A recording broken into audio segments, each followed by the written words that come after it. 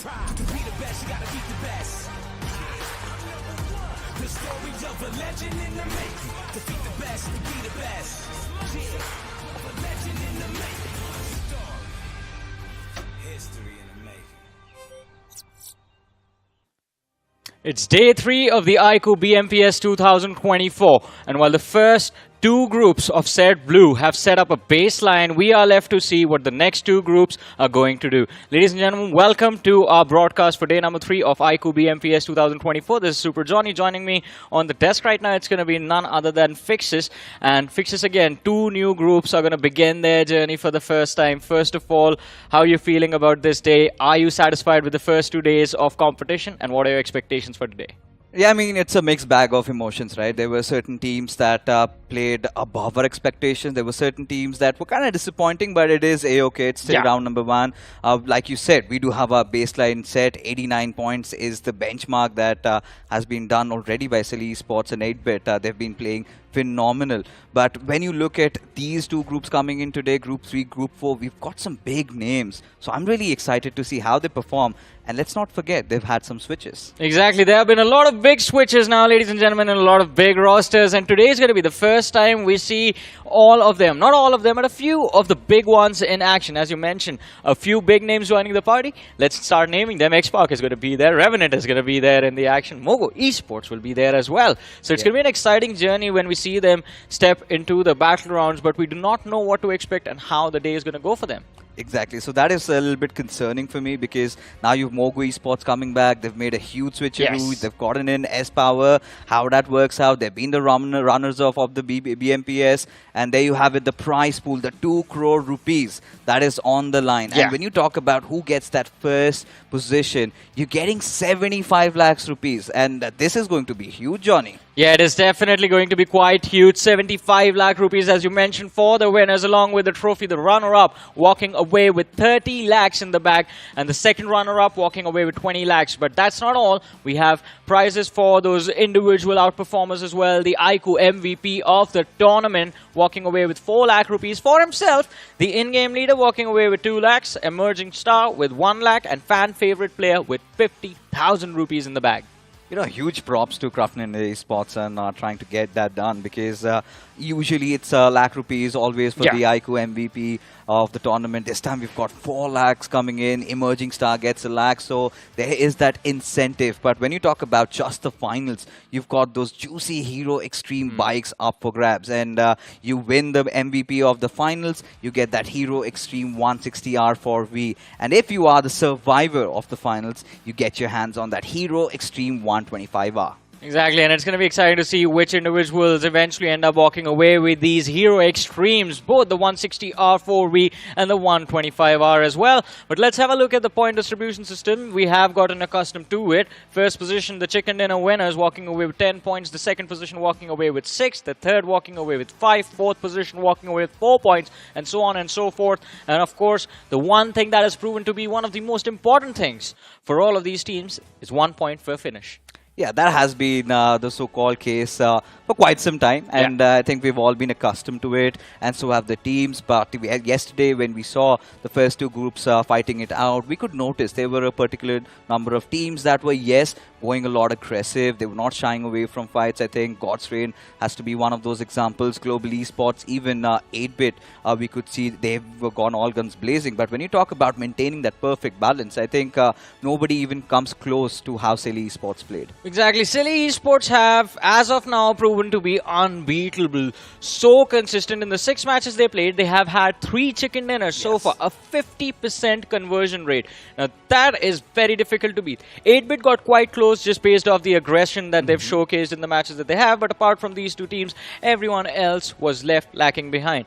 But here's the best part about our journey and how it begins on day number 3, right? We have 16, or not 16, in fact 32 new teams that we're going to witness in action. And now these teams have an opportunity to challenge the likes of Silly Esports and 8-Bit. Because we have the overall rankings on our screen. Silly Esports played phenomenally well, as Fixes pointed out. 89 points secured, 8-Bit on the second. God's Reign, they have been doing amazing as well. And I think, Fixes, you expected a lot from them. Yeah, we certainly do. Whenever it's God's Reign, I think this time I'm really hopeful. I know for sure that they're going to make it to the grand finals. But Then again, if they're going to make it, if they're going to win the trophy, that's the big question. We've always been looking out for those outliers, some new names. I definitely one of them. Ignite Gaming has been quite impressive. Silly Esports, of course, one of those teams we have seen in the previous BGIs. They did not have a big, long run, but this time they look quite promising. But when you talk about certain disappointments, I think Huso Esports has definitely got to be one. Team Snipey, finally they managed to fetch some points for themselves. But when you look at 17, 19th and 21 position respectively, we've got some big names. Yeah. Rush if possible, Mizo, you've got the likes of Team Z. So that is a little concerning because 6 matches done and dusted. After this, there will be that big reshuffle. So it's kind of worrying that how are they going to play considering all the others would have already played their games. And there would be certain teams that have might have already qualified for round number 2. So they might go all out and they have to withstand all that storm. I would say the jury is still out on how much pressure the teams are going to feel. Because, again, as of now, we have just witnessed 32 teams, right? Yes. Today, we witnessed 32 more. And then there's 64 teams remaining in set red that are yet to play their matches. They are right now sitting back at their boot camps, just observing what these teams from set blue are up to. And after this, as we said, there's going to be a baseline that will be set by the first set of 64 teams that have performed at the end of tomorrow. Yeah. That they will follow as an aggregate of how many points they need per game in order to qualify. So it's going to be down to a lot of maths for a lot of these coaches and analysts working for these teams, but let's see how the action plays out. In the meanwhile, though, we have our predictions fixes.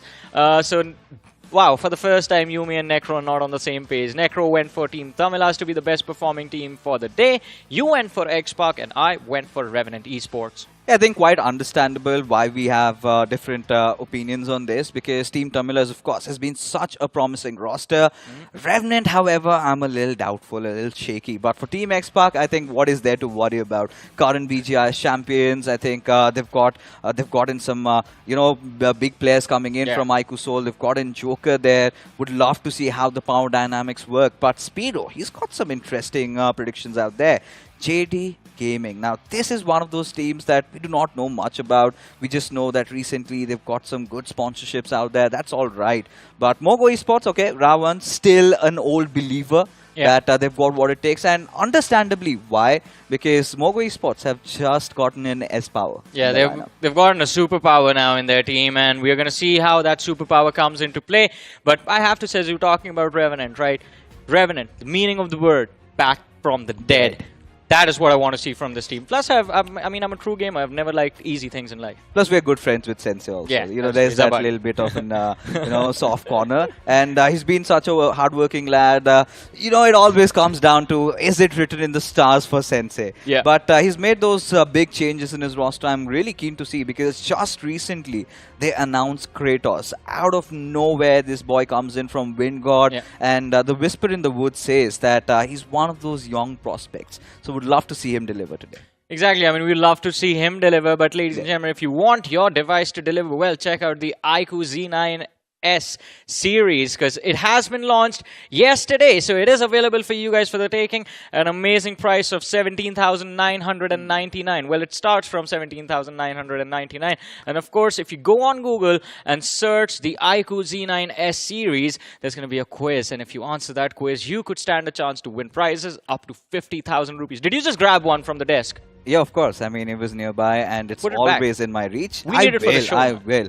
We're going to play some TDMs on this. Necro and I, we've been grinding on this phone, and got to say, it's been buttery smooth, especially when you talk about that Snapdragon 7 Gen 3. And it was some long hours of session. We took it back to our hotels last night and we played continuously for around like 5 to 6 hours. Just when we got drained out, we went out for dinner and then we still just put it on charge. In 20 minutes, it was done. 80 watts flash charging. Yeah, I think the production is going to keep an eye on both of you now since you've revealed your strategy. But anyways, I mean, it is an amazing device, as you mentioned, long gaming sessions. The 5500 mAh battery definitely does justice to all of that, right?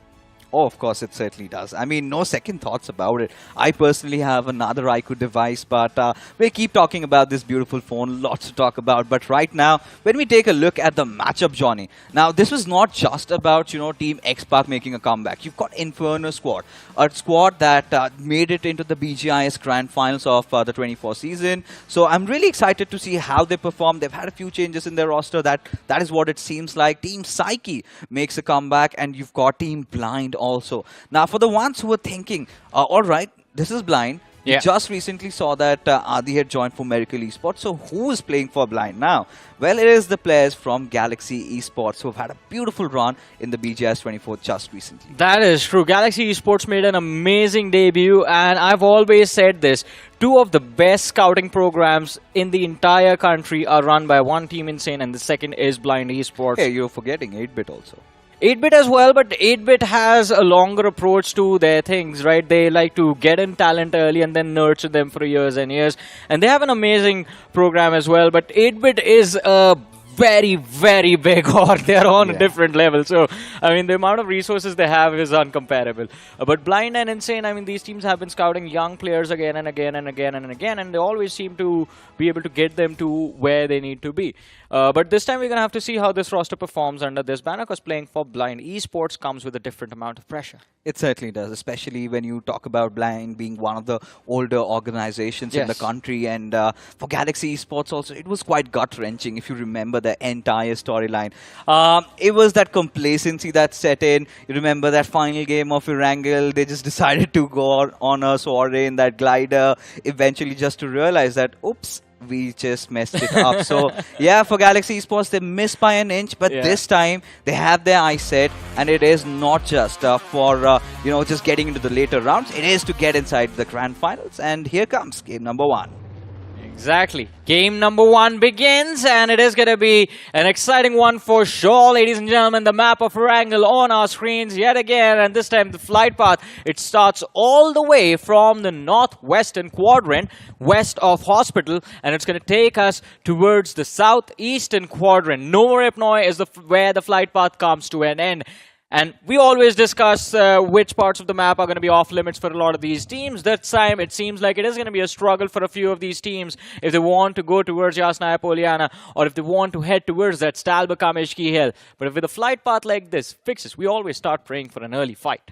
We certainly do, but I feel like we're not going to get a lot. Again, let's not forget that there's been a little bit of that reshuffle. You know, these teams are going to be playing for the first time.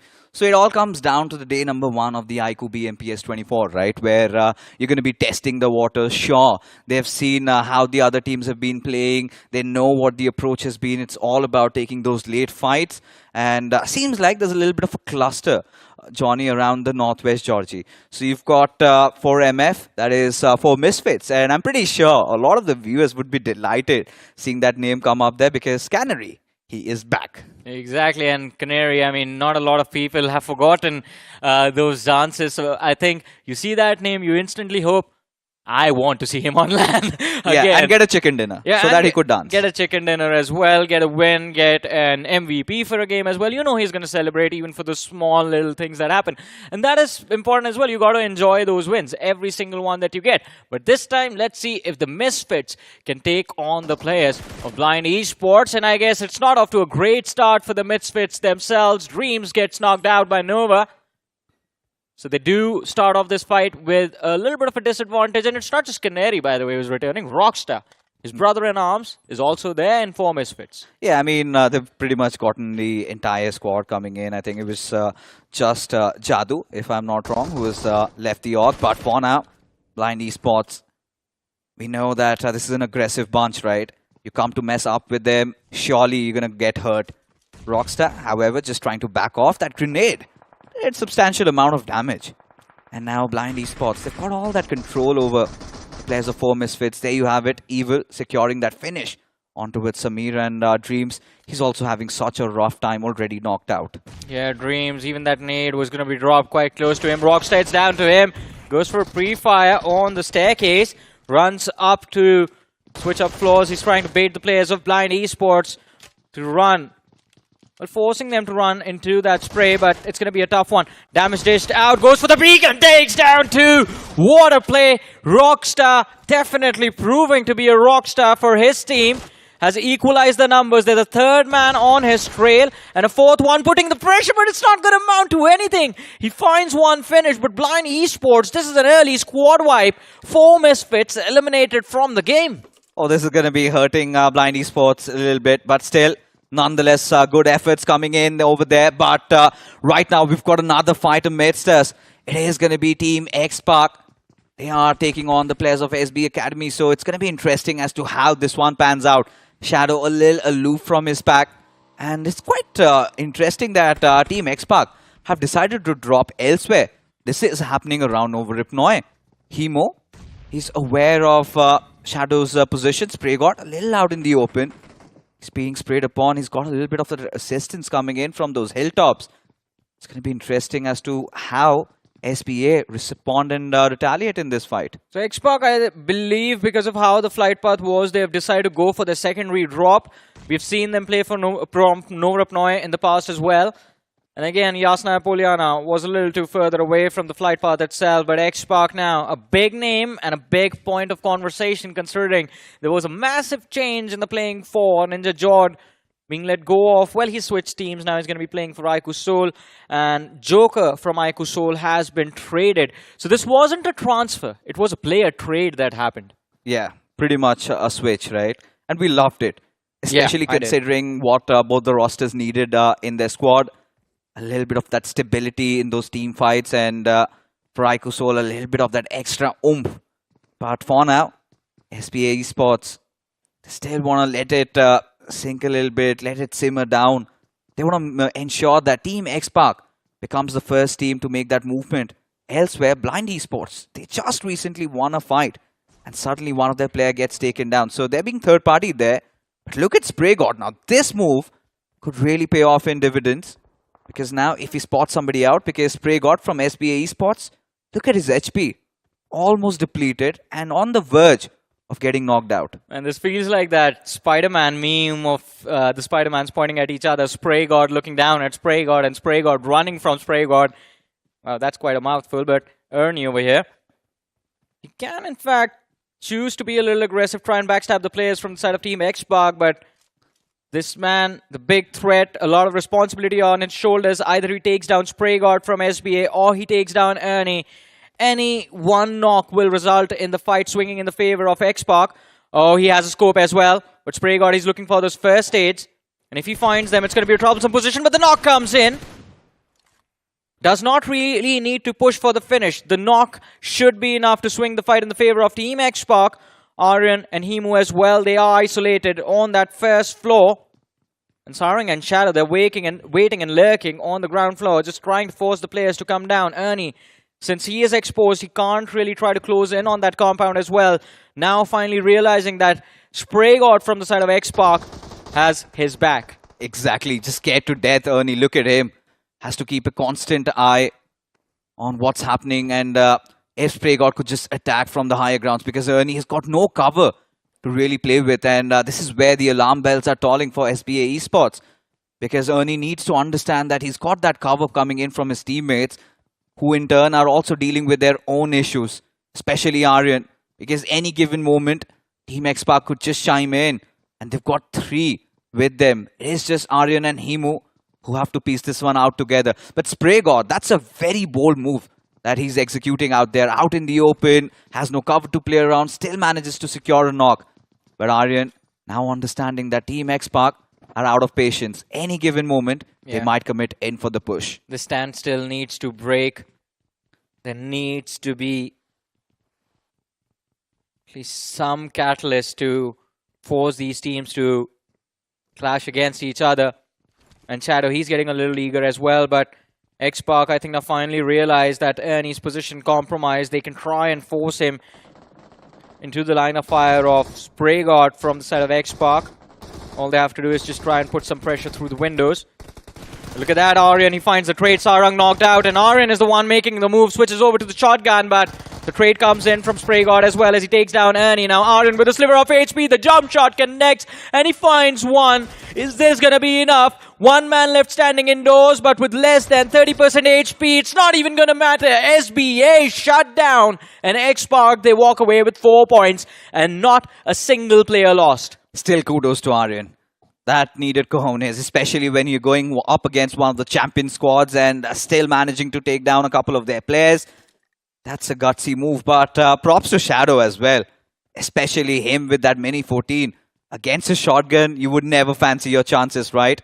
But still, he's a champion IGL and he's got that mentality kicking in. But Joker quickly needs that first hit. And I'm pretty sure he might get knocked out, but still, I don't think there would be any issue. He's still going to get that revive. But for Team X-Spark, a lot of time has been wasted over there. They somehow have to complete their loot. It's still stage 1 coming to an end. But this team, so finally they've decided to bench Blaze, get Kratos in his place. Really excited to see as to how this works out, because look at Revenant. They're not getting inside the circle. In fact, they're kind of checking the gas station and might decide to set up a blockade for Team X-Spark. The big question is, are they prepared for this though? I think they are. I think this has been a strategy again utilized by Revenant for a long time. They like to go around the Norepnoi bridge, see if they can bait out the teams over there early, especially considering I think they might have done their homework on this. Realize like, alright, it's a flight path leading towards the southern half of the map, leaning towards Norepnoi. Higher probability X-Spark is going to go there. But look at the circle. We're going to have the next shift of the zone in front of us. It takes us, well, nowhere, in fact. Split between the two islands. We have a decent chunk of the northern island in it. We have a decent chunk, positions from Rozok to Ruins, till just the northern part of Pachinki in play from the main island. And as of now, I feel like Blind Esports, they do not have the numbers. I think they lost 2 players over there. But that is still a wonderful position to play from. If they go into absolute stealth mode, they can play for a few extra survival points in this match. Yeah, 2-3 more finishes and I'm pretty sure they're good to go. But when you take a look at this circle, Johnny, like you said, right, it's very tricky and quite complex to approach because you do not know where the next iterations are going to be. When we just saw Blind Esports taking down 4 Misfits and look at Team Dragons. They inflicted a lot of Dragon over there. And Drogon is spitting fire. But this one move from Spray God was highly appreciated.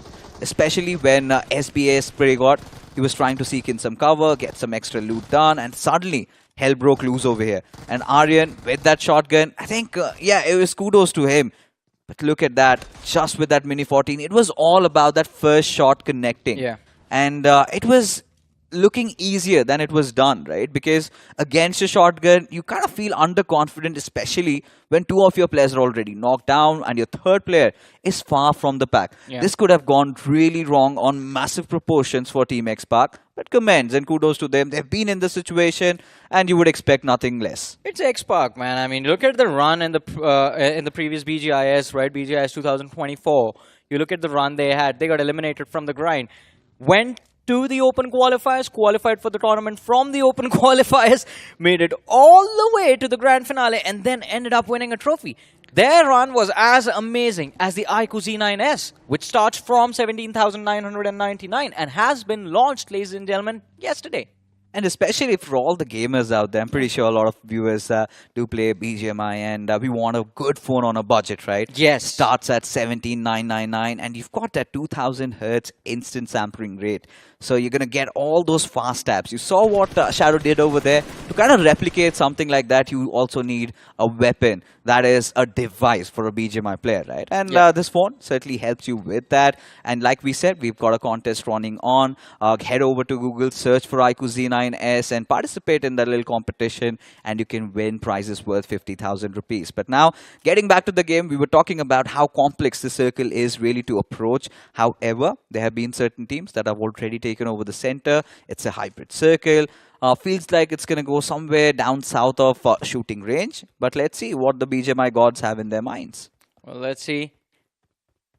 After that aggressive start of this match, pace has slowed down a bit.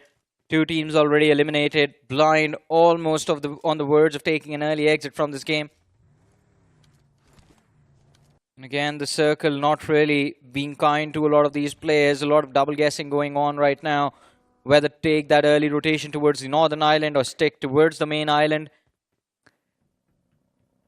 You know what?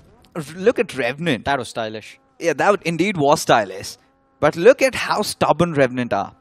They still have that feeling that Team Xpark is going to cross over. Yeah. And I would love to see that battle between Revenant and Team Xpark in the early stages, because they were kind of quite reluctant to head over from there. And finally, they've made peace. It's like, guys, let's focus on getting inside the circle. Finally, Revenant, they're also on a march. And they would eventually get inside the zone. So an easy entry for Team Xpark. This time, no trouble whatsoever from crossing over the bridge. But I'm pretty sure the coach Osmium must be watching this, right? And we've been talking about our official mobility partner. It is the Hero Xtreme. And we've been talking about how beautiful those two bikes are, the 125R and the 160R as well. So might as well check that out as well. I recently got sent a picture of someone with a 125R, and they were looking amazing on that. Plus, they put up a Decepticon sticker on it. It looked so much amazing. Like, what a good-looking bike. Are we heading to the Transformers era right now? Yeah, I guess good old days, right? I would like still myself a Starscream. I used to love that character. But still, heading on.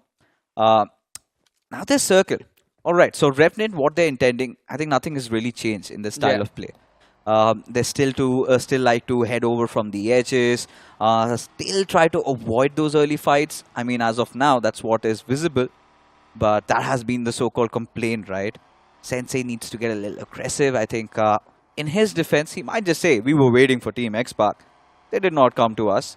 So in turn, we're just playing for the circle. And for Revenant, I think the early stages have always been a cake in the park. It has always been a walk in the park. Yeah. And they should not have a lot of issues getting into round 2, round 3. But the ghosts are still there. The demons still hunt them, making into the grand finals. I would not want Sensei just to come in as a commentator. I want Sensei to be competing in Kochi. Yeah, same here. I mean, it's really amazing to see him on the stage. And after he's done on the stage, then maybe we get to have a conversation. Yeah, we can just have a light conversation. Yeah, that would be better. But look at that. I mean, finally the circle takes a shift, takes us between shooting range and the shooting range Severny and Rozok. So it's like a triangle, and the circle center falls right in the middle. But look on that military island. Xbox still sticking to the southern hemisphere of this map of triangle. Now that is interesting. That is one of the slowest rotations we have seen from them.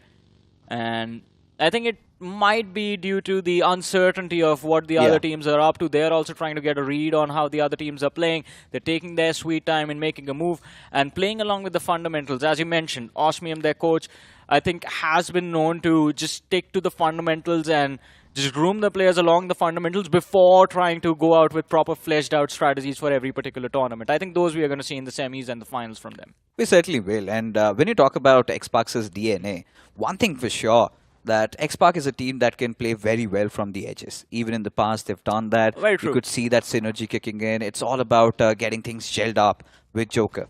And once that happens, I think they're good to go, claim another trophy for themselves. But this time, the competition is howsoever quite fierce. But for Blind, they just have 4 finishes to their name. And Nova, the last surviving member. And he's got Revenant to deal with against so many other foes. And I think the idea over here, Johnny, is just to make sure that he gets a couple of position points.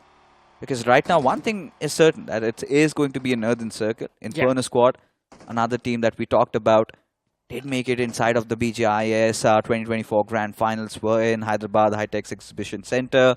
And that did not pan out well. But they finally realized the mistakes they had made. And I hope so, they rectify it this time. Yeah, I mean, I think that is going to be the intention from them as well. But a lot of interesting developments in this game. We see the players of R&B on our screens. And just towards the east, there is the last surviving player from the side of Blind. And of course, the entirety of Revenant Esports, at least that is 200, I assume it's like 300, 400 meters towards the east. There they are, top of that hill. And approximately 300 meters west, there's going to be the side of TNR as well, waiting for them. So RNB, I think this is a good position as of now. It's on the slope of the hill as well. You can see the threat from up above. Backsides are going to be clear. There's a river that the other teams have to cross, and RNB will have an opportunity to take their shots if they are patient enough, waiting for the competition to reveal themselves. So this is a good spot to play from. All they have to do is be patient, but let's see if a team gets a little too overeager, tries to slam into these compounds, then maybe we're going to see a switch in decision. And of course, they did spot out a few vehicles in the distance as well. They won the players of Xpark. Xpark is still on the main island. They've just managed to cross School and are heading close to Rozok, looking to cross over towards the northern island just now. And just beside Xpark, you've got Jubilant Divine. Now, this is one of those teams, Johnny, that we've seen in the previous BGI as a very interesting prospect. They came in, they got the first chicken dinner. But that time, it was a little different. That time, they took an early circle. They were right at the smack center. And we've seen, every time they get a good position inside the center of the circle, they tend to get the chicken dinner. This time, however, they've been a little unlucky. Have been playing from the edges. Would love to see how this decision really pans out for them. But for Team Xpark, I think it's going to be a little difficult for them. I really feel like Revenant has a good chance in getting a chicken dinner if they do not make any mistakes. But LIVECRAFT, now this is one of those teams we've seen in various official events. You've seen them in BMPS previous year, this time also in the BGIS. However, they've made a couple of changes. You've got ZEDIx coming in from Big Brothers. We've seen him on Instagram. He's got some beautiful reels, some flashy plays. But is he a team player? That gets decided today. Oh, I mean, we're going to find that out. But look at Inferno squad. They've sent one-man PMWIGL chasing for the center. And the other three players are following up. But have they got any clue that they're going to be running into the players of Revenant Esports? We will find that out. In the meanwhile, though, we have a fight commencing. Team Psyche looking to take on the players right next to them. It is going to be the side of Team Dragons. No knocks secured yet. Damage traded out. Addy has been dropped to around 70% HP. Surya Jord from the other side, from the side of Team Psyche, is approximately the same HP as well. I don't think this fight is going anywhere. The knock has been secured by the players of Team Dragons, but Psyche, they did send two players over there, one for cover, one for revive, and one man stayed inside the zone as a distraction. So they are trying to tactically outmaneuver the players from Team Dragons. And they have succeeded, in fact. They forced them to rotate inside the circle rather than continue fighting them. I mean, for Team Dragons, they surely look like an interesting prospect this time.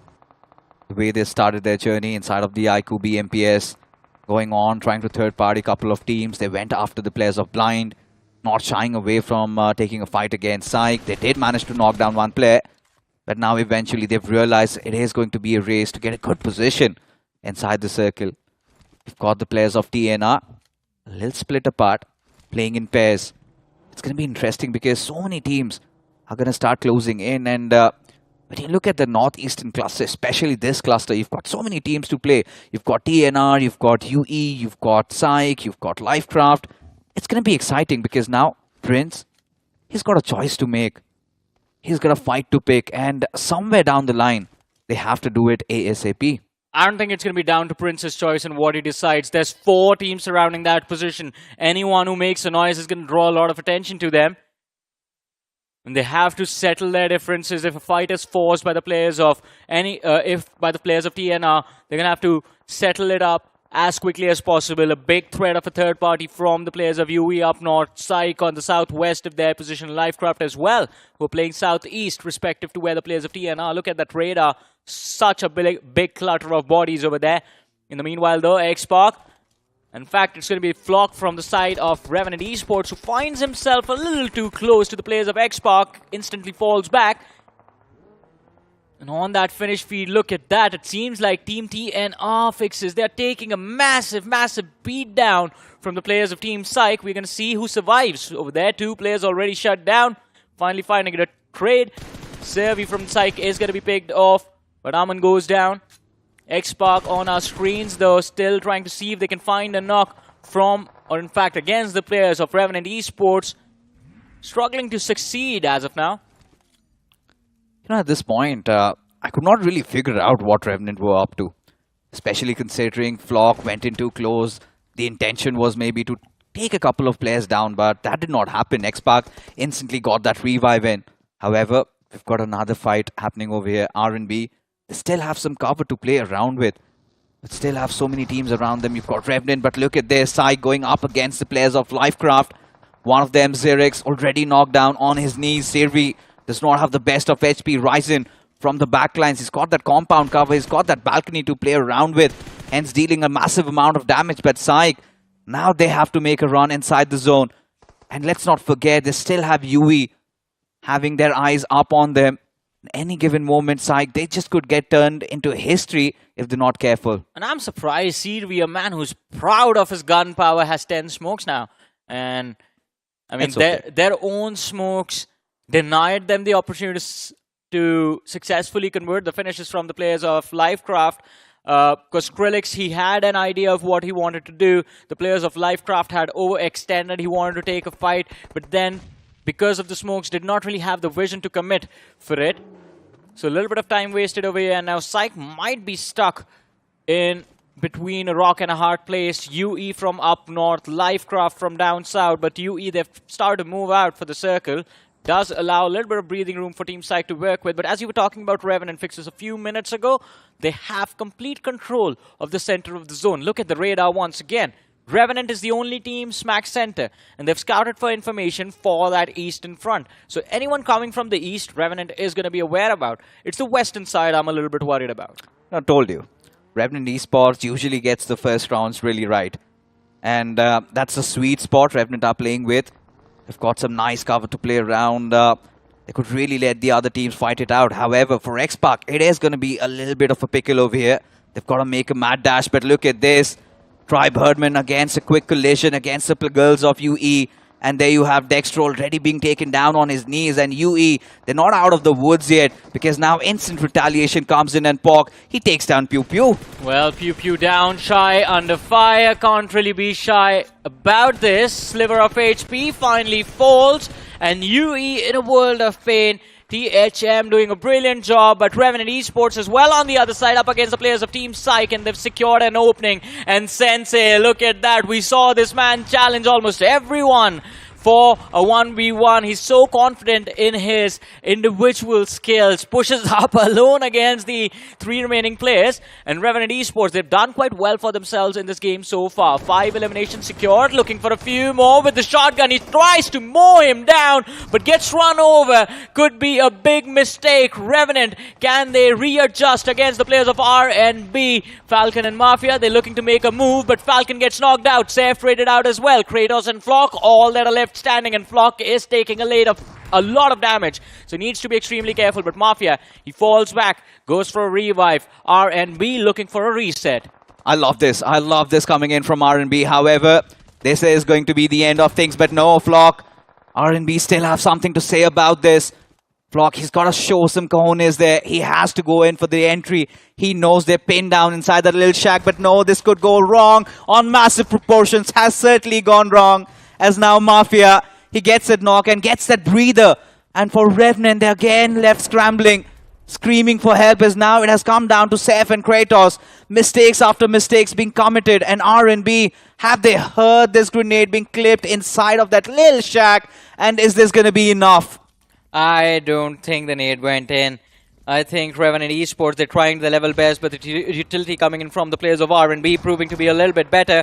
And Kratos, he's trying his level best with the shotgun, gets knocked out. Seth as well finds the trade, but Revenant, they're down to the last 2 players, and Seth ignores the windows. It is going to be a tough fight for him. Runs into the corner panic room, and Mafia pushes in, looking for blood, looking for this last man from the side of Revenant Esports.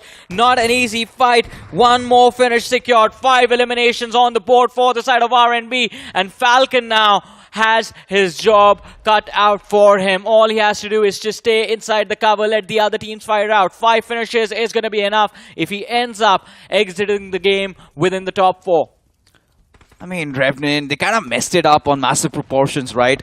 Individually taking those fights without any cover fire. You could see that discord amongst the teammates. And look at this. From being in such a promising position inside the game, almost on the verge of getting wiped out. And RNB, they were under shambles, and still the metal on these boys is to prove themselves out there. And Mafia, impressive run coming in from this lad. But now, this game is far from over. Team X-Pac in the meanwhile, they've secured 10 finishes. Out of nowhere, just cleaning, mopping the entire lobby out. On their left, they've got the players of Jubilant Divine. On their right, they've got the final surviving member of Inferno squad, that is going to be Goten. And now, look at this. Team Teenager up against Jubilant Divine. A lot of utilities being sailed at Nathan's way. But next, he needs to provide that cover fire. Yeah, but it's still going to be difficult for Jubilant Divine to go anywhere from here on out. It's a 2v3 situation on the slope. Dexter and Icy, wonderful position to work with. So Nathan is completely shut down. Unless he just becomes extremely sneaky and ballsy, gets up, runs uphill behind that smoke cover. But if he does that, then X-Pac is there waiting for him. In the meanwhile, though, THM, Blitzpew along with Pork, they are making a push. Goten, I think his time in this game is going to be over. And THW as well. THM, they get eliminated by the hands of X-Pac. 13 eliminations already secured, and the champions of BGIS 2024 just putting on display for everyone to witness what they are made of and what it takes to lift a trophy in the officials. It is just round one. Can please someone tell them this? It's not the grand finals already. Thunder strikes again. Right, Johnny?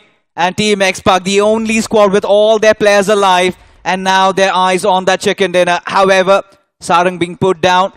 Now the numbers are starting to dwindle. Jubilant Divine next has a very good position to play it around. When you talk about the circle, Team X-Pac still has a good control over it. But look at this. Team Teen against Team JD. And Nathan, he needs to find something. He gets one opening. Needs to patch himself up. Still has those 3 first aids to play with. But Team X-Pac, they're going to be benefiting from this situation. Well, look at this. Joker knocked out. X-Pac down to 2 players. Jubilant Divine as well, 2 players remaining next, barely surviving with a sliver of HP. Nathan, so much pressure to deal with, finds Icy, looking for a few more. Spraygard from the side of X-Pac chimes in. Dexter taken down. Joker getting a revive. X-Pac, if they manage to keep 3 players on their feet, they might win this chicken dinner. And I think now is a big, big chance for them to secure this win. 3 versus 2 numbers in their favor. And all of these players have done amazing for themselves. Nathan and Nex, can they put a hex upon the players of X-Pac to secure this win? The blue zone damage is going to be enough. Nex about to get knocked out. Nathan goes down first. And X-Pac, they have done it. A lot of eliminations on the board and a big win right off the bat. What an amazing way to kick things off. 16 finishes for Team X-Pac, and well, that is a good example of how the champions play. There were questions raised on this switch. Is it going to work out? I'm pretty sure Team X-Pac did silence the critics. However, just one game. But you could see, right, the way Team X-Pac approached this entire game. They had the first fight to take up against, and then it was a very late rotation inside the circle. Out in the open, whilst that Revenant fight was happening, they were completely wiping out the lobby one after the other, and could have been an even more cleaner chicken dinner had Sarang not gotten finished off. But still, it is a-okay. 16 finishes, nothing to really scoff at. First of all, Sarang was the least bit interested in this win, because there were awkward moments in the game where where his team is fighting. We just saw him prone down in the middle of nowhere and he's just waiting. Yeah, you guys got this. I'm just going to chill and take a back seat. Joker needs some practice with the team, so let him take the brunt of the supporting force, right? And just like always, I mean, a Spray God, man, this man is insane. He's on fire already. And of course, what an amazing performance. 7 individual finishes secured by Spray God in this match. Oh, indeed. And what else would you expect from this player? We've seen he's been an official MVP in certain official events also. And this is quite a familiar case with Spray God. Now, once you take a look at this winner-winner chicken dinner moment, right? It was a trifecta. And both these teams, JD and Team Teen, they had to get inside the circle. X-Pac had a beautiful control over it. And it was not Jubilant Divine that Team Teen had to deal up against. It was also Spray God, because he was getting quite excited. The moment Team Teen got eliminated and the circle started shrinking in, it was already job over for the players of JD, because they could not do much. They had to somehow isolate that angle, and in front of them stood Spray God. But one thing you noticed, right, what was happening in the formation of Team X-Pac, you could see Joker always being in the backlines trying to provide the cover fire. In terms of finishes, I'm pretty sure you will not see a lot, but still getting those 2-3, getting those revivals, getting all that job done. That is exactly why he has been gotten into this squad. Exactly. I think at a certain point, Xbox, they had too much firepower, too many individuals trying to be the frontliner. And of course, the frontliners are almost always going to be the players taking the most risk. Yeah. So if you have two players up front trying to be aggressive and both of them get knocked out, your team's firepower is cut in half. Right now, it is just Spraygod. There are 3 players with aim equal to that frontliner backing him up, but their mentality is different. Their job is to protect that one man, and if anyone tries to take him out, they are going to try and find that trade. If Spraygod succeeds, Xbox, everyone makes that push, and that is that amazing mentality that I think I've seen from this team. But then again, this is their first game. 26 points in game 1. I think, Fixes, we finally have someone to challenge Silly Esports. I think they can do this if Team Xpa keep on continuing like this. But when you talk about the entire roster, it feels more complete right now, given the fact that you've got Spraygod spearheading that attack. Then you've got the ever-reliable Sarang. Now, he might not be the flashiest of the players, but if it comes down to those mid-range sprays, if it comes down to rescuing your team from a very precarious situation, this is that reliable man. And then Shadow, we know it was him that kept the boat afloat, because had he not been alive over there, things could have gone really awry in that first fight against SBA Esports. But, taking that conversation away from Team Xbox, we really need to focus on how Revenant really flustered this game, because I really felt like this fight could have been theirs had they played together. I agree with that, and I was just about to come towards Revenant Esports and RNB as well, by the way. Because RNB, they made an amazing push for the same compound. They succeeded in finding those early trades as well, picking off Sensei while he was overextended, and then Flock, with the way he was knocked out, he got baited. Did not realize. I don't know how he wasn't able to hear the player from RNB making that push. Mafia coming around the corner, and he just ran up too close to that shack with a nade in his hand, got knocked out. It was a one-sided fight. But from there on out, I have to say, good adjustment coming in from Revenant and RNB, both these teams, because both of them realized we are down to our last players.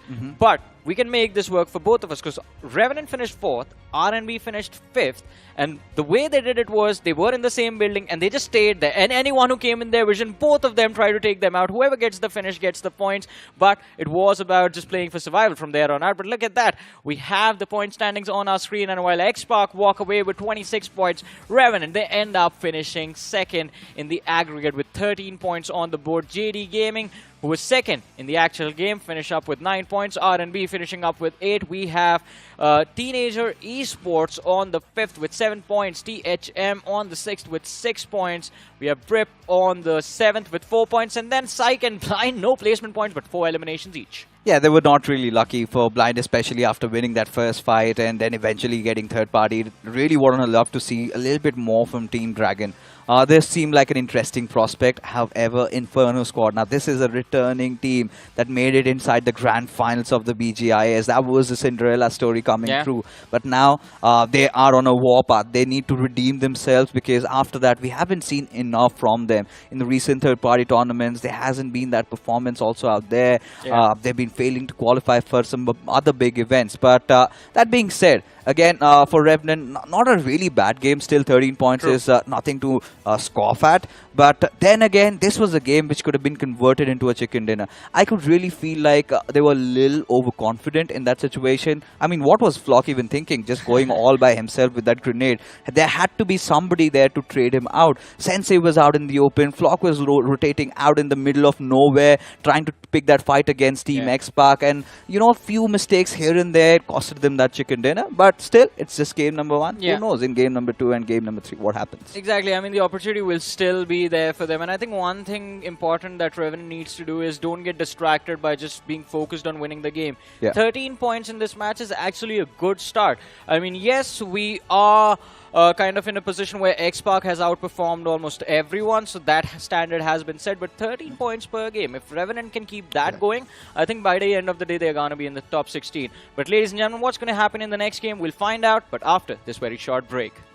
Ain't nobody fresher than a mega tasker. Talk about stronger, quicker, faster. Slider, gonna make way for the mega tasker. And you know they go the ammo. Can't get it bigger, better, that's the plan, yo. Throw a challenge and you shall know. Tap, tap, tap, tap, slide of ammo. Who's winning? Who do you think? Mega Taskers win the game at every level. iQOO Z9S Pro with Snapdragon 7 Gen 3. Fully loaded for Mega Taskers. Search iQOO Z9S on Amazon. Move out with my baby on the side. I move out with my baby, got a style. Seatbelt, please. And we go right, baby, it's a long way home. The new Xtreme 160R4V, the fastest 160cc. Challenge the Xtreme.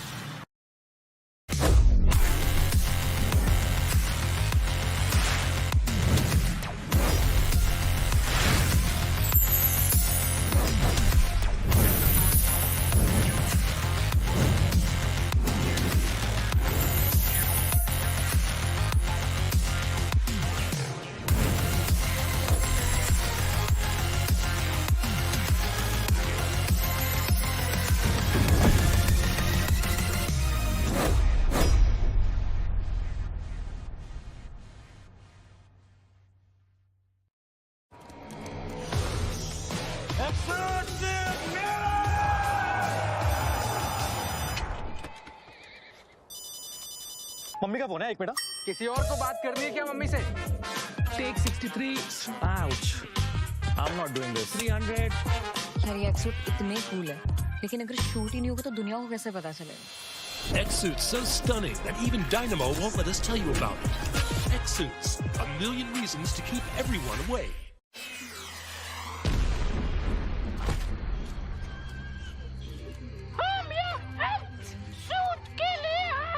भाई इसको कोई acting सिखाओ यार।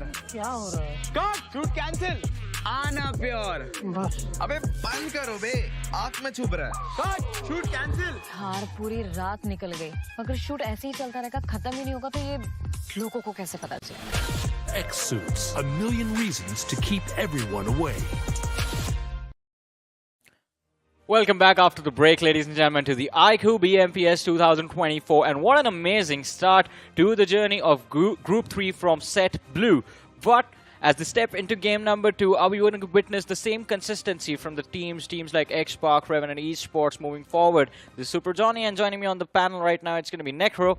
Necro, how did you feel after that amazing game of Erangel? Listen, Xpark, as usual, just dominating. What else do you expect from a team like Xpark? But then you cannot really forget the fact that how Revenant Esports choked that fight. In my opinion, that was supposed to be one of the most easiest fights, especially for a banner like Revenant Esports to convert. Yeah. But still, with the way they were utilizing the utilities, they were not precise enough. The management was lacking.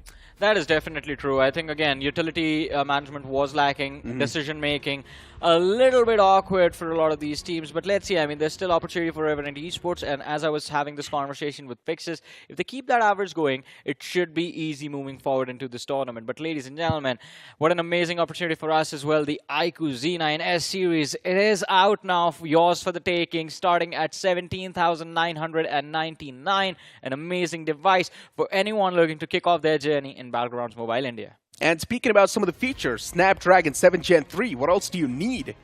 It's one of the most fastest devices that I've pretty much heard of, man. And moving on forward and talking about the entire conversation of the team's performance now, even LIVECRAFT Esports weren't able to perform the way we expected them to, right? Especially speaking of LIVECRAFT, it's one of those banners that we've been witnessing over and over again all the way in BGIS too.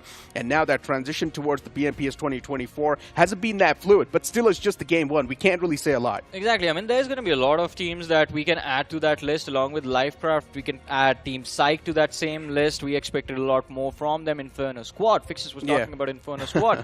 And he was very well to say the last time we saw them in an official, they played quite well for themselves. But from there, the transition, I guess, to this year's BMPS has not been kind to them. Yeah, even Jubilant Divine was doing quite nice, right? They're in the top two, now doing pretty good. They've got a nice head start to play with. But one team that I was sort of disappointed with is Blind Esports. Off the rip, they lost 3 players, and they were just having one last man standing for a decent while in the game, but even he fell down later on. So for Blind Esports, it's now time to buckle up. Because, yeah, we know you've got 12 games to play, from which one of the games already concluded, but you cannot still just rely on the factor that you know that you've got a lot of more games to go in the future. And of course, we have the matchup on our screens. The team about to step into the map of Miramar. I want to talk to you about one team that we might have completely missed out on in the conversation. For Misfits, Necro. We have Canary and Rockstar returning from the old era. Everyone remembers, or in fact cannot forget, the iconic presence of Canary every time he's on a LAN event. But then again, they've been out of the competitive circuit for a while. Yeah, just taking that break, making sure that, once again, when they're back, we might just see a little bit more refined version of this entire team. Yeah. Because if you remember, when this team used to be in the past called our Esports, these guys were struggling way too much. Sure. They were not able to make it to the final stages. In general, when it comes to the performance as well, they were lacking by a margin. But now if you talk about the first game, a decent start, right? Considering they were able to convert one of the proper fights to themselves. I mean, again, for Misfits, it was a struggling start for them, the first team to go out in the city of Northern Yasnaya. But again, it wasn't their fault. It's Blind Esports they are up against. And as I said, Blind Esports, they have one of the best scouting programs inside of the country. For Misfits, I think it is going to be important because Rockstar needs to start performing like he did back in the past. He used to be that one player that the team could rely on, as you mentioned, back in the days of our Esports. And Canary, again, yes, flashy things happen when he is on LAN, but he has to start performing now in these online stages. Listen, it's not just all about the camera presence, especially when you're an esports athlete. It's also about the performance that you showcase in the game, and that's what these guys were lacking in the past, at least. Yeah, the first game, not that good of a start, but they still managed to do a significant amount of damage to the players of Blind Esports. And in my opinion, that is still sort of a little bit something that they can look forward to. I think, yeah, it was a decent start to the fight, but I think mid-fight they were struggling. There was no support for Rockstar. He tried his level best. Only got one finish off of that play. And as you mentioned, yes, the damage was dished out. It could have been much worse for the side of Blind Esports because Rockstar got 2 knocks on that stairwell. There was one player pushing in from the rear, and had that man been denied the access to drop from the rooftop, get to the ground floor, and then challenge Rockstar while he was making the same play, things could have gone very differently in that action. But again, not the start that we wanted from 4 Misfits. They better readjust themselves and bring themselves back into this map of Miramar. Otherwise, there's going to be trouble tomorrow. There's also third parties instantly on the fray that keep on happening too, so you need to try and watch out. And I was also having a conversation with some of the coaches, right? And I mentioned this. Now, teams, if they do want to play on the aggressive side of things, the biggest kryptonite for them is going to be the third party. The only way you can try and avoid third party is by taking fights way too early in the game, because you know the fact that that fight will be isolated, or else you just need to try and cut off the team's rotation. I think we have seen one of the teams do that quite well for themselves, just cutting off rotations on the map of Miramar, especially early. Alpha 6 did that quite wonderfully yesterday, doing it to Silly Esports, and they've done it again and again on Miramar before as well. So that definitely is that one strategy that gets you point early in the game, but from there on out, mid-game rotations, that is one thing where even the biggest names struggle. But let's see how this game is going to turn out for all of these lads.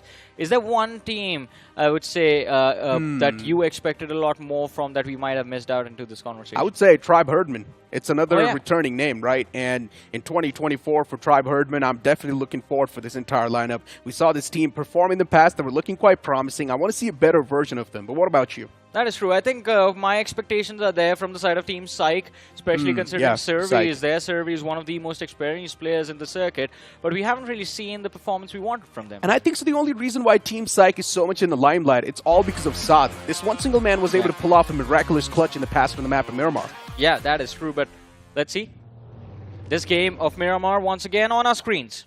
Exactly. The plane flat path starts all the way from prison towards the Oasis. Now this plane flat path is heavily tilted to the left side. If you want to move in all the way towards the right, which is El Azhar, Impala, Puerto Paraiso, it's going to be out of reach, my friend. The only possible way you can try and reach over there is try and take a pit stop drop. You can get your hands on the basic weaponry and the vehicle and then move in towards your primary drop location. Well, let's see though how this game is going to turn out. Flight path, as you mentioned, leaning extremely towards the western half of the map.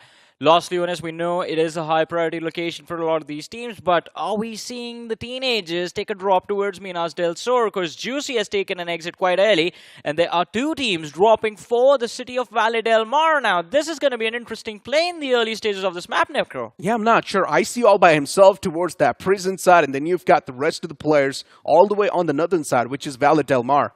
I'm not sure why the split is there, and considering the fact that they're also getting challenged by another team, it's not a good split. They need every single player to be ready and on their toes to try and take this fight. Even if one single casualty hits the players of Teen, this will be a really bad start. Yeah, this is definitely going to be quite awkward for all of these, both these sides. In fact, LIVECRAFT on the other side, they've taken an exit, split between Picado and Montenuevo. In fact, it's just Ryzen who has dropped quite close to Montenuevo, picked up a vehicle, and is heading towards his teammate, Revenant Esports. A comfortable early drop for them. City of Chumacera in their control, but this is what we were talking about, ladies and gentlemen. Team Dragons up against the players of Teenagers, and Addy is going to be the first man knocked and finished. And it's going to be Addy who finds that finish. Yeah, one way to kick things off right in the fight. But even Blind Esports in the elimination feed is also going off against the foes. So that's another fight currently just occurring on the screen. And this is one of those groups that I'm seeing Blind Esports too, and there's another team called Blind Rippers. I want to see them two fight against each other. I mean, there are a lot of mirror matchups in this particular lobby, because look at that. Dragons have one Addy from the side of Teenagers got finished off. As you mentioned, Blind Esports, Blind Rippers, then Tribe Herdsmen, we were just talking about them. Necro, you expected a lot more from them, and this time again, not a good start. Destro is pinned out. Nova, they want to go for a push. Why are they hesitant on this, though? There's also going to be that cover fire from the side of THW. Maybe that's why they do not want to move out in the open. But still, Nova, just waiting for that man to step out in the open. Blind Esports, they've got the man advantage in the fight. If they want, they can make the pounce. The player is isolated, but they need at least one smoke to make sure that no one's going to be there from the outskirts peppering those bullets upon them. That can be a major game changer. All right, look at this. This is a smarter play. They just fall back, deny the line of fire, and now Evil, with an evil plan in his head, just crawls in front of that shack. They blow up the door. Destro has been caught slacking indoors. And now Evil, he can try and go for the finish. Destro reveals his presence. Shots fired. They do connect. Destro down to around 50% HP. And if he keeps moving left and right, he will get knocked out. There it is. The knock secured. And that's the second finish in the bag for Blind Esports. Now they're going to be feeling a little bit more confident in this fight. They probably do want to make a proper 4-on-4 push happen. Considering the players in the front, they do not really have the proper man number to try and face off against the players of Blind Esports. And I'm loving this aggressive side from them. What an exit that was. Now, that's what you call in a heroic entry. When you know that you've got the advantage, this is the type of confidence I want to see. And that's the confidence that Revenant Esports was lacking in the first game. Yeah, but heroic entry for everyone except Noah 21 from the side of Blind Esports. He was the only one who got knocked out. But all of a sudden, THM, Tribe Herdsmen, they're down to their last player. And even Blitzpew, his position is compromised, so I don't think he's going to be alive in this game for long. In the meanwhile, though, Necro, there was a 3-team clash, RNB, SBA, and I believe it was TNR who clashed up against each other. And one name already taking an early exit, or in fact, quite close to an early exit in this matchup. There was a fight happening close to Hacienda del Patron. I mean, look at the players of Blind, though, for now. Yeah. Just like the Hungry Wolves. They want to find the last survivor from the opposition squad. But I'm not sure how much they're going to keep on searching this entire area. They have pretty much cleared out one single building. And Nova, he did not even have any bullets in his chamber, but he was still going for the prowl. It's kind of crazy. Before THM, a really bad start. Now taken down to just this one last man. And knowing the fact that Blind Esports, the opposition is completely handicapped. Not a lot can be done from the side of THM. It's better to just back away, try and play for as many points as you can rack up in this entire game. But the real focus over here has to be on Team Xpark. Now, the fact that Team Xpark, they've got that one single good game, you usually know the teams, they instantly start to dominate the entire lobby because they know they've got all the points they needed. Yeah, I think it's going to be the same this time again for Xpark. They're going to be filled with confidence and a lot of freedom available to them. They can go as aggressive as they want, and especially considering this time they were left uncontested in the city of San Martin. They will have had whatever loot that they want, and they are already pushing for a fight. I mean, we do see this on our map feed. Xpark looking to challenge the players of SBA. Look at that. Look at the radar. Here they come. And Ernie needs to be careful with how he approaches this fight. Why is he still on a Winchester? The Uzi has no ammo. This man, he's going to die the minute he's spotted. I'm not a big fan of what's happening on the screen, my friend. Pick up that shotgun. That's going to be much better. I guess the man's way too confident with his Winchester and the Uzi. I mean, we have seen some of the flashy plays with that gun, but Winchester, let's be honest, it's not something that's suitable for a combat like this. In my 5-year career as a commentator, I've seen one Winchester finish in the competitive world. I think so. Remember that as well. A man who was trying to escape away from the buggy and a quick scope came through. Yeah. It was directly to the skull. But hold on to that thought. Joker, he's already able to find the opener. The man was on the upper floor. He was jumping around, having a good time scouting out for the weapons. And that's where Team X parked this strike. They find the striking advantage. The man instantly gets confirmed. The moment he finds an M4, he goes down. How unlucky is that? And he gives it to Sarang. Yeah, delivery. He's one of those teammates who usually keeps on looting and then just delivers the loot to the opponent. That's what he has done actually right now for Xbox. Sarang is definitely going to be quite grateful for that. As grateful as us, Necro, because the iQOO Z9S, it is out now, ladies and gentlemen, starting from 17,999. And if you go to Google and search iQOO Z9S, you could win prizes up to 50,000 rupees. I mean, if I am one of you guys, I would definitely want to do that. But unfortunately, I'm a commentator. We're not allowed to participate in this entire giveaway. No, we aren't allowed to participate in the tournament. We can participate in the giveaway, I guess. Wait, we can? I think so. No, I don't think so, man. I think we can't compete in the tournament. I think that is it. Yeah, we can't compete, but I don't think so we can participate in the giveaway as well. But you know what? We'll get the confirmation onto that. Let's focus on the game for now. Joker's taken down way too low. SPA, they're trying their best to fight back and get the revenge on the fallen comrade, but Himu messes up big. He's inside of this entire cartridge. But for how long he can keep himself alive, that's a real question. Oh, no. Running out of utilities as well, and eventually a Molotov will exterminate that guy. And at this point in time, the players of SBA, they know they're pretty much done for. They do not really have the man number to try and face off against a big Goliath like Team X-Spark. Yeah, X-Spark is just wiping the floor with the players of SBA. One last man left standing, Aryan, and he's on the run for his life, looking for a few placement points from this match. But what an impressive move, what an impressive play coming in from X-Spark. They made it look so easy. Even Sarang, he was there with around 20-30 HP. Realizes, why do I take the risk? Just lobs the Molotov perfectly into that dump truck and just takes down the opposing player. Now they're on the hunt for honestly saying, if you're one of the known names, if you get one single good game in your hands, it makes a lot of sense to go super aggressive. But if you're one of those teams that is not known in the community, you should stop these known names from getting a good game. Because once they get that confidence, they will instantly start steamrolling anyone that stands against them. Hey man, but how do you do that? 4 or 5 teams try to stop X-Spark in the last game and they just picked all of them off. Well, I guess when that's happening, it's really tough to pull that off, right? But Jubilant Divine, they went off against the players of SBA, and unfortunately for Jubilant Divine, things weren't really converted the way they wanted, considering there were a lot of those casualties upon themselves, and eventually the entirety of Jubilant Divine just came crashing down, so that's quite unfortunate. This was a 3-team clash, by the way. Not a 3-team, a 4-team clash over there. There was SBA, there was Jubilant Divine, there was the Night Raider Esports, or TNR, as we see their tag inside of the game, and RNB, who clashed together. So 4 teams fighting against each other. There were a lot of third parties, so the points did get distributed amongst all 4 of them. But the problem was that since all of them lost a few bodies, not a lot of them had the opportunity to reset, and X-Spark just instantly came knocking on the doors of SBA. And look at that. As I said, the hunt was on. They're looking for Aryan. Sarang has gotten quite close, and as soon as they sense his presence or see a pixel of his body, they're going to run for him. All 4 of them together. And there was also a collision towards Valle Del Mar, but it just never was executed. Teenagers, they just backed away from that entire spot.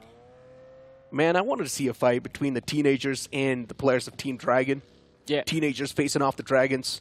I think it was because of Team Dragon securing that first pick. Addy got knocked and finished instantly, even before the fight began, as soon as both the teams landed, because Dragon from Team Dragon and Addy from Team Dragon found those early weapons. Here's the crazy part, though. Teenagers, they're supposed to have the boiling blood. I mean, if I was a teenager, I would try to go for the revenge, my friend. I mean, they have IC as well, so maybe he's keeping them cool. Yeah, but it's the map of Miramar, and usually IC melts. Oh, yeah. Are you getting the nostalgia? I am, Necro. Let's see if this IC melts as well on the map of Miramar. I mean, he's alive as of now. Yeah, he's alive. Even the zone's forming in quite a weird terrain. Oh, I would love to see it on the western edge of the map. I don't think so that's going to be happening, though, considering it's probably going to pull right in the center. But looking at the screen, Spray God was the previous match's iQOO MVP with 7 finishes and still just 44 finish contribution. That's crazy. Yeah, that is definitely quite insane. They do quite well for themselves. 16 total eliminations coming in for the side of X-Spark, and Spray God, if he has a god in his name, he's going to live up to that. Look at that. Top 5 players. Spray God followed by his own teammate Sarang. And then we have Shadow from Team Xpark as well on the 4th position. Revenant Esports, Vlog doing quite well for himself along with Seth. So Revenant and Xpark, two well-known names, doing quite well right off the bat. But a long way to go for both these two teams as well. In the meanwhile, look at this. Look at what is happening. UE get a little too uncomfortable as soon as they realize they're getting quite close to the players of Inferno squad, and Troy just backs off. Here's the problem, though. I want to see Revenant Esports play aggressive even in this game. Revenant Esports usually plays it way too passive. That's been their own kryptonite, actually. I want to see them switch up that pace, go a little bit aggressive, try and take the fights, just the way Team Xpark is doing right now. Yes, you do not really have as many points as possible when you compared that to Team Xpark, but still you're doing quite decent. For Game 1, you getting 13 points, that's not bad. Yeah, but Xpark has every right to go nuts right now. They do, They have earned that right. They do, but still, Revenant Esports can do that as well. Yeah. They are quite an experienced team. You've got a man like Sensei being the driving force of the entire team, so why not? You might as well try to be on the aggressive shoes. But Sensei right now just wants to secure that chicken dinner. And here's the problem. Why Revenant Esports usually are pretty inconsistent in their approach is because they try to go for the finishing blow every single time. And you're not going to be able to secure a chicken dinner every single time. That is very true, but again, if they can manage to be consistent, this is again the conversation that me and Fixers were having. If they can manage to stay consistent enough, 10 to 13 points every single game, at the end of 6 matches, it still gets them over 60, 70 points in aggregate. And I think that should be enough at least to end the first half of round 1 on a good note for a squad like Revenant. But I guess now the presence of Team Dragons has been sensed by the players of Revenant Esports, and Sensei is looking for a fight, or at least looking to set it up. Yeah, it's sort of putting the players in a big discomfort. Yui right next to the players of Psyche, and the players are now spotted. As Surya, he ejects out and instantly finds the first blow as he blows away the first man. And now for the players of Yui, they're in a big world of trouble. The shotguns up close and personal. Yui slowly and steadily starting to crumble down. There was one more man who tried his best to fight back, but even he gets put in the coffin. Yeah, and just like that, this entire compound is now vacant. I mean, there's just one last player left from the side of UE, but they're in a different position.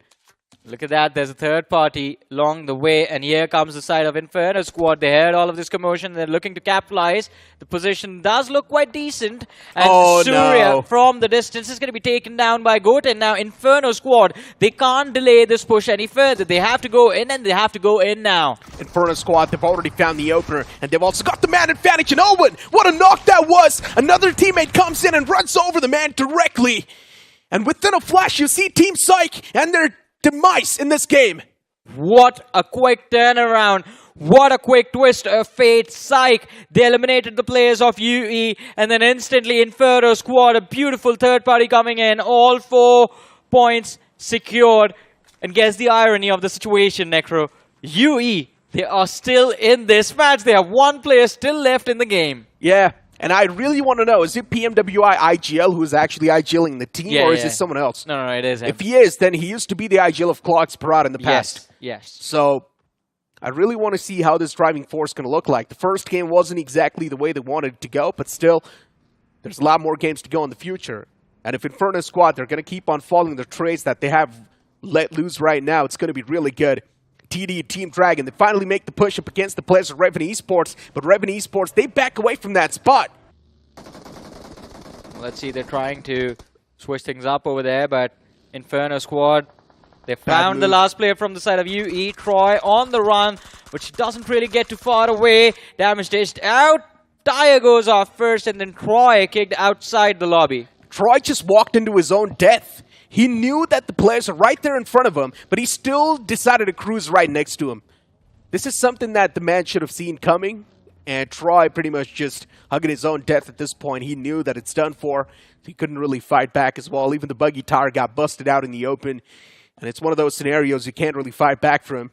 And looking at the game so far and how the game's entirely shaping up, you wanted to see a circle ending towards the left side, and that's what's exactly happening. Inferno squad, they're in the prime spot. Teenagers not that far behind. Even they're right there. Even in the previous game, Teenager was there in the top 3. Yeah, Teenagers have done quite well for themselves throughout the day so far, but this is just game number 2. I would love to see, can they continue this tomorrow as well? But as of now, I think, along with Inferno squad, Necro, 4 misfits. I think that is a wonderful position to work from. What is RNB doing?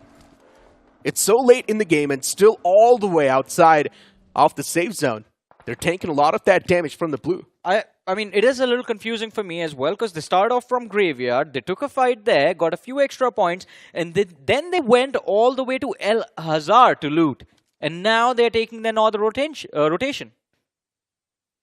I guess the players are just lost because ZEDIxRNB, they're not supposed to do this. Especially when you know the zones are going to be this competitive. It's going to be stacked up with all sorts of teams. You need to be the one to be the first inside of the safety lines to get a better spot for yourself in the circle. Or else, if you're confident enough, just like Team Xpark, then you can directly breach in and try and be the alphas and force out the players who are already holding that. But still, right now, what the players of RNB can do is just try and settle down for the edges. Yeah. They need to be the betas. They do not have any other option. They have to be patient. That is it. Yeah. But Xpark, it seems like they are on a heavy fire. There's smoke coming out. The engine, Sarang and Shadow. Do they make it to the other side? The answer is yes. Barely managing to survive. Joker from the side of Xpark has been shut down. 3 players still remaining. But it is Xpark, so we all know at this point they do not care. 26 from the previous game. They have 3 points already. 29 points on the board in terms of the overall ranking. It's quite a gutsy move what Team Xpark is trying to pull off here. They know the team at the top will constantly keep on peppering them down. They need to try and dethrone that team from that spot. That's why Team Xpark is taking such major changes in their position. Oh, this is going to be a lovely fight. It will be. And even that Team Xpark fight is going to be quite nice and tactical. If Team Xpark do manage to dethrone that team from the high ground, they will instantly be the one to propel themselves back in the advantage. The one problem for Xpark that can be there in that fight is the fact that Spray God is a little too far away from his team and he can get pushed upon, and in fact he's going to be in a little bit of an interaction for himself against the players of THM or Tribe Hirdmen and one solo survivor from the side of SBA. So that one variable has me a little concerned about Xpark, but apart from that, I do agree with you. If they do manage to stick together, all 3 players remaining from the side of Xpark, it will be an interesting fight against the players of Blind Rippers. But we did see LIVECRAFT in an awkward interaction against the players of Revenant Esports a few moments ago, and same goes for Team Dragon. Dragon against Blind Esports. This is a brilliant opportunity for Blind to gain that revenge. And wait, did I see a bolt action knock just now? Here's the main problem, though. If Blind Esports do want to execute that fight, there's going to be an instant third party. So Blind Esports, they need to be super cautious. Isolating this duel is next to impossible, but if Blind Esports do find some clear knockouts, then it's going to be tough to try and take down Blind. And that's what Blind Esports is doing. They already do find the first thirst, and that's really good. A great way to kick things off inside of the fight. Blind Esports with the man advantage too, and they've also got a decent amount of points in this entire game, so they can keep on looking forward to it. But considering the fact the previous game was a little bit of a fail, Blind Esports, they need to rely a lot on this game of Miramar. Team Dragon, they're also getting shot at from the back lines by Inferno squad. So for Dragons, they're completely screwed. They're in a big pinch. Yeah, these Dragons are going to go extinct soon. Night King and Dragon, not a lot they can do. Blind, they have all the information they can work with. Night King takes a nade to the face, barely managed to survive, but I think he's going to be knocked out soon. And there it is, a nade from the players of Blind takes him and puts him on his knees. One last player remaining from the side of Team Dragons, and I don't think he's going to be surviving for long as well, considering Dragon is sandwiched now. And in fact, not from just 2 sides. There's one more team waiting for him up north, just beyond the ridge. It's going to be Teenagers. That's another threat that even Blind and Inferno squad, both of them have to deal with in the next few seconds. Yeah, Inferno squad too. They're not doing too hot in that position. The only good friend Inferno squad has is that compound they've got. If they try to overextend too much, Blind Esports can instantly chew off the arm. Yeah. So they need to be a little bit careful. Blind Esports, they've got 5 finishes already. They're looking so refined. Before Team Dragon, they're getting screwed from both the sides. They can't really do a lot here. And Dragon himself is taking a lot of damage, not just from the front, even from the back. Evil wants to get that final blow as well, but Evil just can't do anything. For Blind Esports, they just want to chew up on that one single point, but it's really tough to try and claim. If Blind Esports do make that push, it's going to be Inferno squad from the front, so they need to be cautious and careful. But eventually, it will be PMWIGL to confirm that elimination. It was a fight to secure who got that point, and it is Inferno squad who ends up picking Dragon. But now Blind Esports, it's their turn to retaliate against the players of Inferno squad on the northern edge of the map, though. RNB, finally they try to make their push inside of the zone, and they get caught off guard by the players of 4 Misfits. who found those frags for themselves. A brilliant start to this game. 4 points on the board for 4 Misfits. 4 Misfits on the northern side. And I'm not a great fan of what's exactly about to come. They're about to face off against the players of Team X-Park. And unfortunately for Canary, the man's going to be isolated soon. Yeah. And if Canary gets taken down, it's going to be a big state of panic for the players of 4MF. Canary's still at the top, so that can be something that's going to give them the advantage. But facing off against a team like Team X-Park that knows they're thick and thins, no matter what sort of scenario you put this team in, it will be a tough pill to swallow. But eventually, Canary's able to find the opener. And that's going to be a great one, considering it opens a lot of the opportunities. But you transition on forward towards another fight that's bombing up. LIVECRAFT versus BR. And BR, even they are taking a big casualty upon themselves. LIVECRAFT have also got the backlines to worry about. Even Revenant Esports wants to third-party this entire scenario. Revenant Esports, they've got the man advantage, of course, before LIVECRAFT, they're completely screwed. They do want to fight back, but it's a little bit too tough. They're in a sandwich. Yeah, Revenant, they're going to look to steal a few extra finishes from this fight. And this is going to be an interesting play coming in from the side of RNT as well, because the circle just moves close to that western wall of the map. 2 players from the side of Revenant Esports still in the zone. The other 2 trying to steal away a few extra finishes by third-partying LIVECRAFT and Blind Rippers over in the action here. And it shouldn't be too difficult. Ziffer gets knocked out by Flock. A cheeky move coming in. And Sensei OG, he's on the flank trying to pick off any loose stragglers that get left behind. And there's only one. As of now, it's Ryzen from the side of LIVECRAFT. But on the finish feed, we did notice X-Spark getting eliminated from this game. For Misfits, definitely fitting quite well together. They've gotten a lot of eliminations in this matchup. And since they managed to keep all 4 players intact and the control of the northern half of the circle still theirs, I think this could be their win in this game. 4 Misfits proving quite a lot of their mettle at this point. For LIVECRAFT, that's quite a gutsy rotation the man was trying to pull off, but eventually Ryzen, he needs to face the brunt, and that's what happens. For Misfits, they're in a really good spot at this point in time. Yes, they still do need to make it to the safety lines, but Dreams is way too far away from the pack. He needs to try and reunite. For RNB, one last man right behind the vehicle, and even he will be claimed. 9 eliminations for 4 Misfits already on the board. Revenant Esports, though, was the only team that could have challenged them. As you mentioned, Necro, they were trying. Their priority was to get the access of the circle. And Revenant is the only other team that can deny them that access, because that's the only other team with all 4 players left to fight. Dreams was knocked out, but shouldn't be too difficult for 4 Misfits to reset. In the meanwhile, Revenant, look at that. Control of the eastern edge and a fight headed their way. But can they set it up to go for a win and to secure a few extra eliminations for this? While all of this was happening, Blind Esports, they were quiet. And they're just waiting for the right moment to strike. They're on the southern side. Inferno Squad is the only team that's keeping them out off the bay. But if they do find a cure to Inferno Squad, then Blind Esports will also be another unstoppable force of nature. Inferno Squad, luckily enough, they do have their hands on the compound. That's the only compound inside of the circle. So that's the big advantage Inferno Squad is playing with. But if they do lose out on this compound, they're instantly going to transfer that advantage to whatever team that is taking the fight against them. I think that might actually happen. I think the next shift is going to move out up north a little bit, and it's going to force the players of Inferno Squad to step out. In the meanwhile, though, before that happens, we're going to try and see if they can pick off and pick apart the players of Blind Esports. We're moving in their direction. Nades lobbed out, a little bit of utility exchange from either sides. The one from Evil fails to enter the building, so no pressure on the players of Inferno Squad. This one goes in, and Jatin goes down. Saurav, what a brilliant opening he has found for his team. And now Blind Esports, they're going to look to build up a little bit more pressure on the players of Inferno Squad. Goten, he's moved out, but did Saurav notice? That is going to be a big question, because if he hasn't, Goten can definitely dish out a lot of damage. But Evil from the backlines, a brilliant support coming in. BMW IGL pushes forward and finds a trade knock for his team. But that is definitely not going to be enough. It's down to a 2v3 between these two sides.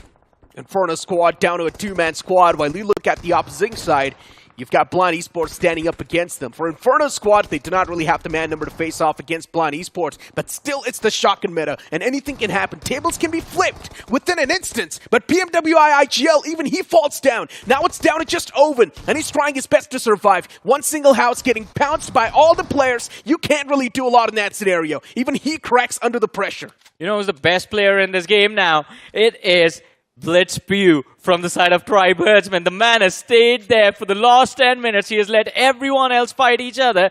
And also one big question I have, Necro, is where did Revenant Esports go? They just vanished into thin air. They collided against 4 Misfits, and it was a fight to be witnessed. But unfortunately, there was another fight happening between Blind Esports and their rivals. So complete attention was towards that as well. So that's where 4 Misfits and Revenant Esports, they completely collided against each other. But unfortunately, no one was able to come out on top in that duel, considering the fact that even Revenant Esports' last man got taken down.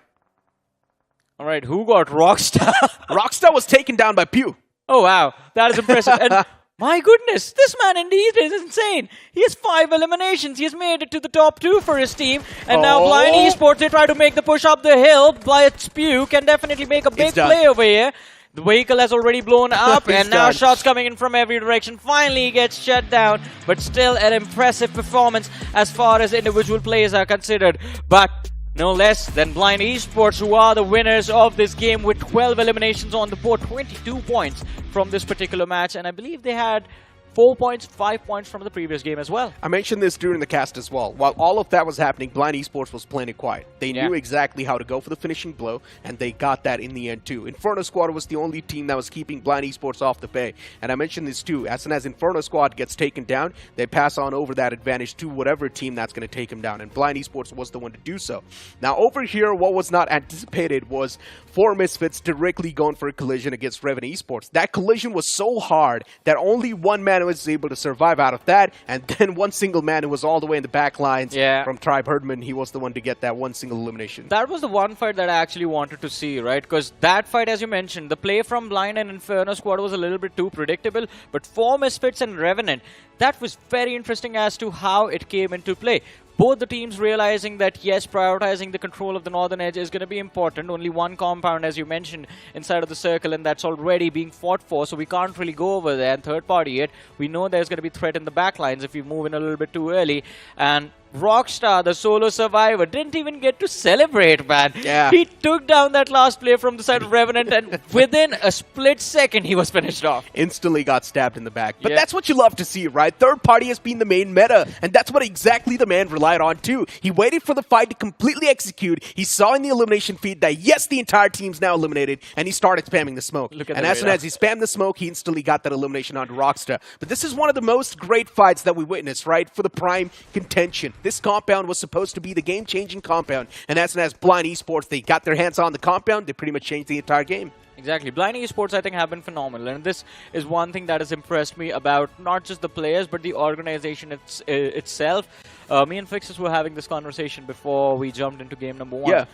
One of the best scouting programs run in the country is by Blind Esports. I mean, they always keep coming up with new and better players. Even Team Insane, we cannot really rule them out, right? Because Team Insane, they've given us so many great legends. Even a man like Adi from the past, even a few players from Cheminix, Venom too, that we witnessed. So yeah, for Team Insane too, they've had a really great scouting program, but nothing taken away from Blind Esports too. Another great factor that they achieved. And you always love to see new faces just rise up on the occasion and dominate some of the T1 teams as well. Also, let's not forget this banner of Blind Esports. The players playing right now for them have an extra bit of pressure. Yeah. Blind Esports technically are the defending champions. The name is always going to be there as the champions of BMPS 2023. The roster has since moved on and are now playing for iQOO Seoul, but it was still Blind Esports back then when they won the trophy. And now these players have to live up to that legacy for the second time. But honestly saying, this time even Inferno Squad is looking really promising with the way they're taking the measures. I feel like they have rose up a little bit more when it comes to the tactical approach to the game. See, they did better in this game, but that Erangel game was horrendous from their side. So my jury is still out. I'm going to wait till tomorrow to say anything about Inferno Squad. I mean, you got to point to, you cannot really judge a lot, especially on the early phase of the days, right? It's just the second game on the way. You can't really say a lot. And even the fact that I was saying they look a little bit more tactical, I think so PMWI's addition has been really important. That is true. I mean, this man was always consistent even in the previous year when we saw him in every single tournament. In fact, we have seen him. He made sure there's a set standard. There is a baseline, like they will make it to the semifinals semi-finals. They're going to try their level best for the finals. But that semi-finals is always going to be there for any team PMW IGL plays for. And this man has been very consistent. He's been very impressive throughout the journey that we have witnessed. And I would love to see how far he can take this. But a team that was once again not able to perform, LIVECRAFT. It is another one of those under God names. Yeah. Once again, failing back-to-back in the second game, and that's not going to be good, especially for the mental, considering you know it's the newer players on the block, and the new players usually, they're quite vulnerable, especially when it comes to the mental state of the game. And now if you're not able to dominate in the first two games, that means the panic's going to start to set up, and that's not a good sign as an esports athlete. That is definitely true, because you have to remain calm. Early stages, you just set yourself up in the middle of the pack, and then during the last moments, go for the push. But we do have the point rankings from this game on our screens. Blind Esports, 22 points secured. 4 Misfits, I have to say.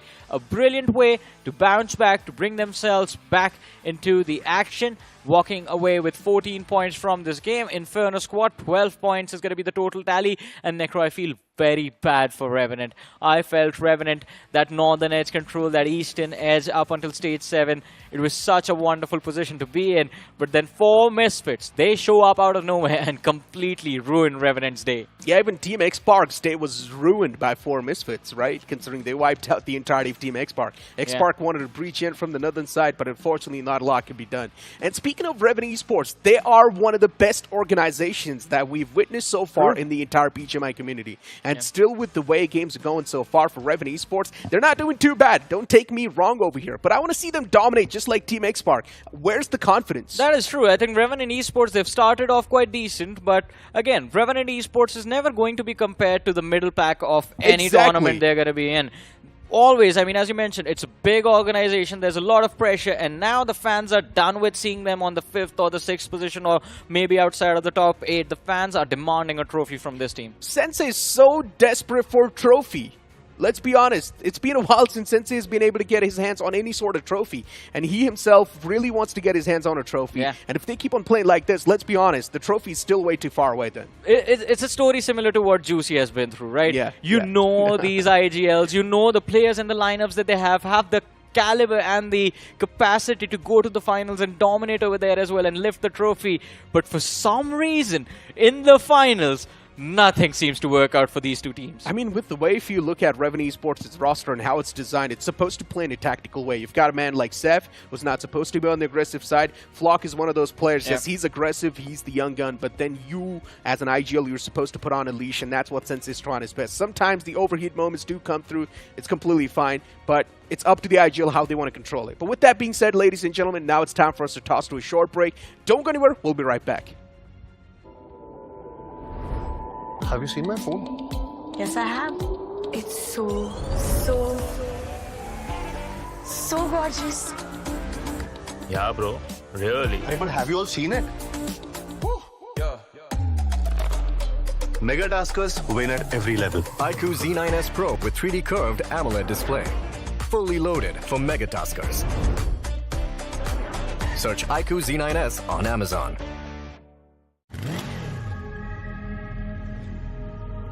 The movie starts in 10. You can miss the beginning, or you can go ahead and challenge the clock with an all-new Sprint EBT engine that goes 0 to 60 in 5.9 seconds. Presenting Hero Xtreme 125R. Challenge the Xtreme.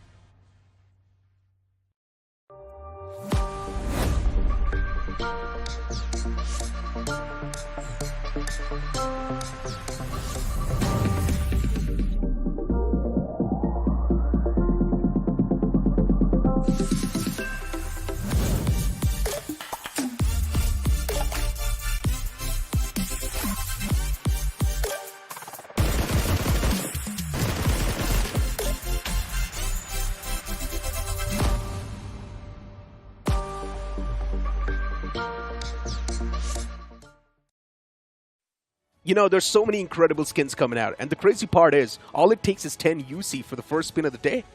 It does, but I have not really been that lucky, but I still, every single day, spend those 10 UC trying and in a hope that I get something good, but so far, that hasn't been the case. But finally, you know, when you talk about Group 3, their final match of the evening, we head on to Sandhawk. It's going to be exciting. One of my favorite maps, hands down, but a zone-oriented map too. This is where Revenant Esports can redeem themselves, considering they like to play defensive, but Revenant Esports, they need to be a little bit more proactive and try and prioritize for the zone. Oh, they certainly have to, especially Revenant Esports, the way they've been playing. I really expect a little bit more, and every single time, all the viewers watching out us over here, they also expect a little bit more from their devices. So do check out the iQOO Z9S. We've been talking a lot about this phone, right? The Snapdragon 7 Gen 3 chipset. You've got 80 watts of flash charging. You've also got 5500 mAh of battery. So that is really amazing. And there has been a contest running up. All you need to do is head over to Google, search for iQOO Z9S, partake in that competition, and you can win prizes worth 50,000 rupees. That sounds crazy, I'm not going to lie. If I do get my hands on the prizes. I mean, I was having a conversation with Johnny, and I said, unfortunately, us being the commentators of the tournament, we're not allowed to participate in this entire giveaway. And he said we can. Or else, what you can just do is just buy the phone.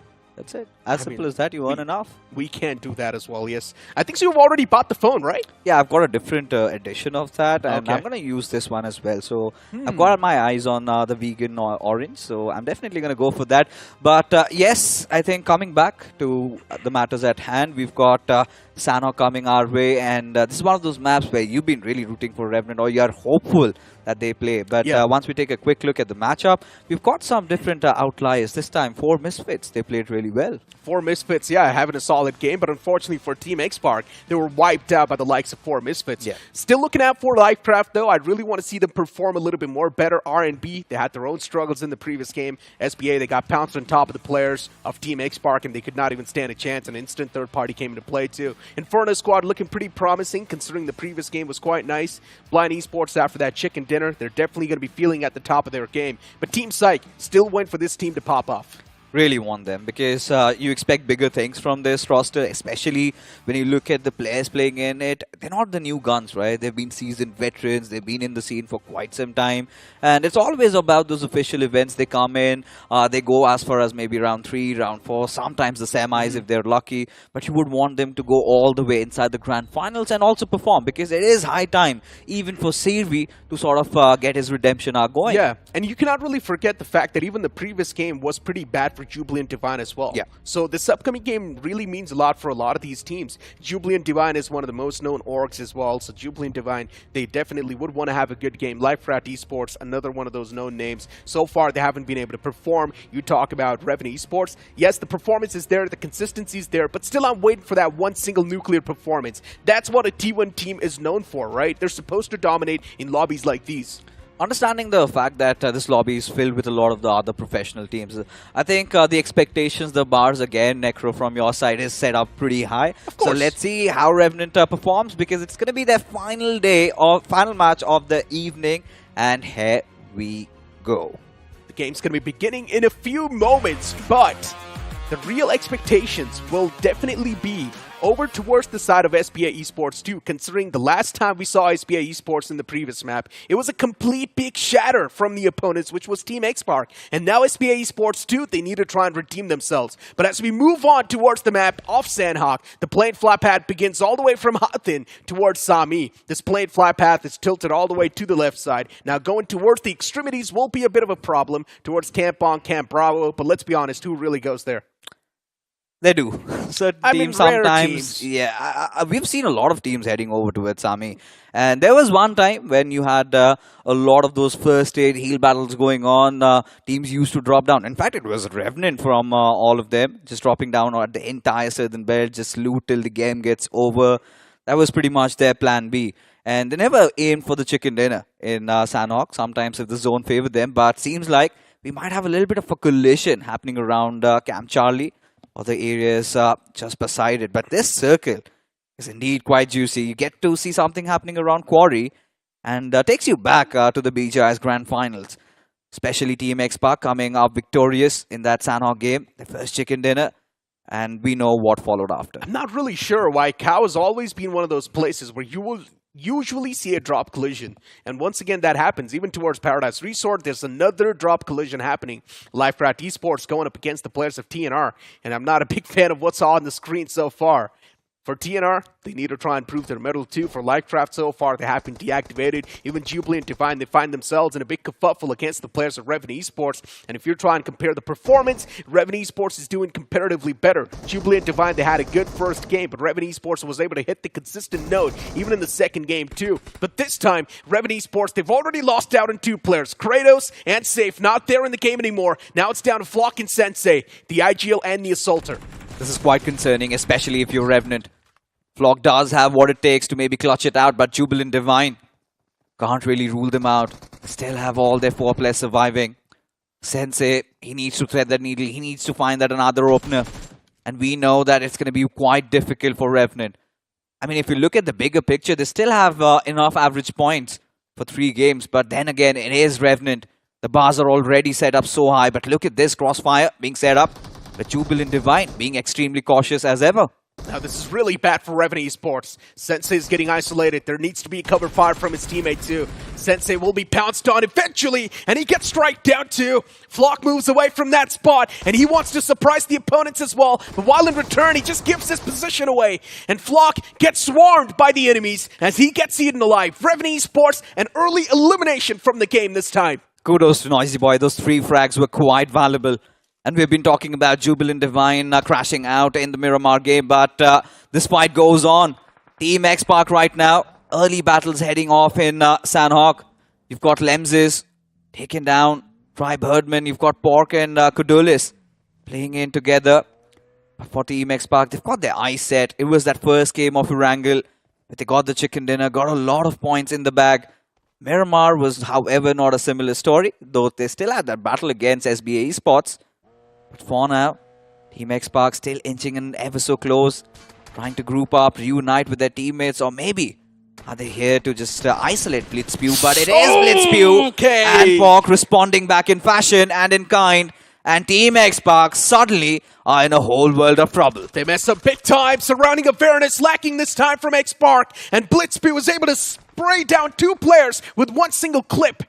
For Team X-Park, it's a big disadvantage inside of the fight already. A spray got's taken down way too low, but he pops that med at the right time. But it's still not going to matter. Blitzpew has the striking advantage. And even Team X-Park, we see an early elimination from them too. 2 big names already eliminated from this game. Now we might just see the newer names trying to approach for the victory. Of course it is Sandhawk. What else did we expect? And Team X-Park kind of oblivious about Blitzpew's position, and him and Pork working in tandem with each other, just spraying down, gunning down the 2 lads from Team X-Park. Spray God, yes, it was a valiant effort, but eventually just to fall there. So now the newer names are really stepping up. When you talk about Tribe Hirdmen, we've also seen their journey in the BGIS. Not so deep into the competition, but this time they really want to make a mark. Having struggled throughout the entire day, who knows? Things could be potentially different this time around. So a quick Fury start into Sandhawk. An Eastern Circle. Quarry still seems quite vacant. Really feels like whoever wins that Southern cluster is going to be the first one making it up there. But Blind, they are looking quite strong, Necro. Yeah. Up against RNB, who I feel like are a formidable force. Still, I'm not a big fan of the early stalemates. In my opinion, if you have a chance to just disconnect from this fight, do it. Blind Esports is one of those forces to be reckoned with while you try and speak of another new names. That's going to be RNB. It will be tough to try and sustain all of that wrath from Blind Esports. So it's better to just back away and try and play for the late game. Before now, speaking of LIVECRAFT, they need to face off against the fewer foes in the front in the name of TNR. For LIVECRAFT, they've got a lot to prove. Trigger there in the lineup. Ryzen tosses out the util. Not a lot achieved so far. And once again, down to this stalemate, to the point where the man does not even have the helmet to play with. Yeah, that is quite gutting. Especially, you know, for all these players to kind of stop it out. Not too much, but for all the viewers, the iQOO Z9S, we've been talking a lot about this phone, and it is launched starting from 17,999. like we said, head over to Google, but after this match and search for iQOO Z9S. Yeah. And maybe partake in that competition. And if you're lucky, prizes worth 50,000 are waiting for you. But now, coming back to this particular fight, Necro, it's all about somebody breaking that deadlock. Somebody having that extra grenade just to cause that ripple in the water. And you never know, the next moment, all her earth just kind of breaks loose. This stalemate, this peace is something that the teams are not used to. And that's why now they're starting to second doubt themselves. They do not know what measures need to be taken to try and get the advantage in their hands. For LIVECRAFT, utilities are being tossed, but that's not going to find the cake the way you need to. Prince is now being isolated. This can be brilliant. And as soon as the smoke was tossed, Trigger is making the pounce. Prince on the opposite side, he will be strike down. The man just never saw this coming. LIVECRAFT, a brilliant move from the boys, as they knew exactly what was going on the board. And TNR Aman is the only player up close and personal. He does have the cavalry with him too, but the main problem is the armor and the West. They're lacking on a lot of these players.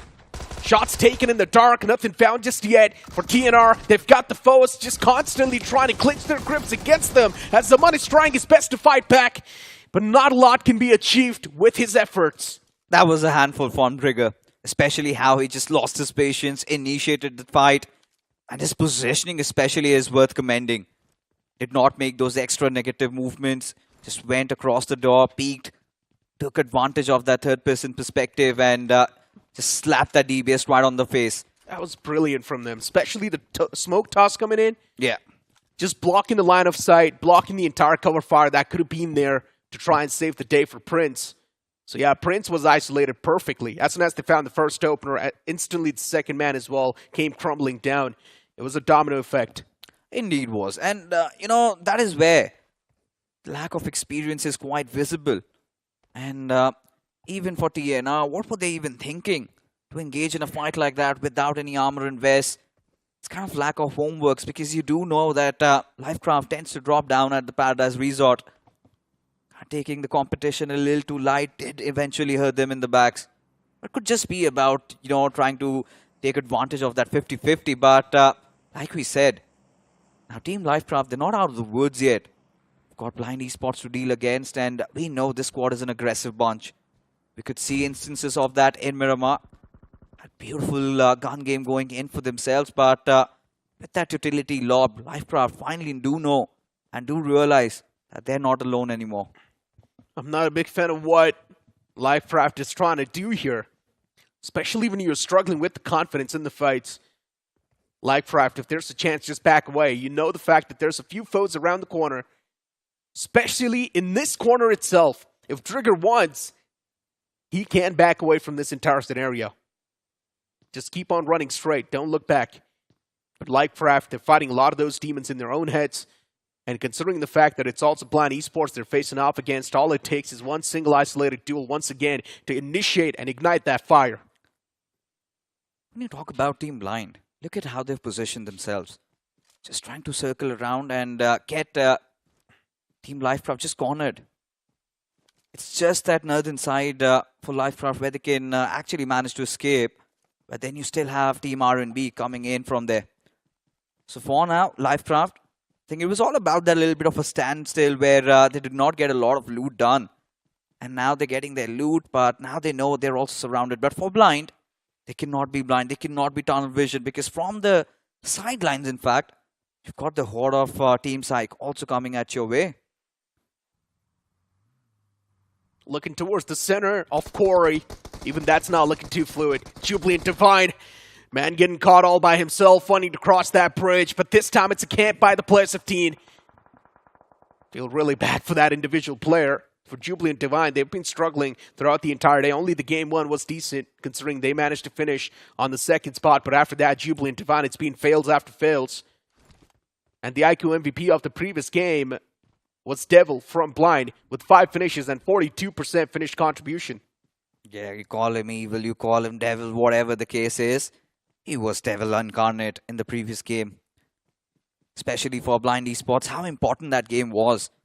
Because in the first game, they was kind of struggling. They still won that first fight. But eventually, their numbers were depleted. down to their last man, but in Miramar, it was a different story altogether.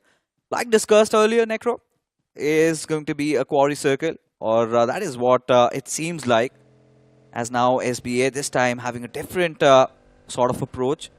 They've got the edgy compounds of quarry under their control. You've got 4 Misfits.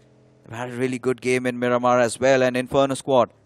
The previous game, they did play really well, and this is what you expect from their side, especially considering you've made it to the BGIS 24 Grand Finals, and yet that oomph is somehow sort of missing. But I'm pretty sure they should have no troubles in making it to the next round, but who knows, the competition has increased tenfolds.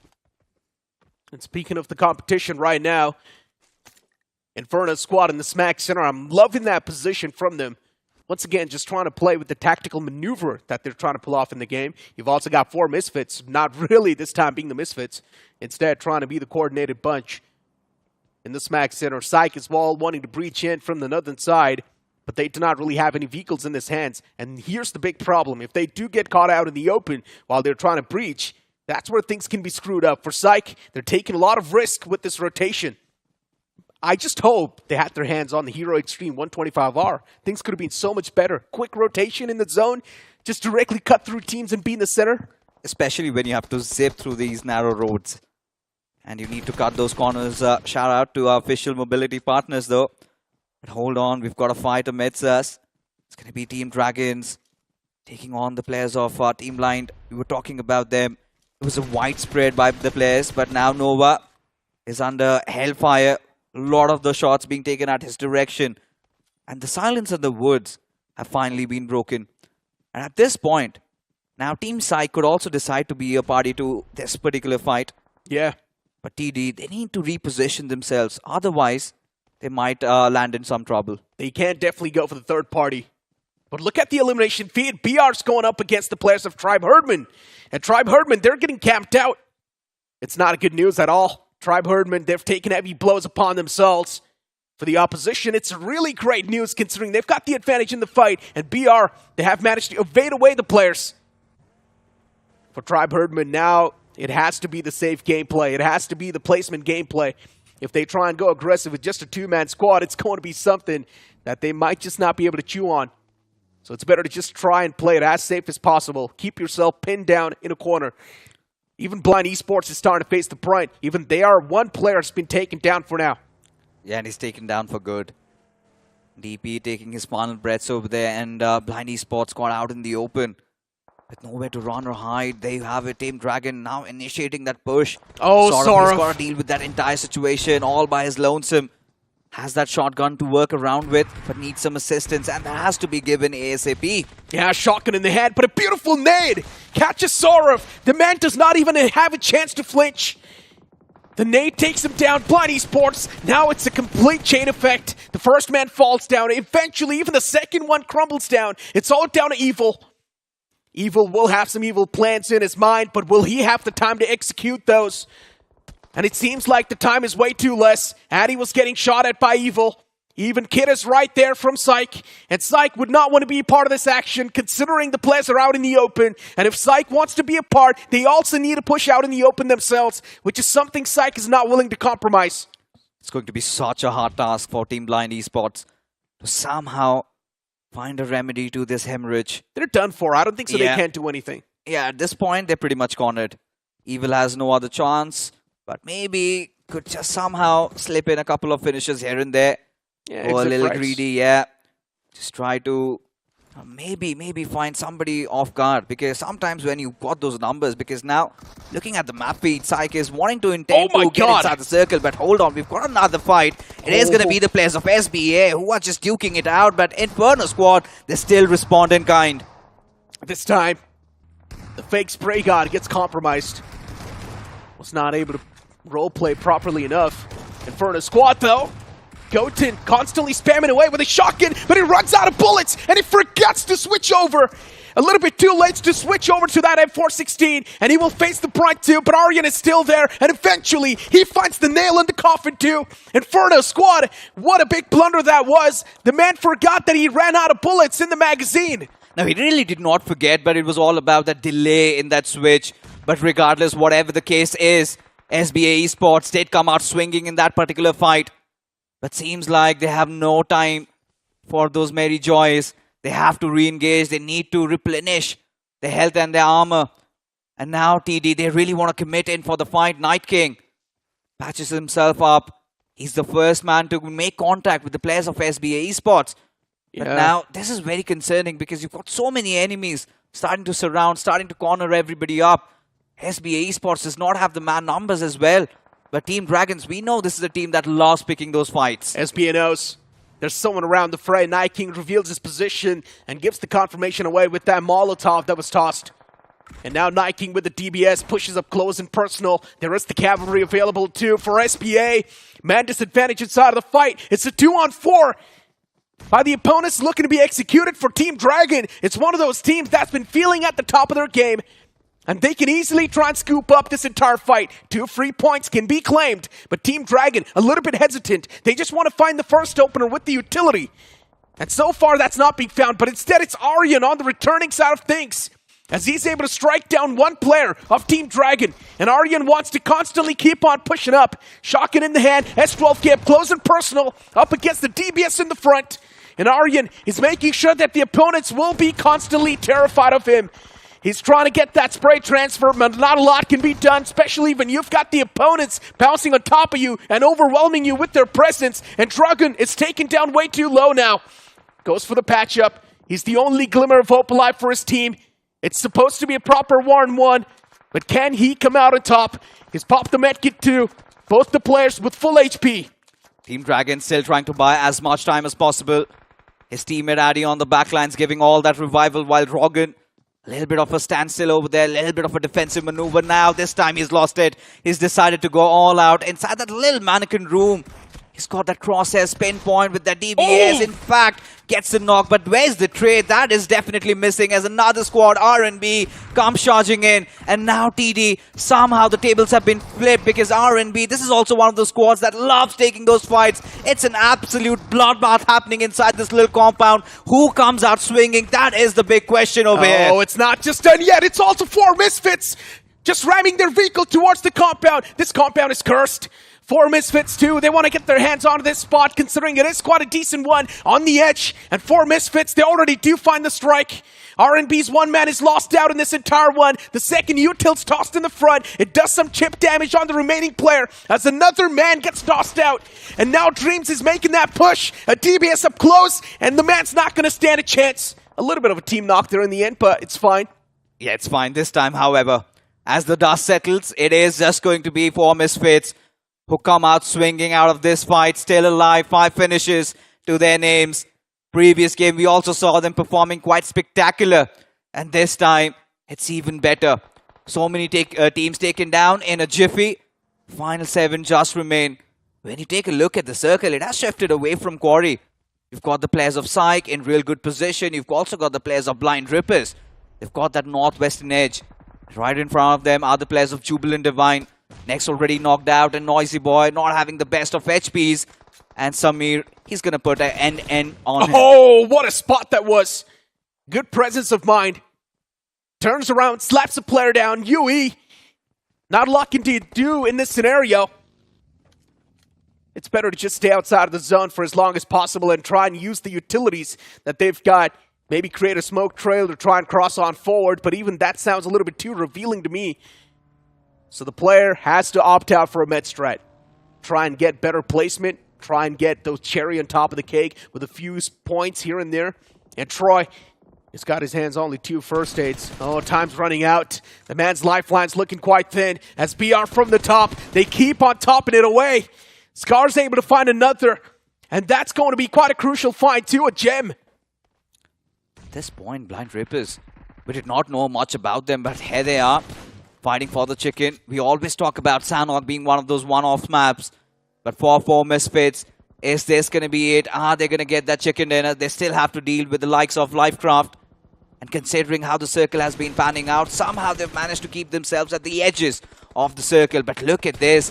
LIVECRAFT finally stepping up. Get a couple of finishes here and there. But it is going to be Team Psyche's Kiddo who gets a finish on towards Zuxi. But at this point, LIVECRAFT and 4 Misfits up against each other while we've not got another fight happening. That's going to be Blind Rippers taking on the players of Team Psyche. The board's pretty scattered. 4 misfits. They're able to find 1 knockout with the nade. As BR finally, they're starting to bleed. The gods are now bleeding. BR was supposed to be in the supreme advantage in this fight. They were supposed to have the prime spot too, considering they're controlling the high ground. But now they're getting overwhelmed by the player of 4MF. And you've got Canary ejecting in the open. He's got a little bit of a rock to play with. All his focus is on the players of PR. The last 2 remaining players making sure that 4 misfits will face the brunt too. But eventually, the man advantage is something that they're not able to counter. And 4 misfits, they come out on top. For Psyche, this can be the ideal advantage they're looking for. This is the striking advantage that they want. But they still have to be watchful because you've got LIVECRAFT right beside you. And let's not forget Evil. He's still surviving. Like a snake, he can bite them off any given time. One misstep, and Psyche also might land themselves in a whole world of trouble. But for now, they want to take things mellow, sweet, and slow. They do not want to overcommit. No wrong movements over here. Evil, he has to make some movements inside the zone. 9 meters, but the moment he gets out, he's going to be out in the open. But the big question is, are Team Psyche aware of his presence? Evil. The man's an actual evil snake. He's dropped his backpack too, making sure it's going to be as flat as possible to the surface. But look at what just happened to Samir. The man was moving a little bit too freely on the board. And then his legs get cut off. For 4 misfits, now down to just a 2-man squad. Not a lot can be done. LIVECRAFT with all the players still on the board. They've got all the pieces with them. Now they just need to put together the puzzle. While you've got Evil all by himself, one single man who can be a big table turner, only if he finds the right moment to strike. Oh, this is going to be interesting. At this point, it just could be anybody's game. But for Evil, like you said, all he needs to find is that one good knocker to finish. A top 3 position would be enough. But Roger, opening things up against 4 misfit streams, down on his knees. And it is down to the final man, Canary, to sing the songs of death. But now, Evil Surya, Sirvi Kiddo, all 3 of them trying to close in. But Evil finds one and Sirvi instantly knocked out and finished off. This is what he was waiting for now. It is all out in the open, but he goes in for a little bit more. As now LIVECRAFT, suddenly their numbers are starting to dwindle. But Canary out of nowhere just comes in and Kiddo, he's still alive. Yeah, the last man standing from Psyche, who can be the big table turner too. It's a 1-on-2, but Kiddo is taken down way too low. He's only got one single tree as in cover, and he wants to patch himself up. But LIVECRAFT, they're looking pretty confident with this approach that they're taking. And Kiddo does not have enough HP to sustain the damage. It will be LIVECRAFT finally striking back. And this is the comeback we all were waiting for. Exactly, considering how good they were in the BGIS 24. And you could remember that one game chicken dinner where they had almost 19 finishes in a wrangle and somehow managed to survive that stage. Finally, some reminiscence of that, dropping down early fights at Paradise Resort, then moving ahead. They had to face a lot. Eventually, there was a little bit of a standstill. But towards the end, they let the others fight it out. But Evil, man, he surely had those evil intentions, because otherwise, it could have also been Team Psyche. I mentioned this during the cast as well. Evil is an evil snake in the grass. And he also dropped his backpack, making sure that he was as low as possible to the surface. As soon as he found the right moment to strike, he struck down 2 players. He completely wiped out one squad who had another player, and then he instantly turned on forward towards the players of LIVECRAFT, and he struck down another player for them. And then later on, that's where the advantage even the players of Psyche needed. Even they wanted to strike down a few players. Unfortunately, in the end, there was just one last man and not a lot could be done. He got more than what he asked for, right? He took down one player from the other squad, Team Psyche, and then the next moment he just turns around, takes down 2 players down. And just in a jiffy, this could have been anybody's game, because the final player surviving, I mean, for Psyche, he could have done, here and there, did not have a lot of first aids to work around with. In fact, did not have a lot of time to even patch himself up over there, because in that situation, you've got a shotgun, it is possible.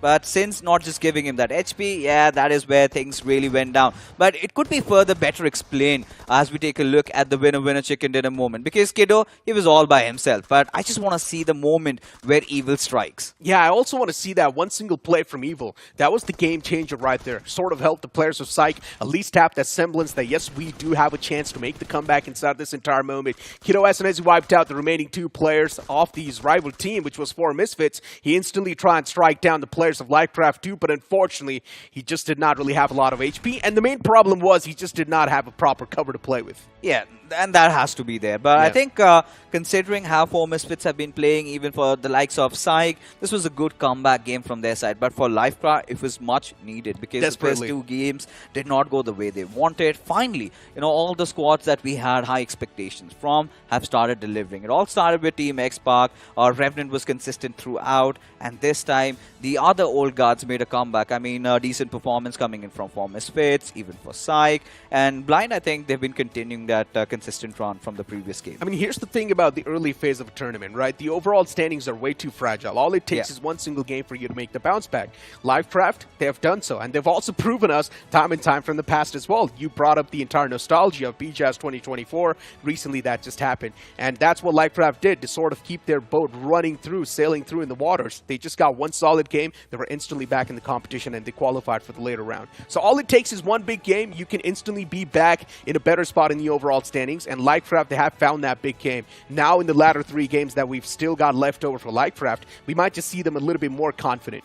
I think this discussion would not be over without talking about that bloodbath we had in that one little compound. I think how many teams were there? Cursed. 4 teams, and it was absolutely cursed. And it was 4 Misfits who just came in towards the end. But otherwise, it could have been anybody's game, right? It was such an intense battle, and suddenly in a jiffy, we had RNB coming out of nowhere, then 4 Misfits also coming. I think I loved that fight. Even Team Dragon was right there. Unfortunately, Team Dragon did wipe out the entire course, but then later on, RNB striked in, and after RNB, in the end, it was 4 Misfits, and 4 Misfits was the one to get a lot of those elimination points in the end. But still, that cursed compound was something that was needed to be cleared up, and that's what 4 Misfits realized. That strike we saw from 4 Misfits, it was really well calculated. They could have striked before if they wanted to, but they still waited for as long as possible. And then as soon as the right time came, they moved on forward and strike down the remaining players. They got a better control in their hands. I think perfectly explained, because they could have even initiated a little bit further, because they also realized there's so many teams, because they were keeping a close watch on the finish feed, and considering so many players were still alive, you know, they let it cook. And when the entire area was clear, they were like, hey guys, it's time for us to charge in, try to pick up whatever the spoils remain. And that is how they cleared that entire territory, because before that, I think we had around 12 to 13 teams, but just after that fight, everything ended and only 7 remained. Blind Esports, though, staying consistent. I like that. But if you talk about the consistency dropping down, it's Revenant Esports. First 2 games, they were not too solid. In the first game, they got 13. In the second one, if I'm not wrong, they had around 7 points. So for Revenant Esports, decent performance in the first 2 games, but they needed another consistent game even in the third one, considering they did not have a big one in the first. So for Team X-Park, yes, 2 games failed.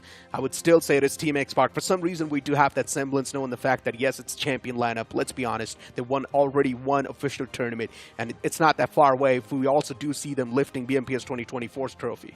I think for Team X-Park and Revenant would still say that they had a decent day overall, because for Revenant, I mean, 20 points is not too shabby. And still, man, considering they're one of the known names, they're one of the top dogs, I want to see them do even better. It's still the early phase of a tournament, and usually the known names, they dominate. This is like a piece of cake for them. Let's be honest.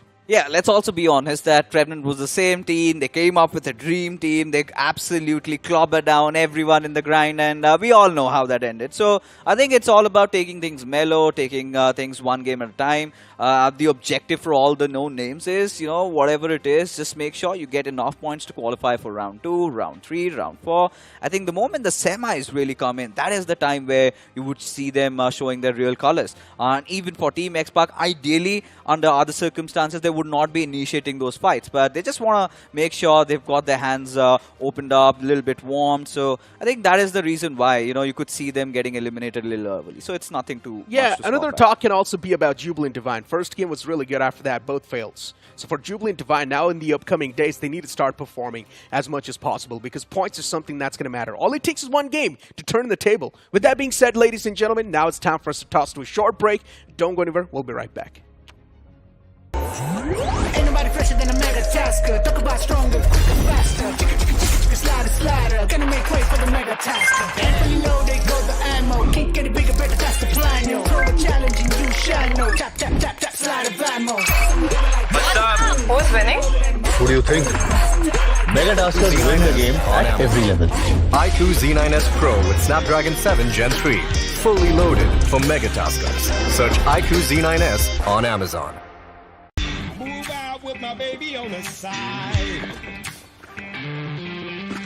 I move out with my baby, got a style. Seatbelt, please. And we go right, baby, it's a long way home. The new Xtreme 160R4V, the fastest 160cc. Challenge the Xtreme.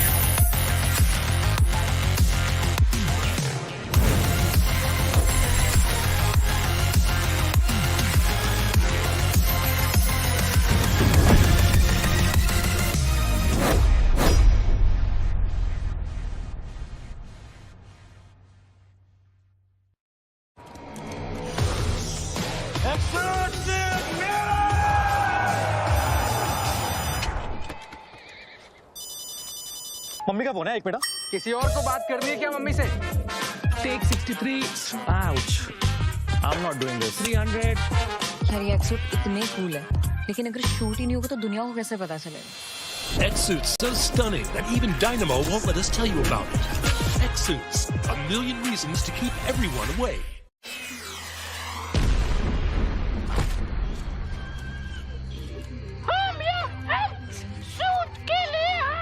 भाई इसको कोई acting सिखाओ यार क्या हो रहा है cut shoot cancel आना प्योर अबे बंद करो बे आंख में छुप रहा है कट शूट कैंसिल हार पूरी रात निकल गई अगर शूट ऐसे ही चलता रहेगा खत्म ही नहीं होगा तो ये लोगों को कैसे पता चलेगा X-Suits, a million reasons to keep everyone away. Ain't nobody fresher than a mega tasker. Talk about stronger, quicker, faster. Slider, slider, gonna make way for the mega tasker. And when you know they go the ammo, can't get it bigger, better, that's the plan, yo. Throw a challenge and you shall know. Tap, tap, tap, tap, slide of ammo. Who's winning? Who do you think? Mega Taskers win the game at every level. iQOO Z9S Pro with Snapdragon 7 Gen 3. Fully loaded for Mega Taskers. Search iQOO Z9S on Amazon. Move out with my baby on the side. I move out with my baby, got a style. Seatbelt, please. And we go right, baby, it's a long way home. The new Xtreme 160R4V, the fastest 160cc. Challenge the Xtreme.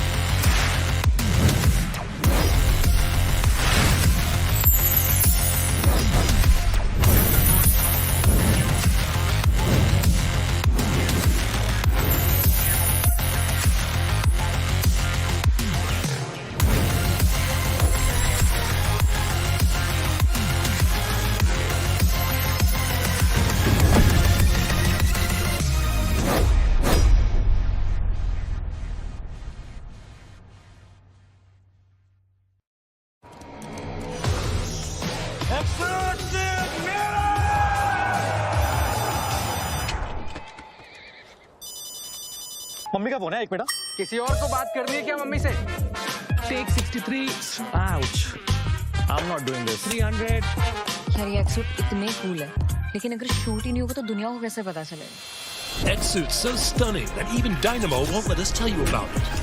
X-Suits, a million reasons to keep everyone away.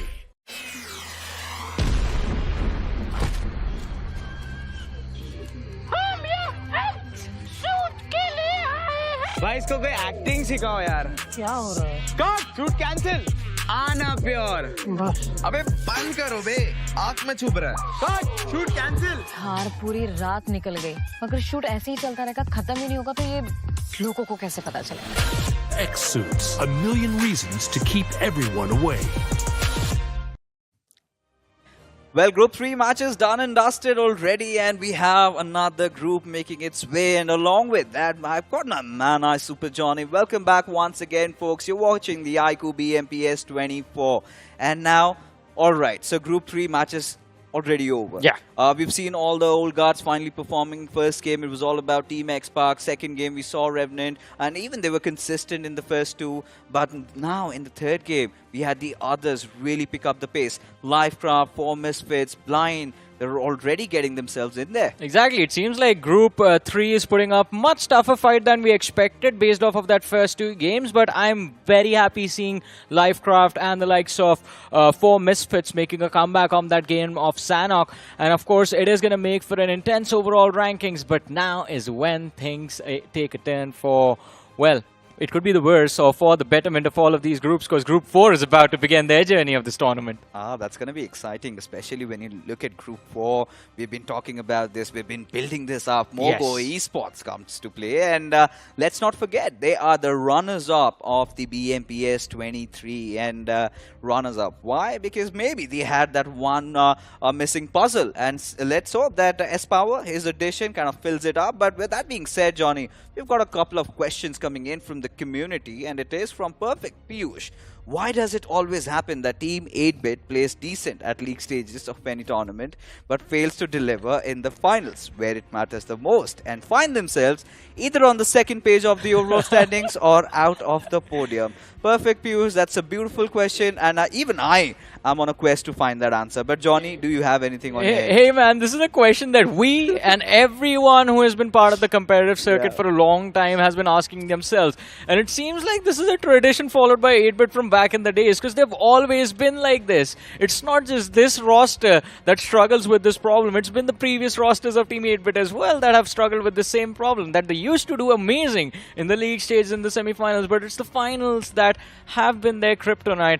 And majority of the time it seems like there are no changes in their playstyle at all. They just stick to the same playstyle all the way from the league stages to the grand finals. Necro has pointed this out multiple times, that there need to be at least a few changes into the way that you play your maps, even if it's just a small drop change or the same change in how you pick your fights. But let's see, I mean, we do have the rankings of this previous game on our screens. LIVECRAFT walking away with 18 points for Misfits, as we were talking about them. 10 finishes secured. This was an amazing game for the Misfits. Oh, for the 4 Misfits, the Miramar game was really nice, where they started finally getting some points, because just before that in Rangle, they were eliminated in a jiffy. Yeah. And a little bit of a nice comeback from there, so I'm pretty sure they might be in the 3rd or the 4th position. For Psyche, this was an important game. And for Blind Rippers, this is one of the squads that was pretty much invisible in the first 2, finally showing some presence. Blind Esports, kudos to Evil to survive for so long. Jubilant Divine somewhere there,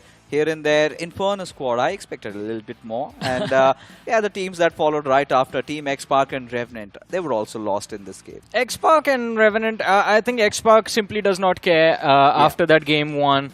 I think they were like, all right, our average for all 3 games for the day is done, so might as well take a little bit of a breather now.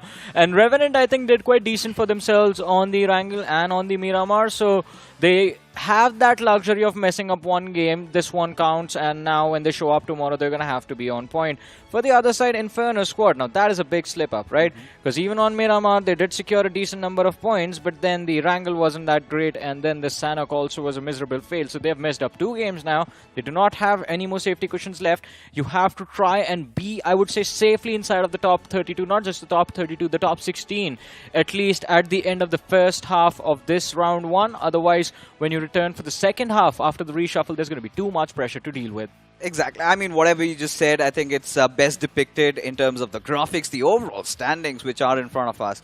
And I don't think we should expect a lot from, the first page, because it is just going to be Team Blind. They were extremely consistent, and they've hit the deck. Yeah. So it is them making their way inside of the top 16 with still 3 more matches to go. But the race is to try and beat the record set in by Silly. That is at 89 points and 8-bit. I mean, a lot of conversations about them. I think we can talk about that during our podcast hours in Weekendy. But following it up, we've got 4 Misfits. Now, this is exactly what we were talking about, right? Them picking up the pace in the final 2 games. That was really good. Look at that, and very impressive this time in terms of their firepower. 21 eliminations secured from the 2 games. They took a very early exit on that game of Wrangle, by the way. It's just the performance from Miramar and the map of Sanhok that have gotten them those 30 points. X-Park as well, that first game alone was enough, sitting on the 20th position as of now. LIVECRAFT have bounced back after this win on the map of Sanhok, and apart from them, outliers that are there from group number 3, I have to say Tribe Hirdmen is going to be one of those teams. We did see them on that 4th page in a decent position, so once they return tomorrow, I think if they manage to secure 1 win, that should get them a little bit of safety cushion to work with for the future. Look at Team Nitrate Esports. Yeah. Not so like it, is it, Johnny? Yeah, it's 0 points, 3 games, done and dusted. They've been struggling. Same goes for UE as well. Even Team Dragons, they've been showing signs of those early fights. Now, this is one of those teams that never really, hesitates from picking that fight up. But when it comes down to surviving, I think the pure basics of this particular game is that you have to survive till the end. That is where they've been failing. 3 games, done and dusted, not even a single position point. Yeah, I think they know what they have to work out on.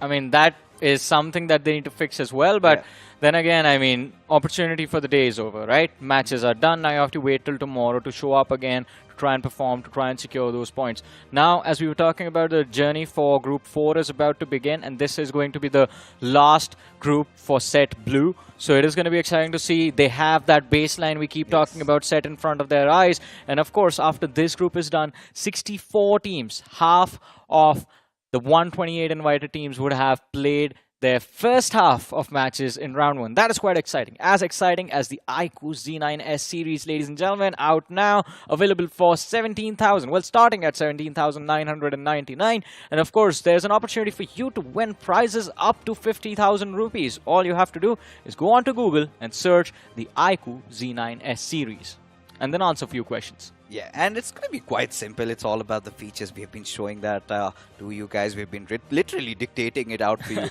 Snapdragon 7 Gen 3. It's got that 80 watts of flash charge, 5500 mAh battery, so much more. And the slimmest in its segments, the cheapest, the best phone. Now there's 17,999 is all you've got to pay. But now, back to business, Johnny. It is the matchup, because now look at that. You've got MOGO Esports making a comeback. You've got Team TAMILAS, LOC, THW. Boy, oh boy, this group is stacked. Yeah, this group is stacked, and that's not the only exciting teams. Those aren't the only exciting teams that we're going to keep an eye on. A lot of returning names from a lot of big officials. We have GLITCHREBORN, Norules, Xtreme, Do or Die, Esports, Rivals, Ape is going to be their part of this particular group, along with Team Muffins and Hyper Rush Esports. I think if we had a separate award for the best logo, has to be undoubtedly Team Muffins. Oh, yeah. I mean, how could you not like that logo there? That's the cutest creature I've ever seen. That's a muffin that I wouldn't eat. I would keep it for the rest of my life. In my shelf. But apart from Team Muffins, I want to talk about Hyper Rush Esports. Yeah. Do you know why? Why? Because Jadoo is there. 2 of his teammates playing in the previous group have actually done well for themselves. Now it's time for this man to prove that he also can pull off a similar performance in this particular group. I was really, surprised when I saw his announcement coming up, because they've been a band of brothers. They've been sticking for a long time. I think it's been 3 years they had been playing together. Yes, not under the same org, but still, I think there has been some turbulence, out of which he decided to maybe try something out new. But this is why you were excited, and so am I. But more than that, I think it's also about the other big names. This group is absolutely stacked, ladies and gentlemen, because you've got MOGO Esports, you've got Team TAMILAS. Now, they're such an interesting prospect. They did make it up to the finals of the BGIS 24 this time. their day number 1 was amazing. But day number 2 and day number 3 is where they really fell down. Yeah. But I'm pretty sure they might have learned a lesson or two, because recently in all these third-party tournaments that we've had after BGIS, they've been absolutely consistent. I mean, TAMILAS is one of those legacy teams, right? I mean, they've been in the circuit for a long time, and of course, whenever a legacy team gets a new playing four, you always expect them to play the same way the previous roster did, but that is never going to be the case. And of course, TAMILAS' legacy, when the first roster came into action, was built by the aggression that they put on display. Now, there might not have been a lot of changes in the side of Team TAMILAS. They have stuck with majority of the same players throughout the years, but the problem is that the aggression, for some reason, has completely vanished from the playstyle. I kind of feel a little bit otherwise, because when you look at the initial phases of Team TAMILAS, it was all about playing for the center of the circle.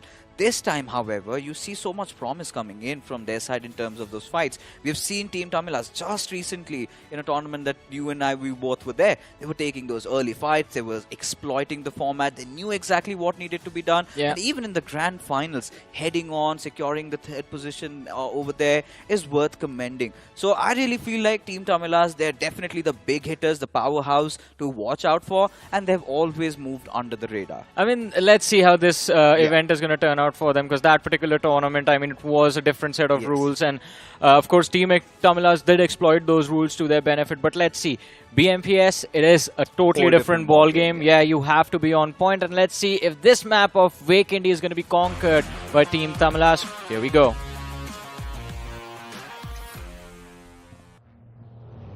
And of course, Vacandy on our screens. There is the plane, this time sticking towards the western half of the map. It's going to start off the southern edge of Winery, and the flight path will come to an end towards the northwest between Krichas and Dobro Mesto. It is going to lead towards a very interesting game of Vacandy. Again, it's a very small map, just like the map of Sanok, so you won't really have a lot of problem unless you want to head towards the city of Peshkova, Trevno, Cosmodrome.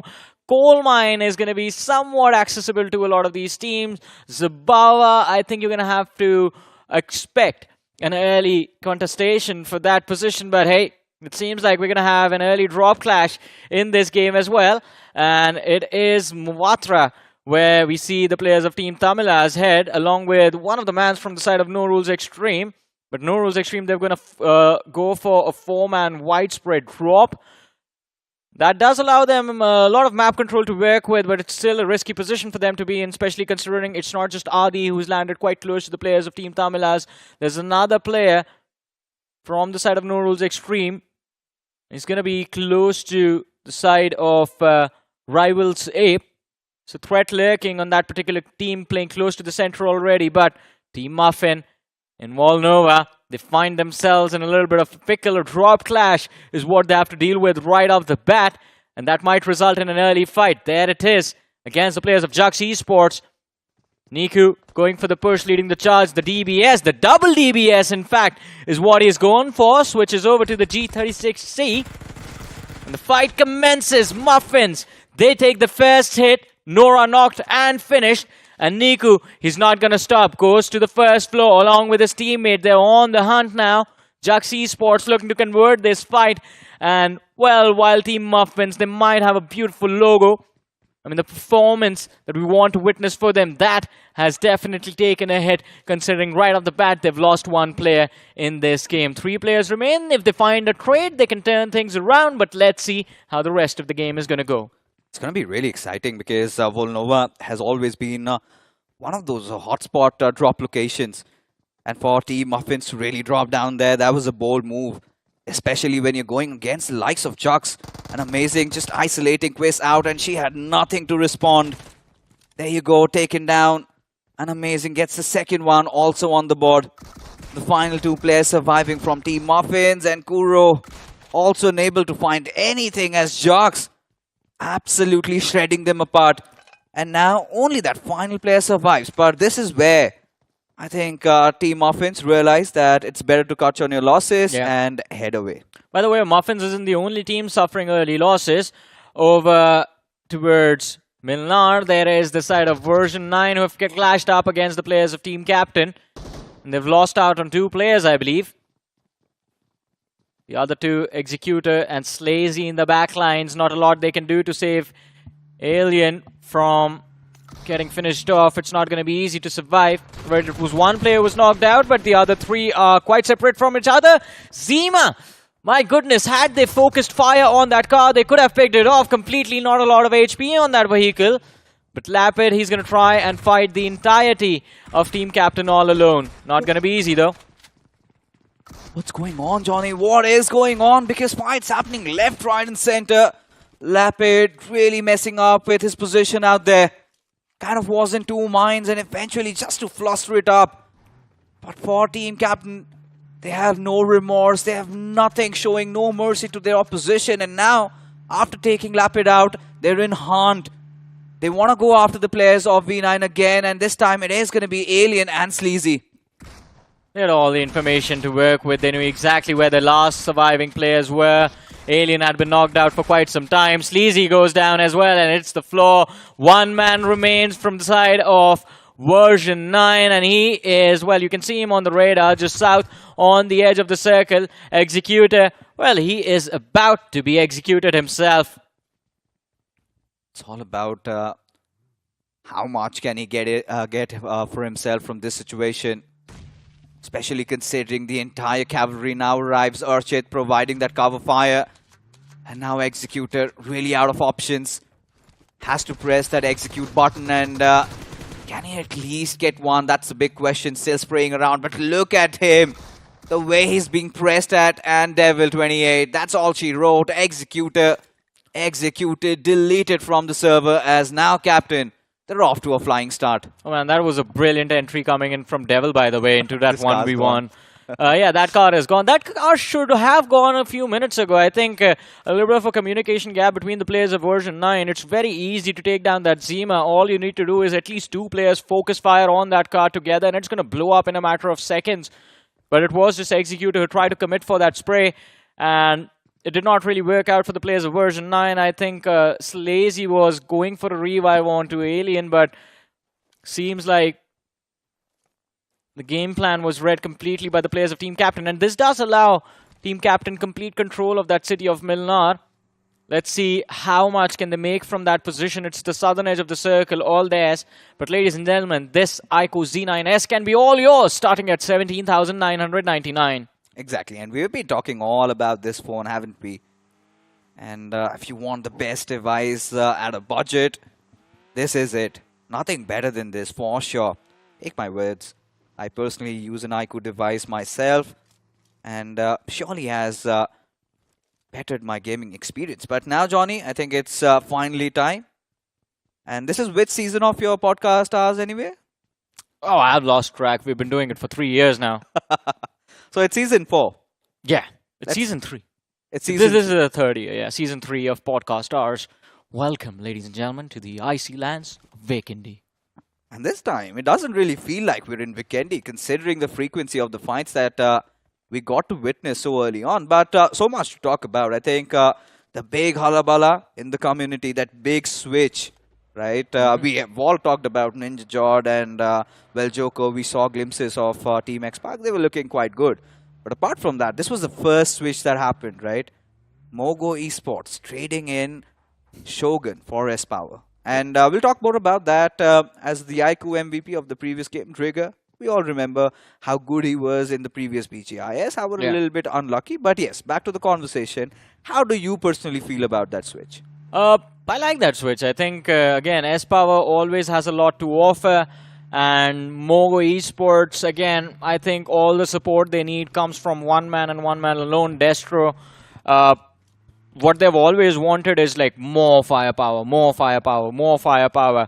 But then again, I mean, S-Power, he has that flexibility of being that solo playmaker for the team, while Justin and Delta can provide a lot of pressure upon the opposing teams playing together. And Destro, he's like a mastermind. He's like Jester from Batman. You never know what's going to be thrown your way. He's that evil. Surely he is. And, you know, even to further go on with this conversation, I had a quick word with Robin. Not Jester, my apologies. Riddler. Yeah. But whatever the case is, we get what you're trying to say over here. Yes. because that also kind of jumped off my brains over there. But, coming back, so this quick word with Robin, he said that we wanted to play who could really short call for us sometimes as well. Because sometimes when you look at Shogun, he's been on the back lines, he'll do whatever is asked from him. But when you want a player to make those individual call-outs, sometimes act upon himself, that is where I think S-Power fit that role perfectly well. Yeah, hey man, but you are the one who introduced me to S-Power like 4 years ago. Yeah. So we both know you let him short call and there's only been one call coming through. Guys, move in. Yeah, and that is what I feel like MOGO Esports were missing out on. Yeah. Because, there's this duo, Delta and Justin, they've been all good. But you also need another person who could communicate with the team. And when you talk about Shogun making a switch to Carnival Gaming, I think that's also a fair one. Because Carnival Gaming, they've got all that firepower. They need somebody on the backlines also to kind of notch things down a little bit of an assistance even for Hector. He wouldn't mind because he's been now taking the roles of being the IGL. So a little bit of that support role, I think, should suit both these teams absolutely fine. We've been talking so much about MOGO Esports that we've got their eyes on them now. So for MOGO Esports, I would really want them to be off to a flying start because 2024 has been nothing short of a nightmare for them. I mean, it's okay though. I mean, if your nightmare, if the worst possible year you have still lands you in the top 5, the top 6 of every single tournament you play, I would be happy to have that sort of a downfall in my career, Fixes. But that's not that has not happened to them, right? We'll talk more about that because now we've got a little bit of a fight. Norules Xtreme. They have been breached in by the players of Team TAMILAS. And I'm really keen to see what happens in this one because Team TAMILAS, they are finally again starting to show that aggressive intent. They want to take those fights and look at them. All that influx comes in from one direction, but NRX, the positioning is quite good. Yeah, I mean, Norules Xtreme, another returning name from the previous era of the Pro Series, and Team TAMILAS, a lot of expectations from this team. Always a lot of expectations from this team. This is going to be an intense fight, but I don't think there's an incentive for these two teams to fight it out. Both of them in a decent position in the circle, and both of them have a lot of cover to work with. Anyone who moves out is just basically calling for their own early exit. At this point, again a little bit of that standstill, but I really feel like NRX, they've got a little bit of that strategical advantage, especially when you talk about having those angles to play around with. For Team TAMILAS, it's all about waiting for NRX to make one small mistake and they want to seize that chance and pounce upon it. So for NRX, it's all about utilizing your grenades. It's all about trying to flush the players out. I really feel like NRX should start to get a little aggressive. Yes, this is much more like it. Try to cut off their exits, try to flush them out, try to get them in a very uncomfortable position. And when you see somebody out, maybe through the window, take those shots, get that one knock, and then follow it up. Well, let's see how well can they follow it up. It's not going to be easy. Team TAMILAS, they know how to deal with this pressure, and they've been known quite well for this. On the other side, MOGO Esports, it seems like LOC has been spotted out in the distance. S-Power already having taken a little bit of damage upon himself, falls back. They need to go for those heals, and on the radar, this is another team that has been spotted. Will be the side of Hyper Rush Esports, the team that we were talking about before the game began. And Jadoo isn't the only returning name, by the way, in Hyper Rush Esports. This again is another sort of a team built with misfits. You have Rishi, you have Tapatap and Uzumaki, who used to play for all of them, used to play for different teams last year. It's a couple of players coming in from Big Brothers. You've got Jadoo. And interesting to see how this lineup really performs. But again, sort of going back to our conversation about MOGO and Carnival Gaming, I think we all know that S-Power, he'd be missed. But for Carnival Gaming, this is exactly what they needed in the roster. And for MOGO Esports, I mean, pretty sure 2024 hasn't really been a great year. Even in the BGI's performance was not that good. But for now, Team TAMILAS, they're starting to lose patience over here. They decide to take arms. And this time we'll find that opener. However, Apps gets the first opener. And there you have trades coming in left, right and center. Fox just charges in. And he gets a couple of finishes here and there. Mr. Rigel already done and dusted. But NRX, they're in a whole world of trouble. This was the first man to go down. Dawn on the first floor. Knocked out, and what a nade! coming in from Fox. No war. Well, Norules Xtreme. There's going to be no war in this game. Impressive performance coming in from Team TAMILAS, but again, early fight, 4 eliminations secured. Now they have complete control close to the center. Not a lot to worry about for the rest of the match. Oh, indeed. That was a lovely grenade. And we could feel the tremors all the way from Vikendi. For Team TAMILAS, it was all about the waiting game, and they were like, chuck it. You know, we should be the ones aggressing in this fight. We should be the ones initiating. So why not just isolate from one position and quickly push in through? So it was Mr. IJL who made that first brave move. He decided to go in, but it was Apes who's decided to take him down first, eventually just to finish him off over there. And the moment he got traded out, somewhere down the line, NRX were quite unsure of that particular situation, and hence that little bit of a fall. But again, moving back to MOGO eSports, and a little bit of a dip down in their performance. In fact, a lot of dip down. They've been getting to the grand finals of major tournaments. Yeah, I'm not ruling them out of that one. But again, when you have the bars set so high, they are the champions of BGS 23. Yeah. They're the runners-up of BMPS 23. And then when you look at the achievements in the season of 24, they've barely been struggling, right? The 5th, 6th position, that hasn't also been there. And heck, they have not even made it inside the top 10, which is even more concerning. Not even a single big tournament. Yeah, it seems like everyone keeps calling Destro the trophy magnet. I think people just fail to realize that magnets eventually do lose their abilities to attract the polar opposites. And I think you need to charge it once again, right? I mean, that's what the science dictates. Yeah, they need to be polarized again, not charged. Yeah. Yeah, somehow with electricity. Not with electricity. Look, man, I was too bad at science, hence I decided to be a lawyer someday. But look at where we've all landed. You know how to take everyone else to court, right? Yeah, court. But right now, we're in a different world altogether. So will you fight the case for MOGO eSports and defend them as still one of the greatest teams right now? I mean, at this point, even I don't believe. To fight a case, you also need to believe. And of course, I mean, if the pay is that well, why not? But, you know, heading on. You want to see the evidence first. I'm pretty sure they can hire better attorneys there with just defend their gameplay, man. I wish I could. But for now, I mean, they're looking promising. That's, you know, not taking anything away from them. But Team TAMILAS, I think, look, man, they're the real deal this time around. You can't rule them out. And, you know, we've been talking enough. You know, they have been always a team playing around the center. But this time, they're showing that intent. Look at them, how they're initiating those early fights. Man, did you see that, Nate? Oh, that was amazing. Went through a window, through the door, and landed right at the feet of those two players. It was quite sexy. Yeah. I'm not going to lie. That isn't. That definitely isn't. And what were they even thinking? By the way, NXTGEN Esports, now NXTGEN Gaming, my apologies. Yeah. This is an interesting way to play this map of Vikendi. This is a late rotation coming in from them. Just a few moments ago, they were still all the way towards the northeastern edge of the map. Now, finally, they've crossed Mount Kresnik and they've made their way towards the edge of the circle. In the next few moments, they will enter the zone itself. And luckily for them, the whole northeastern quadrant of the current play zone is completely vacant. So they have a lot of map to work with over there. They can go towards Villa. They might have to take a little bit of a fight against the players of TSW, but that is still avoidable for them. In the meanwhile, though, our official mobility partner, you can't avoid them, ladies and gentlemen, because Hero Xtreme is extreme indeed. And of course, whoever is going to be the MVP of the grand finals will receive the Hero Xtreme 160R 4V.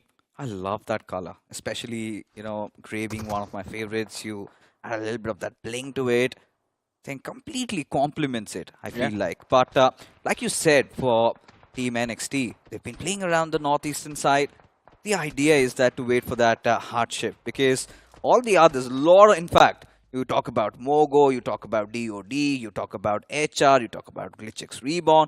All of them have decided, somehow they figured out that the circle is going to end up at Tova. So at this point, if the circle, let's say it shifts away from them, let's say it goes towards the open fields around Movatra, you look at all hell breaking loose there. And I've been begging for a Dino Park ending since last year. Yes, for sure. Never gotten to see it. Can we get it, please, this time? Yes, I hope so. I'm still praying for it. Secretly, though, this time fixes. Although, Chuck's Esports, let's start talking about them. Still in the blue zone, for some reason. Still in Milnar. You remember Jox Esports. This was a team which goes back to BGI Shrine 24, where amazing was so amazing. But the moment the real rounds begun, where it mattered the most, Chuck's Esports started to crumble down. This time, however, in round number 1, they're showing a lot of promise.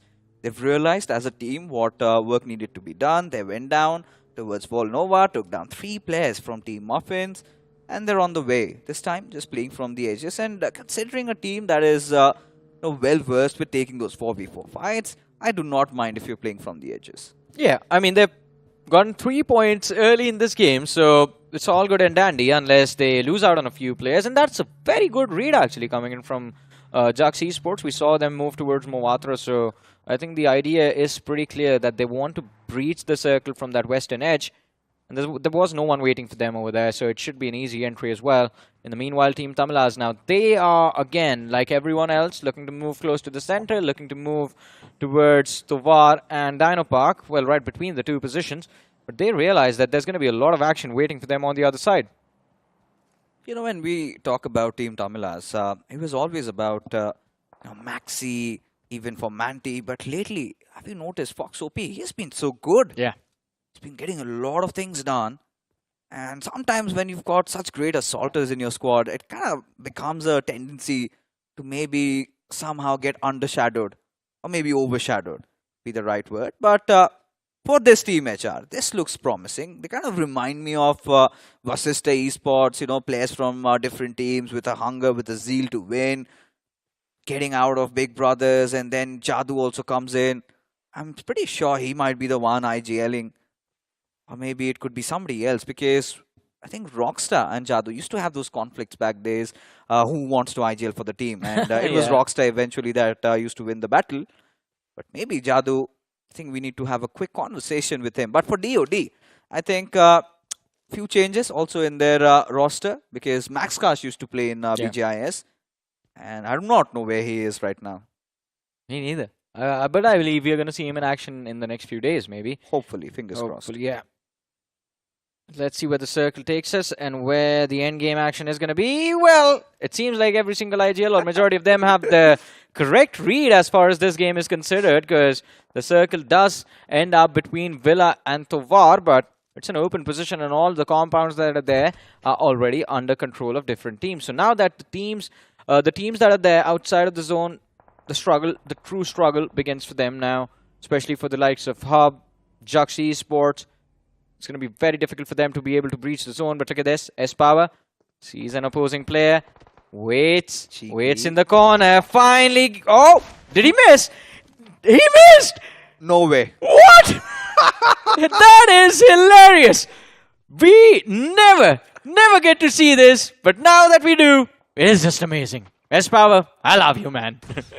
This is something that's quite uncanny. Where have you last seen S-Power whiff like that?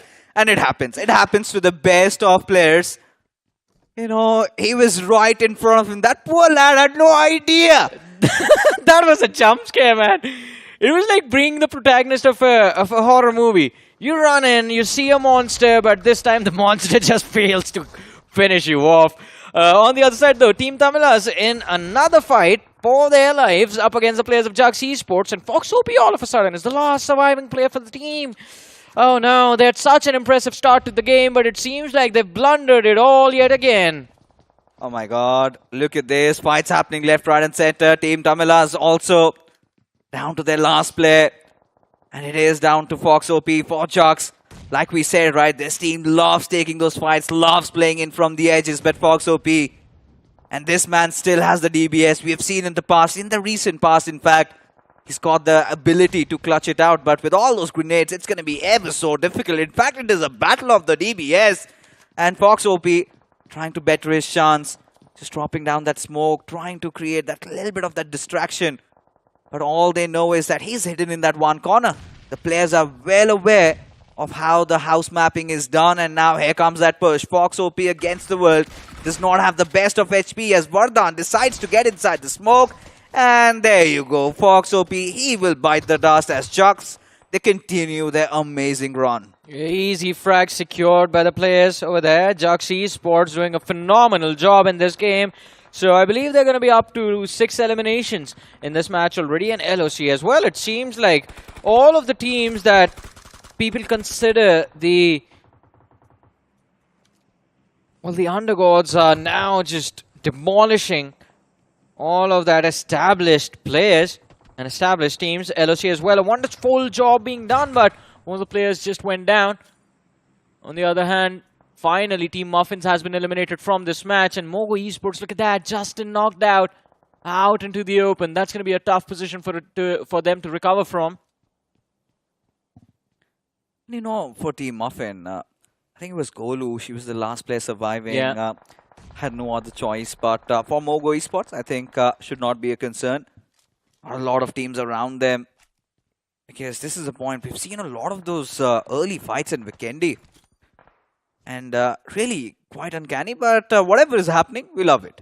Because otherwise, this is where you still have around 13 to 14 teams still alive. Everybody contesting, but S-Power. That's what you do once you whiff like that. Just stand in the corner and stay there. No, don't come out. Go back. He was doing exactly that. And there you have it. Even the producer. Oh, it hit the pan. Oh, wow. All right. So that's really nice. I mean, especially considering Lucky to Noob. He's so lucky to have that pan. Oh man, both of them panicked so much that they just ran in opposite direction. None of them, not S-Power, not Lucky to Noob, knew what to do over there. But alright, S-Power finally redeems himself. Isn't gonna get unlucky twice. Lucky to Noob finally shut down. The third party comes in from the players of Hyper, Rush, Jadu gets a knock. And in fact, the finishes from that fight do get split between MOGO and one of the finishes being handed over to the players of Hyper Rush. But look at this, do or die. It seems like they've decided to push on the players of Hyper Rush. Rishi is going to be burned alive by that Molotov if he moves a step closer to the fire. Uzumaki knocked out. 2 players left in a position to take that fight, and do or die, in fact. They're down to the last man already. And in fact, HR need to complete this quickly, because now Reaper, he's just reaping the players apart one after the other. He needs to remember, you still have MOGO Esports beside you, still have the players of Chucks gazing their eyes at where they are. For DOD, it's all down to Balu and Reaper to make something happen. Elsewhere, you've got the players of THW taking on another team in the far off distance, but this is ought to happen, right? You extend a fight too long, and the moment Delta gets that angle, that vision, he's not going to show any mercy, is he? But yes, finally, I think, you know, we thought that S-Power whiffed those bullets, but that was not the case. Thank you for the replay. Hey, man. Otherwise, it would have been, you know, it would have been a meme there. Yeah, it's still going to be a meme. Fix yeah, go for it. I mean, whoever wants to go for it. But anyways, Lucky to Noob proved to live up to his name. He was lucky, but then once he got out, I wouldn't say too noob. I mean, we're just going to give him that little... a little noob. Breather. Yeah, little noob. But, all right, so Reaper, the final player surviving from DOD. Oh, my God. Nothing really changed, does it? Regardless of whoever it is. And now, very close to MOGO Esports. We've got another team. It's going to be interesting to see how this entirely pans out. But I don't see a world where MOGO Esports lose this one. This is their game. And also, I would know what the managers of MOGO Esports have been feeding Delta. The last time we saw him, which was less than 60 seconds ago, he was on 4 eliminations. He has added 3 more to his total tally. S-Power gets knocked out, trying to cook up that nade like always out into the open. And now Delta is going to be stuck into this ditch. But I think it can be a viable rescue for the side of MOGO Esports. S-Power just needs to fall back towards Destro and Justin, and he's trying to do exactly that as well. Justin, look at him climb up to save his teammate. And Delta is a man you do not really want to go up against right now. He is getting heated up. He's just warming up. GLITCHREBORN, we've missed talking about them for a long time, but they're finally stepping into the action. Yeah, this is nothing unfamiliar from GLITCHxREBORN. They've always done this. Kind of focus the circle, wait for that perfect avenue to strike. And whilst all of that happened, THW also got eliminated. This time, however, with just 2 finishes, again, a very hyped up squad. But felt like it was just that one tournament wonder story for these lads as MOGO Esports. They take their hands not just on 1, but in fact 2 squad.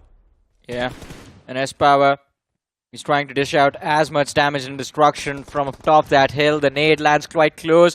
He's going to return the favor, but Duke has the HP advantage to work with. Nade anywhere close to Espower, and he gets knocked out again.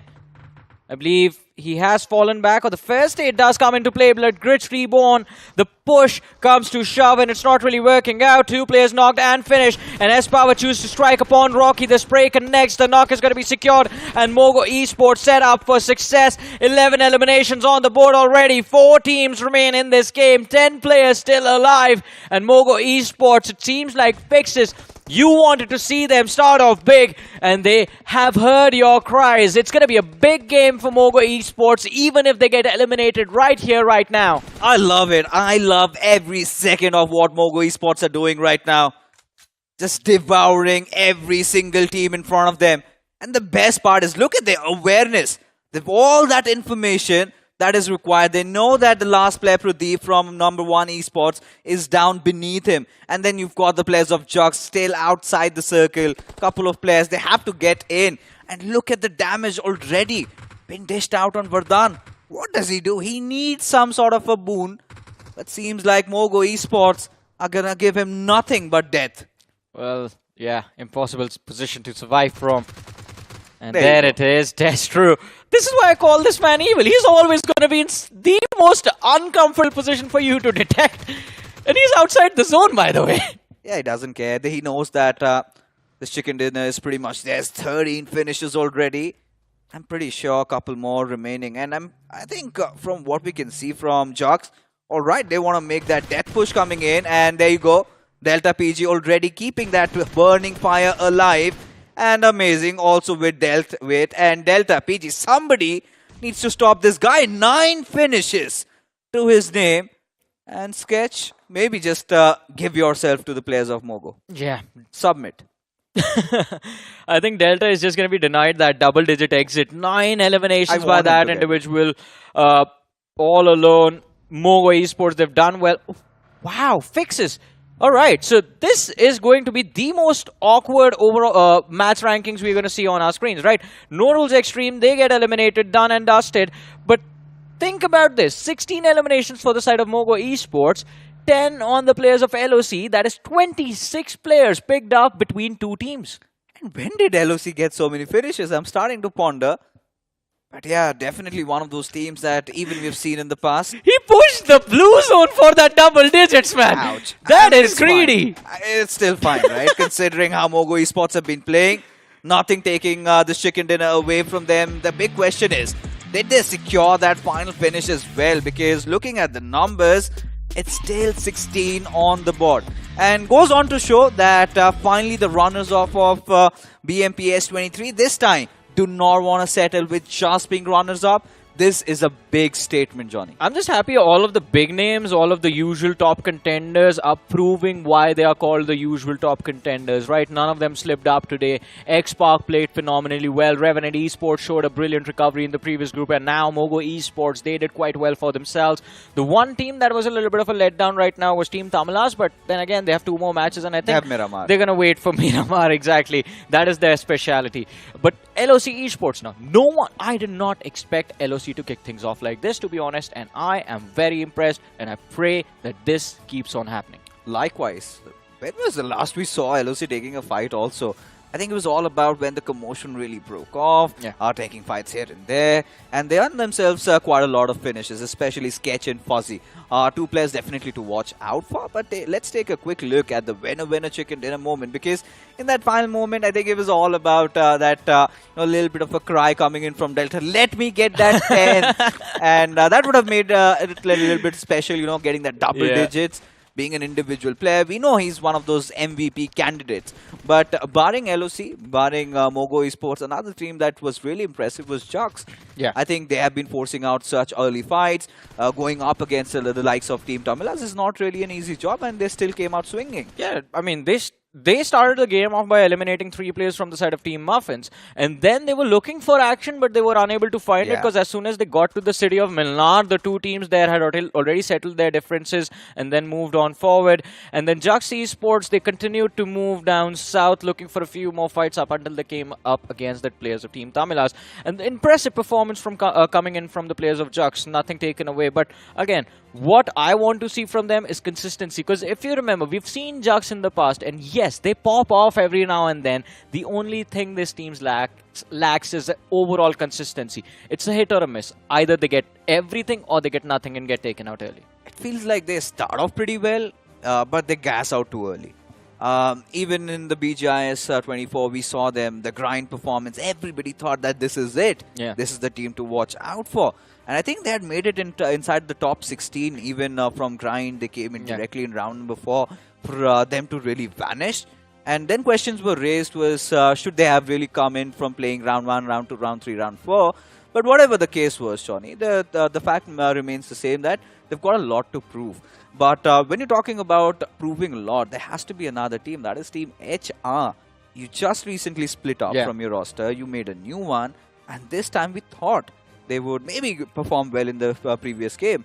But that really wasn't the case. Yeah, I mean, HR was a little bit of a letdown. I mean, that early fight, it started off by looking quite promising, but then all of a sudden, I don't know. I think they just panicked and all of them just like went their separate ways, got taken out individually one by one. Delta was taking down a couple there. Yeah, exactly. But again, I think more opportunities for HR, Hyper Rush. The one thing they have going in their favor is that individually, all of their players have decent amount of experience of being in a circuit like this. So if they put all of their brains together, I think it should not be too difficult for a team like Hyper Rush to figure out what they have to do exactly to qualify for the next round. I think this team looks promising on paper. It's just about do things practically work out for them once they are put into the mix. I think the pieces are there. It's just about putting them together, and once that synergy is there, you never know. But taking a look at the standings, it was a MOGO Esports game number 1, 26 points, and they could have even wanted more. But when you talk about LOC, 17 points, not too shabby. And when you talk about number 1, alright, Johnny, we saw them surviving for quite some time. But when on earth did they get 6 finishes to their names? We didn't see even a single fight. Yeah, I mean, it was interesting to see how things worked out. But then again, I mean, number 1 esports, I think they are going to try and out for that number 1 positions. Especially during that northern edge, I think there were a lot of loose stragglers that they might have picked up. But look at this, a lot of big names, not a lot of big names, but a lot of returning names on the second page. Version 9, I had a lot of expectations from Version 9. I think we have seen them in enough officials for them to understand what were the fixes that they needed. And I think for now, Version 9, I think my expectations would be to see them go all the way towards the semi-finals and try and contest for a position in the finals. That should be the expectation from Version 9 right now. I think, in my opinion, Version 9 overthink themselves. They know do. what to do, but every single time they engage in a fight, they sort of panic. And that also happened in the previous one, where Lapid had those moments where he could have maybe gotten a player or two down. There was an entire Zima just passing in front of them, and we all know that, 2 players spraying at a Zima, 1 spray and it's done. And you could not see that raw power, that oomph that we need from a squad from Version 9. But they've also been one of those squads that's always under the radar, focus a lot on the circle. True. But there's one more conversation I would really love to have, and I don't think we have enough time to talk about, is THW. Oh, yes. I mean, even during the game, I wanted to mention this, but then again, to be fair, we did not see them in enough action, right? THW, a lot of big expectations. I think from THW, I want to see them within the top 16 by the end of the day. But let's see that's going to happen. I mean, opportunity is still there. They still have 2 more games remaining. And again, if that is going to happen, we're going to find that out, ladies and gentlemen, but after this very short break. Have you seen my phone? Yes, I have. It's so gorgeous. Yeah, bro. Really. Hey, but have you all seen it? Mega Taskers win at every level. iQOO Z9S Pro with 3D curved AMOLED display. Fully loaded for Mega Taskers. Search iQOO Z9S on Amazon.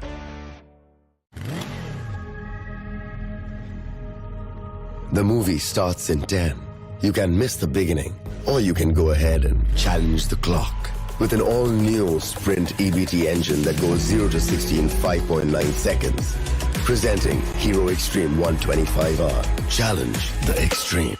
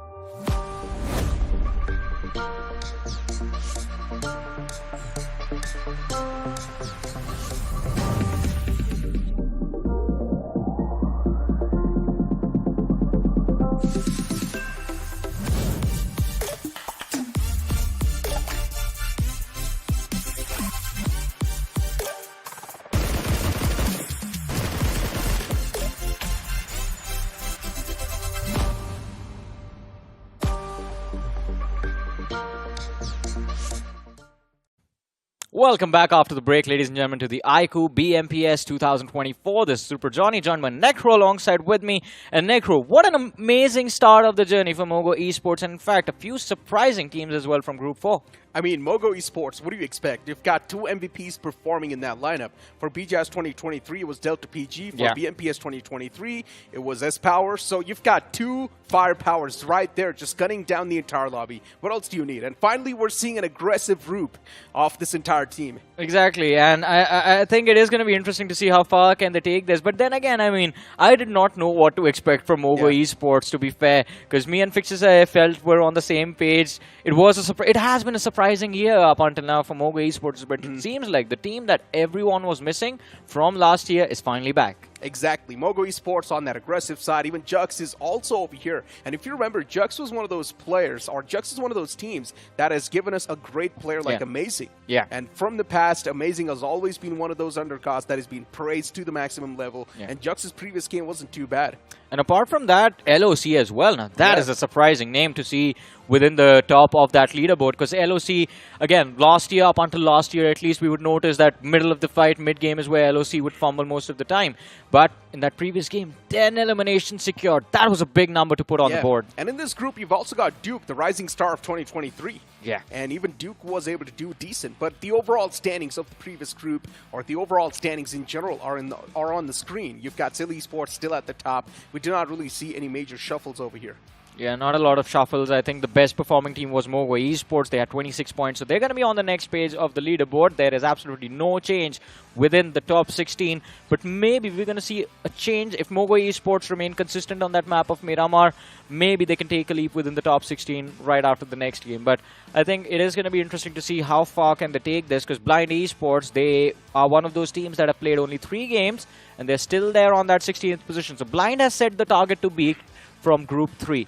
Can MOGO Esports take the challenge? I mean, that's quite a tough question, man. 6 MOGO points Esports, shy. They've already gotten a big amount of points off the rip like that. For Blind Esports, yeah, I mean, at the end of the day, for a lot of these big names, what they're caring about is just barely qualifying to the round 2. They do not want to reveal all their cards just yet. MOGO Esports, I'm pretty sure this is not the exact tactical way they're going to be playing in the grand finals. Yeah, Let's be honest. It's going to be switched up, tweaked up a little bit more. And MOGO Esports is really taking all sorts of fights. But this is the exact MOGO Esports I was waiting for personally. Now, another team that I might just be rooting for is HUB Esports x Skullt. If you remember, Skullt was one of those teams. Oh, yeah. Skullt was one of those teams that was supposed to be really aggressive in 2023, and they also showcased quite a lot of that aggression. Hub Esports on the opposite side, they were completely on the opposite end of the spectrum, playing super passive, super defensive. But now we're seeing a merge up between these two. So are they going to be completely balanced now? I think. Hopefully.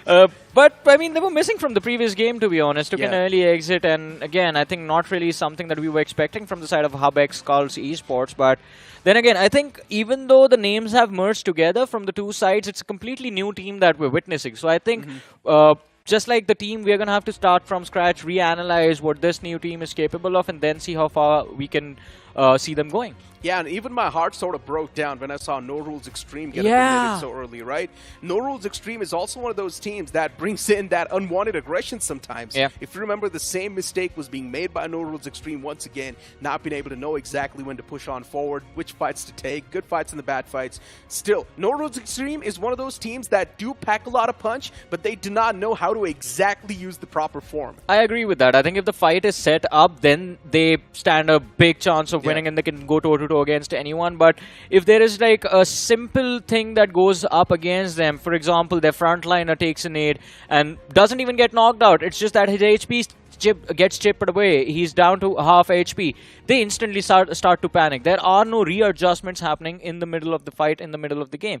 And I think that is that one thing that Norules Xtreme struggle with. Set game plan, they execute perfectly, adjustments not there. You know, we'll get back to that conversation, of course, but before we do so, we've got iQOO Z9S series starting at just 17,999. Yeah. And it's already out there, so what are you guys waiting for? Go onto Google, search iQOO Z9S series on Google, and you might just stand a chance to win up to rupees 50,000 gifts. Exactly, and of course it is an amazing device as well. The Snapdragon 7 Gen 3 is what powers this device. And of course, as Fixes mentioned as well, a good price point to enter and start your journey of BGMI as well.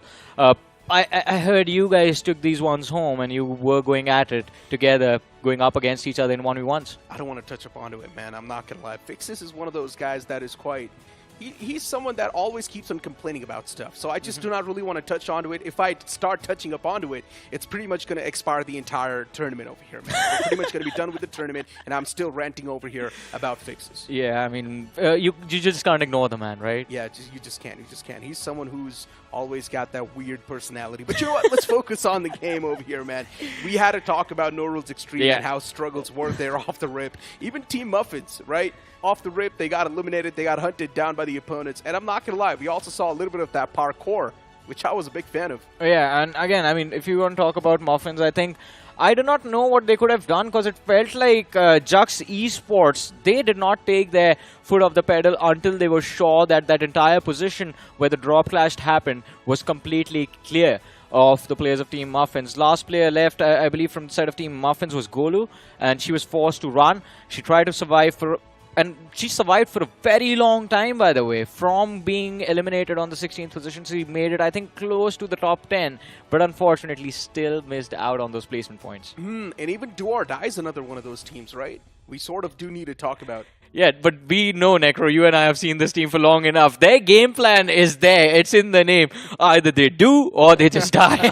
Hey, but aggression is something that this point structure really does favor. Yeah, Very one true. single game bad. I would say, you know what? Keep on gambling. Yeah. Keep on doing the same thing. If you are going to go for the aggression, it has to be that one single game where things work out. You've got 12 games to go. There has to be at least one nuclear performance where you get 13 or 14 finishes and with the chicken dinner. You need one nuclear performance every half of this first round, right? Yeah. So one big game now, one big game once you return after the reshuffle. But let's see how things are going to go. Although, Necro, I would love to know your thoughts about THW now. Ooh, THW, if you remember, this was one of those teams that set up incredible records in 2024, BGIS, and now you move on towards the BMPS 2024. Not exactly the same phase, but I still think a little bit too early to judge. It's just the game one done, man. True. A lot of these teams do tend to test the waters in the game one, and when the game two actually arrives, that's when they start to hit back. And knowing the fact that the game one was the map of Weekendy, not a lot of these teams are well prepared. Exactly. Starting off an off-map is always going to be a disadvantage, but unfortunately for the teams from this particular group, even the next map is going to be Miramar. Now, while a few teams like Team TAMILAS do actually prefer this map, there are going to be a few that are going to be struggling because of unexpected drop clashes. And again, we would love to see if MOGO Esports can be one of those consistent teams, because from yesterday till now, in fact, from the day we began, from the 20th till now, one thing that has happened is none of the big games, none of the big names have been consistent. First, we saw X-Park off to a great start, and then they also sort of eventually fell off.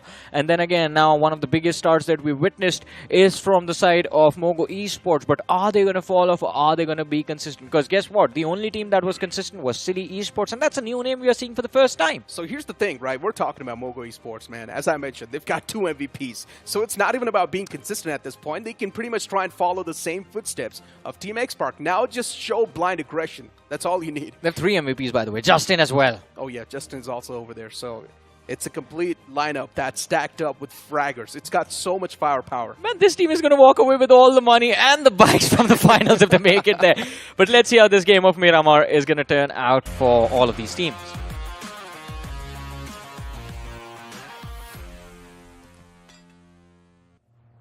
As the plane flight path starts all the way from La Cabrera towards Partona. Now this plane flight path, once again, is the similar one that we saw in the previous Miramar too. All the way tilted on the left side of the map if you want to move in towards Impala, Puerto Paraiso, or if you want to move in towards Tierra Branca. It's going to be quite a tough stretch, but the only way you can move is by taking a pit stop, getting yourself some nice weaponries, getting yourself the vehicle, and then you can try and move in towards your primary drop location. MOGO Esports, I want to see if they are going to go for any sort of drop locations, or if they are going to go for any sort of collisions over here. Yeah, it's going to be interesting to see if MOGO Esports themselves decide to challenge someone early inside of the game. But quite an interesting start, especially from the side of version 9 as well. This is the first time I've seen a 1-3 split where 3 players end up towards Trailer Park and 1 1 goes to El Pozo.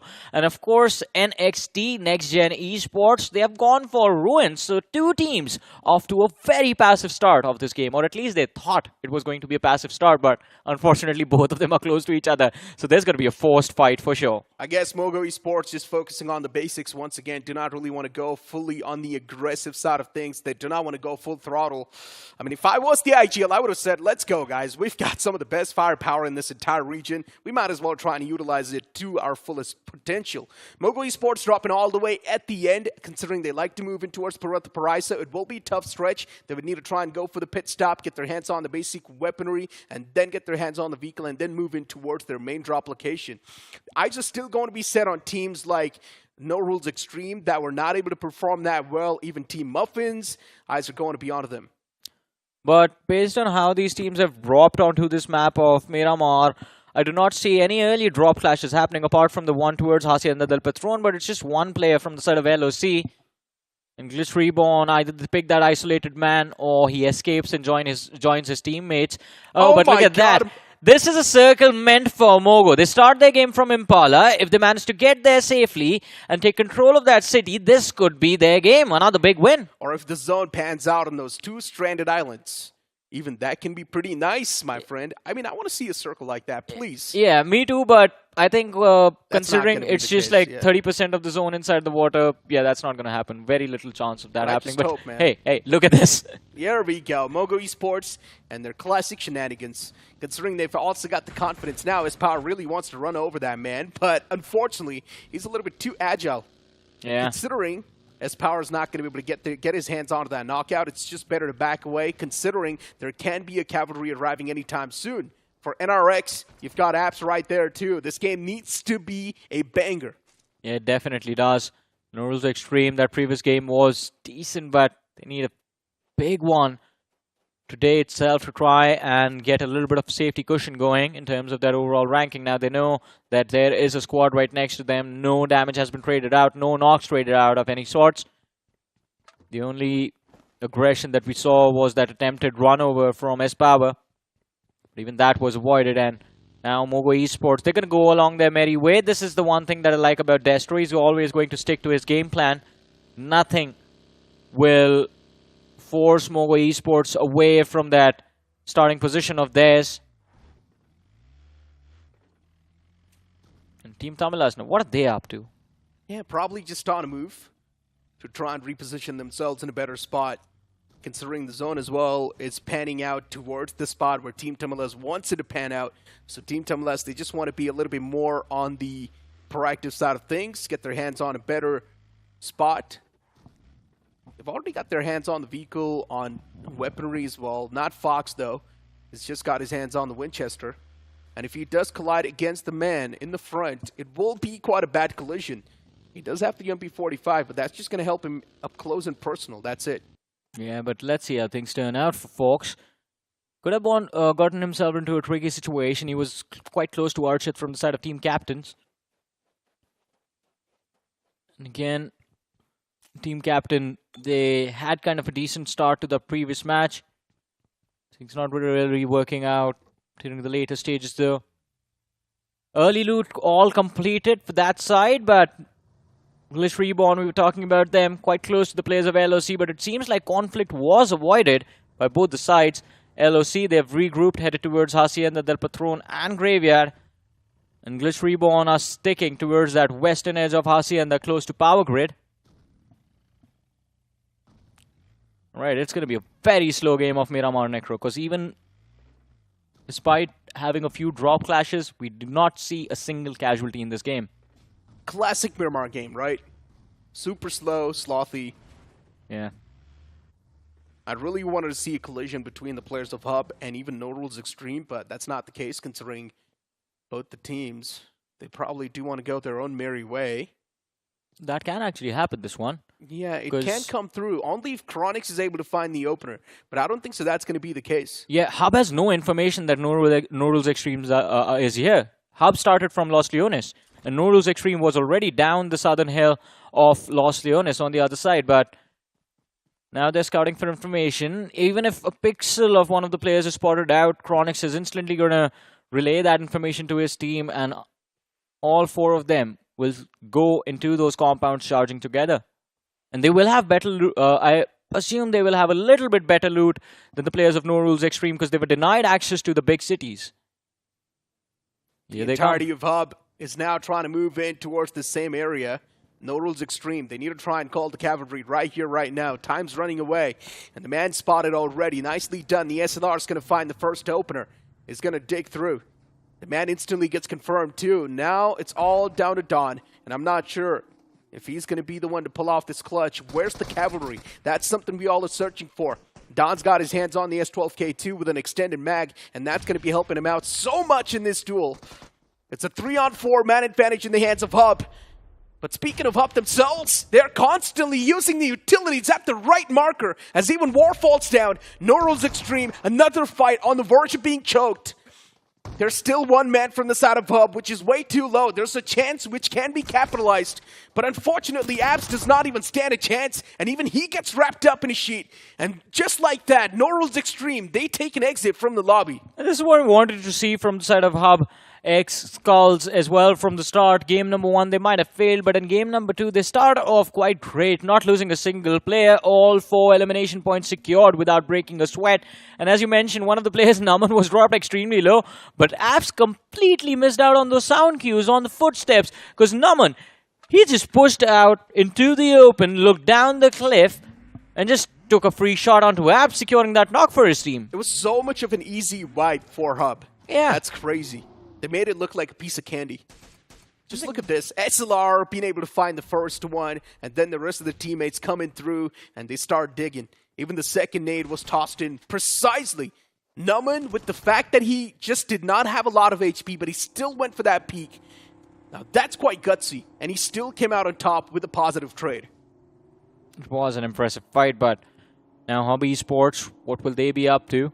Just south of their position, by the way, the players of Do or Die are rotating along the southern highway. It's not going to be easy for DOD as well. It seems like they've crossed Porto Pracio, looking to head towards Impala. And as we say, Impala, winners of the previous game, MOGO Esports, show up on our screens. They will have to deal with a lot of pressure. Impala in a position in a circle like this, if the circle sticks along the shoreline, this city becomes a very high priority location for almost everyone inside of this game. Hey, but you know what? Should be the high priority for the viewers right now. Moving on towards Google and searching iQOO Z9S, because if they do so, they might just stand a chance to win prizes up to 50,000 rupees. And of course, do go ahead and check out the iQOO Z9S itself as well after finishing off the quiz. Because of course, it is an amazing device. Starts at only 17,999. Yeah. iQOO's really pushing bars. But moving back inside of the game over here, HR, Hyper Rush. The guys, their name is supposed to be showcasing aggression. But unfortunately, that's not the case. This entire team, they're taking things way too slow. They're tanking the first zone's damage as well to try and move inside of the circle. The zone's going to be closing in a few seconds. THW2, as usual, THW likes to play it super slow, and that's what they're doing. They like to prioritize the center of the zone. Next circle shift's going to be dictating the majority of that pace, and this time it shifts up north a little bit. And it's now 60-40. Yeah. I mean, we can be quite hopeful that the circle is going to be on the shoreline. And it seems like majority of the IGLs think the same. All of them heading towards the city of Impala. Between Los Leones and Impala, that is where a lot of these teams are headed towards. But MOGO Esports, look at that. A fight headed their way. It's Team Muffins going for a push, and Destro, he can be picked off. It's a 3v1 situation, but there's definitely going to be cover fire from the backlines. And Justin, look at that from the distance, finds the opening knock for his team. Surrounding awareness lacking a lot from Team Muffins. This is something they should have seen coming. Knowing the fact that you haven't really cleared out the city, you do not know what exactly is going on inside of those buildings. Team Muffins still were exposed a little bit too much to that threat. And now Destro, he's found the opportunity to try and pounce. Quiz still finds the knockout. Destro could have been confirmed within an instant. MOGO Esports wanting to stay alive for as long as possible, but there's no cover fire wanting to save Destro. And MOGO Esports, they mess up big, but still a utility being tossed from S-Power will catch Quiz in return. Man advantage now back in the hands of MOGO Esports. It's taken down to a 2-on-3. MOGO Esports with one more man left alive. They can try and play the trade game here.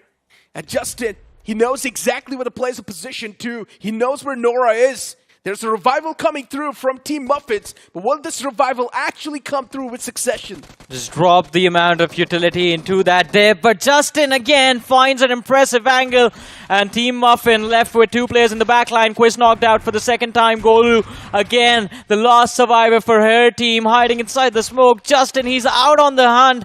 And this is going to be the classic strategy of just hide in the vehicle and pray that the smoke does not dissipate. But again, Team Muffin, they get eliminated from this game super early. Although they do end up picking off Destro. And of course, kudos to Justin, man. Finding those 3 amazing frag. First one from at least 100 meters away. And the second one was a very awkward angle for anyone to deal with. Team Muffins just getting rolled over and over again. Game 1, 2, they were not able to get anything done. Now in Game 2, just getting 1 single finish point. That's a rough luck. But MOGO Esports, they've definitely got a lot to learn from this fight. Destro, if wanted, he could have been saved in that fight. There should have been some sort of cover fire to wanting to save Destro. But every single player from MOGO Esports was just pinned in the back. There was some sort of a hesitancy that came through. Yeah, I don't think it was hesitancy. I think it was just like he was alone there. Got knocked out, couldn't do much. By the time his teammates showed up, enough utility had been lobbed behind him that they couldn't provide the support fire. Too early to hide in that dumpster. Team TAMILAS playing it safe and sound. Interesting. Yeah. Even in these type of lobbies, Team TAMILAS do not really want to go for that extra bit of risk. And Team TAMILAS is one of those teams that is always known for their tactical approach, that is known for their communication, their synergy has been on point, because these guys have been performing against each other or with each other for a long time. So they know exactly how they think, they know exactly how to drive this entire team. They're way too familiar with each other. That is true. I think it's just the fact that they played against each other for so long. Exactly how the opposing teams are going to play. But Team TAMILAS, again, a lot left lacking from that previous game. 1 big win in a team fight, but then the next one they just crumble. And HubXSkulls Esports. An exciting start to this map of Miramar.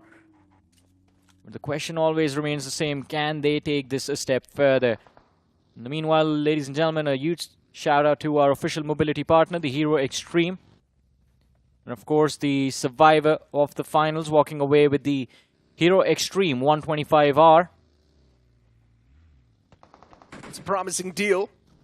Hyper Rush. This time they do want to make the rush happen. For the first time, we're seeing Hyper Rush on the aggressive side of things.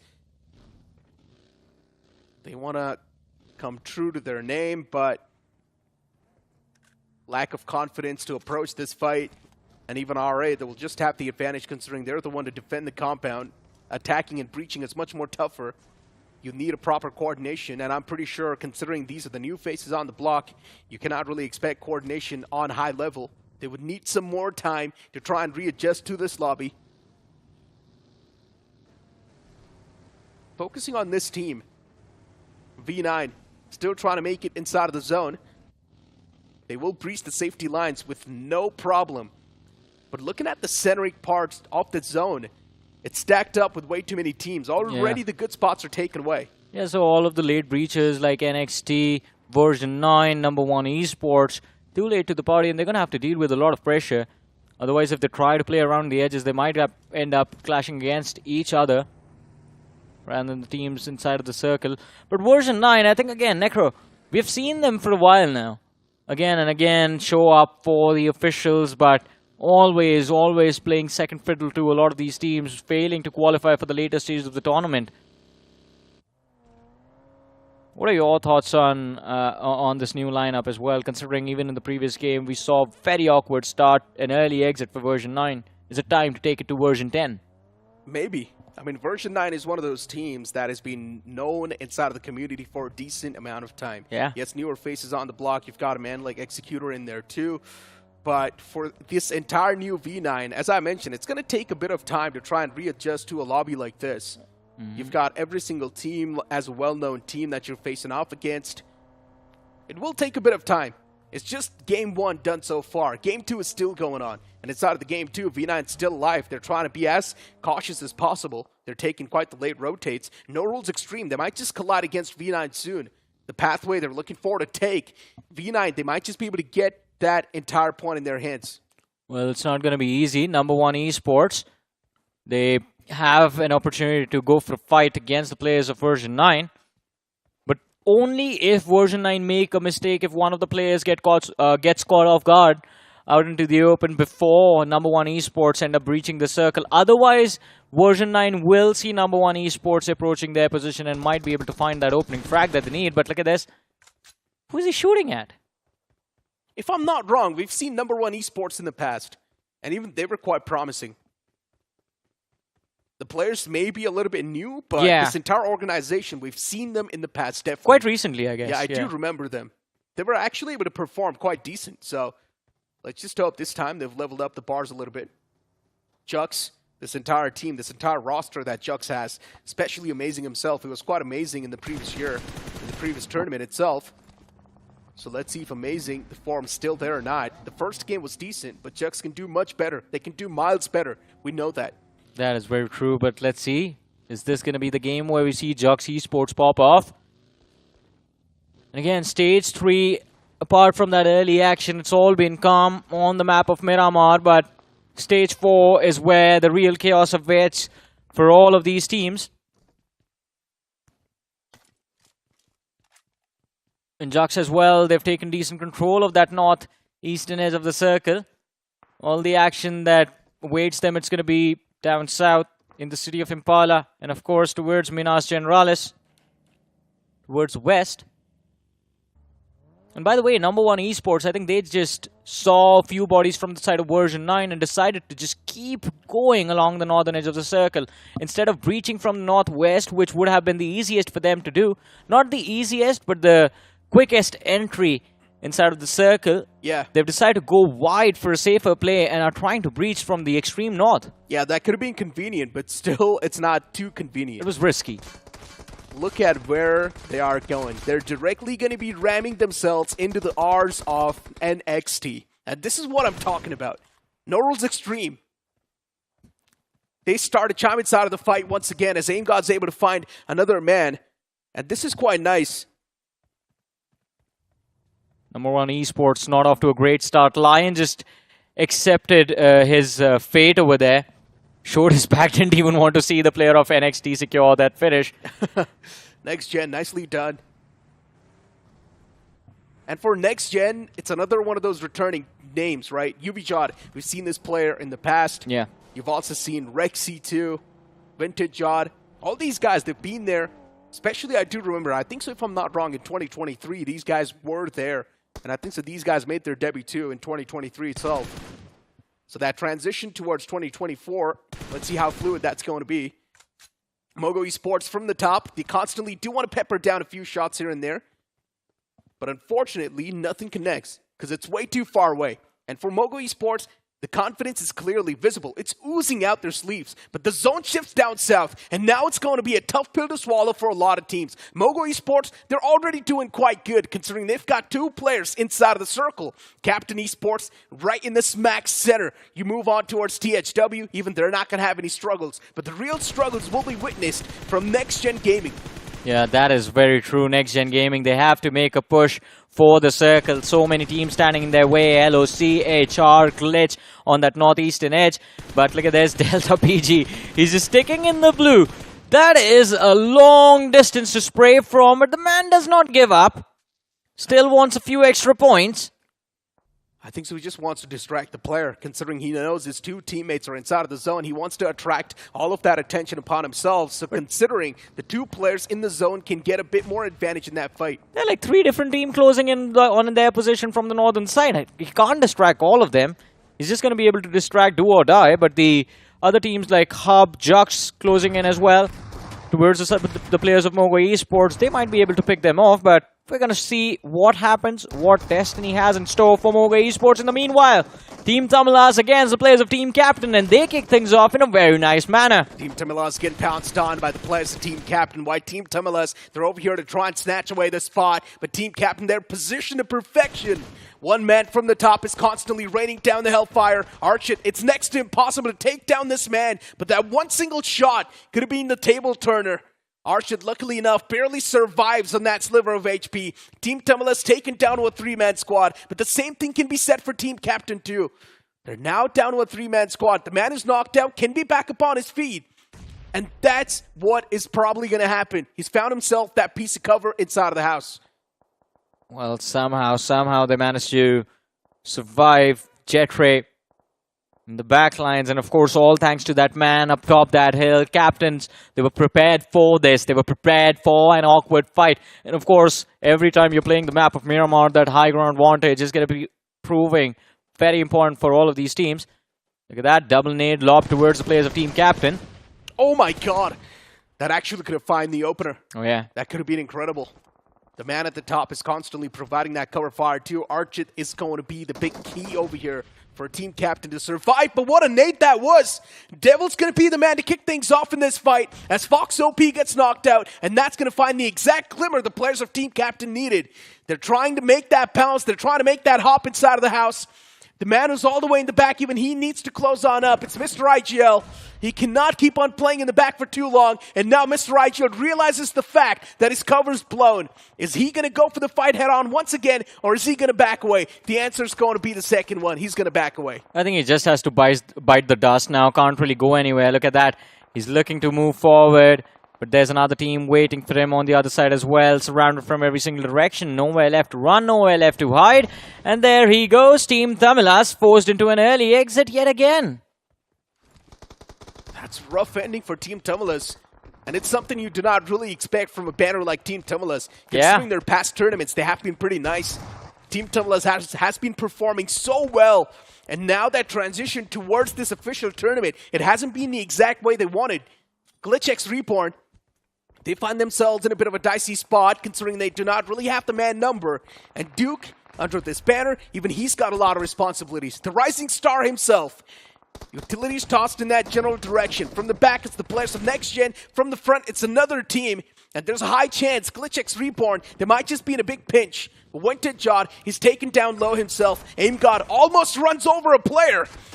But his buggy's tire is blown up too, so he needs to be cautious. Yeah, they're looking for that last player surviving from the side of GLITCHREBORN, but Wicked, he's hiding inside of that building. And Rex, he wants to go for the push, he wants to get aggressive. Armed with a UMP, he's trying to take the fight against the DBS. It can't really work out, all depends on that first shot accuracy. It needs to be right on the head of Wicked. 6 rounds left on that DBS, but he shows his back completely exposed. And the punish comes in. NXTGEN, they find that frag. 5 finishes on the board. Impressive fight. NXTGEN, the fact that they were able to pull that back in their court was quite nice. Yeah. But unfortunately for the team in the center, they were in a big pinch. So it sort of blows for them too. They're still hub alive all the way in the corners. While HR Uzumaki, that glimmer of hope, wanting to try and stay alive for as long as possible.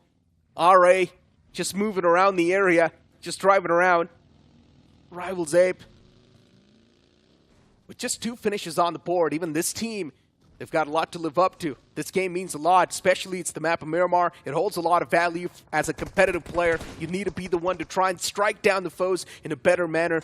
But from the back, it's always going to be HR constantly peppering you down. That's a threat that needs to be gotten rid of right now.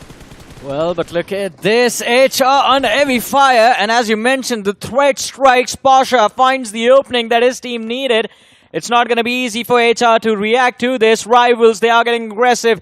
And they just want to put more pressure on the players of Hyper Rush. And just force them to get hyper and try and make a rush play. So that mistakes can be made. Jadu, he just keeps going. They want to move for the center, but the center is quite exposed. It's not going to be easy. And HR, they are put under heavy pressure from the players of NXT as well from the flank. Difficult to survive Rishi. He's all alone inside of that smoke.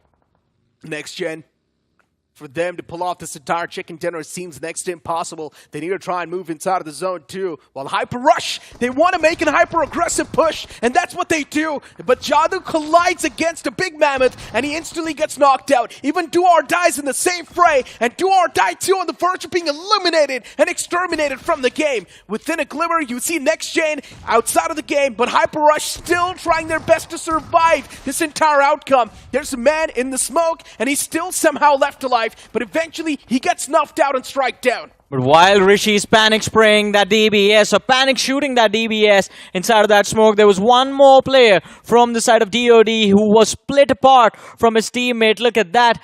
Avnish up that hill. Bhalu is knocked out, but if Rishi makes the mistake of stepping out from that smoke, Avnish will definitely look to go for that punish. But oh no, Avnish, unpleasant surprise waiting for him as well. Chronix hiding inside that shack, and this wasn't expected by Avnish. He has made a big mistake coming down that hill, and well, DOD, they might just get eliminated from this game now. Yeah, big surprise can be delivered right now by Chronix. Molotov comes in, wanting to force out that player from his comfort zone, and now Amrish moves out in the open. There's also the damage of the zone, constantly chipping out the HP, and eventually the man will hit the deck. That's it from that team. While Hub, they survive to see another day. Hub has secured 10 eliminations in this game, so Hub Skulls, what we wanted from them, they are finally delivering in this map of Miramar. But look at that, THW as well. Another team that was a letdown in the previous match is still surviving to the late games stages of this matchup. Ninze, his armor is completely gone, but he can still make it work. Sam, Kilio Lamau, Destiny moving in formation, looking to push up that ridge, but Rivals Ape waiting for them on the other side. This is a big fight. This fight can decide the winner of this match. THW, all the 4 players left alive, but keep this thing in mind, the players who are usually isolated and stranded all by themselves, they can also be the big table turner. Anything can happen. All it takes is that one single strike to open things up, ignite that fire. Even Team Captain, they've got 2 players standing, and even Team Captain can be the one to come out on top, only if they use their cards right. I like the split between Team Captain. At this point in time, team play is not going to be doing anything. You need to go for the individual plays. You need to go for a heroic performance, and that's what Team Captain is going to be relying on. Yeah, especially considering they're down to the last 2 players. If they stick together, both of them risk getting taken out together. If they are away from each other, at least one of them can get a few extra finishes in the bag.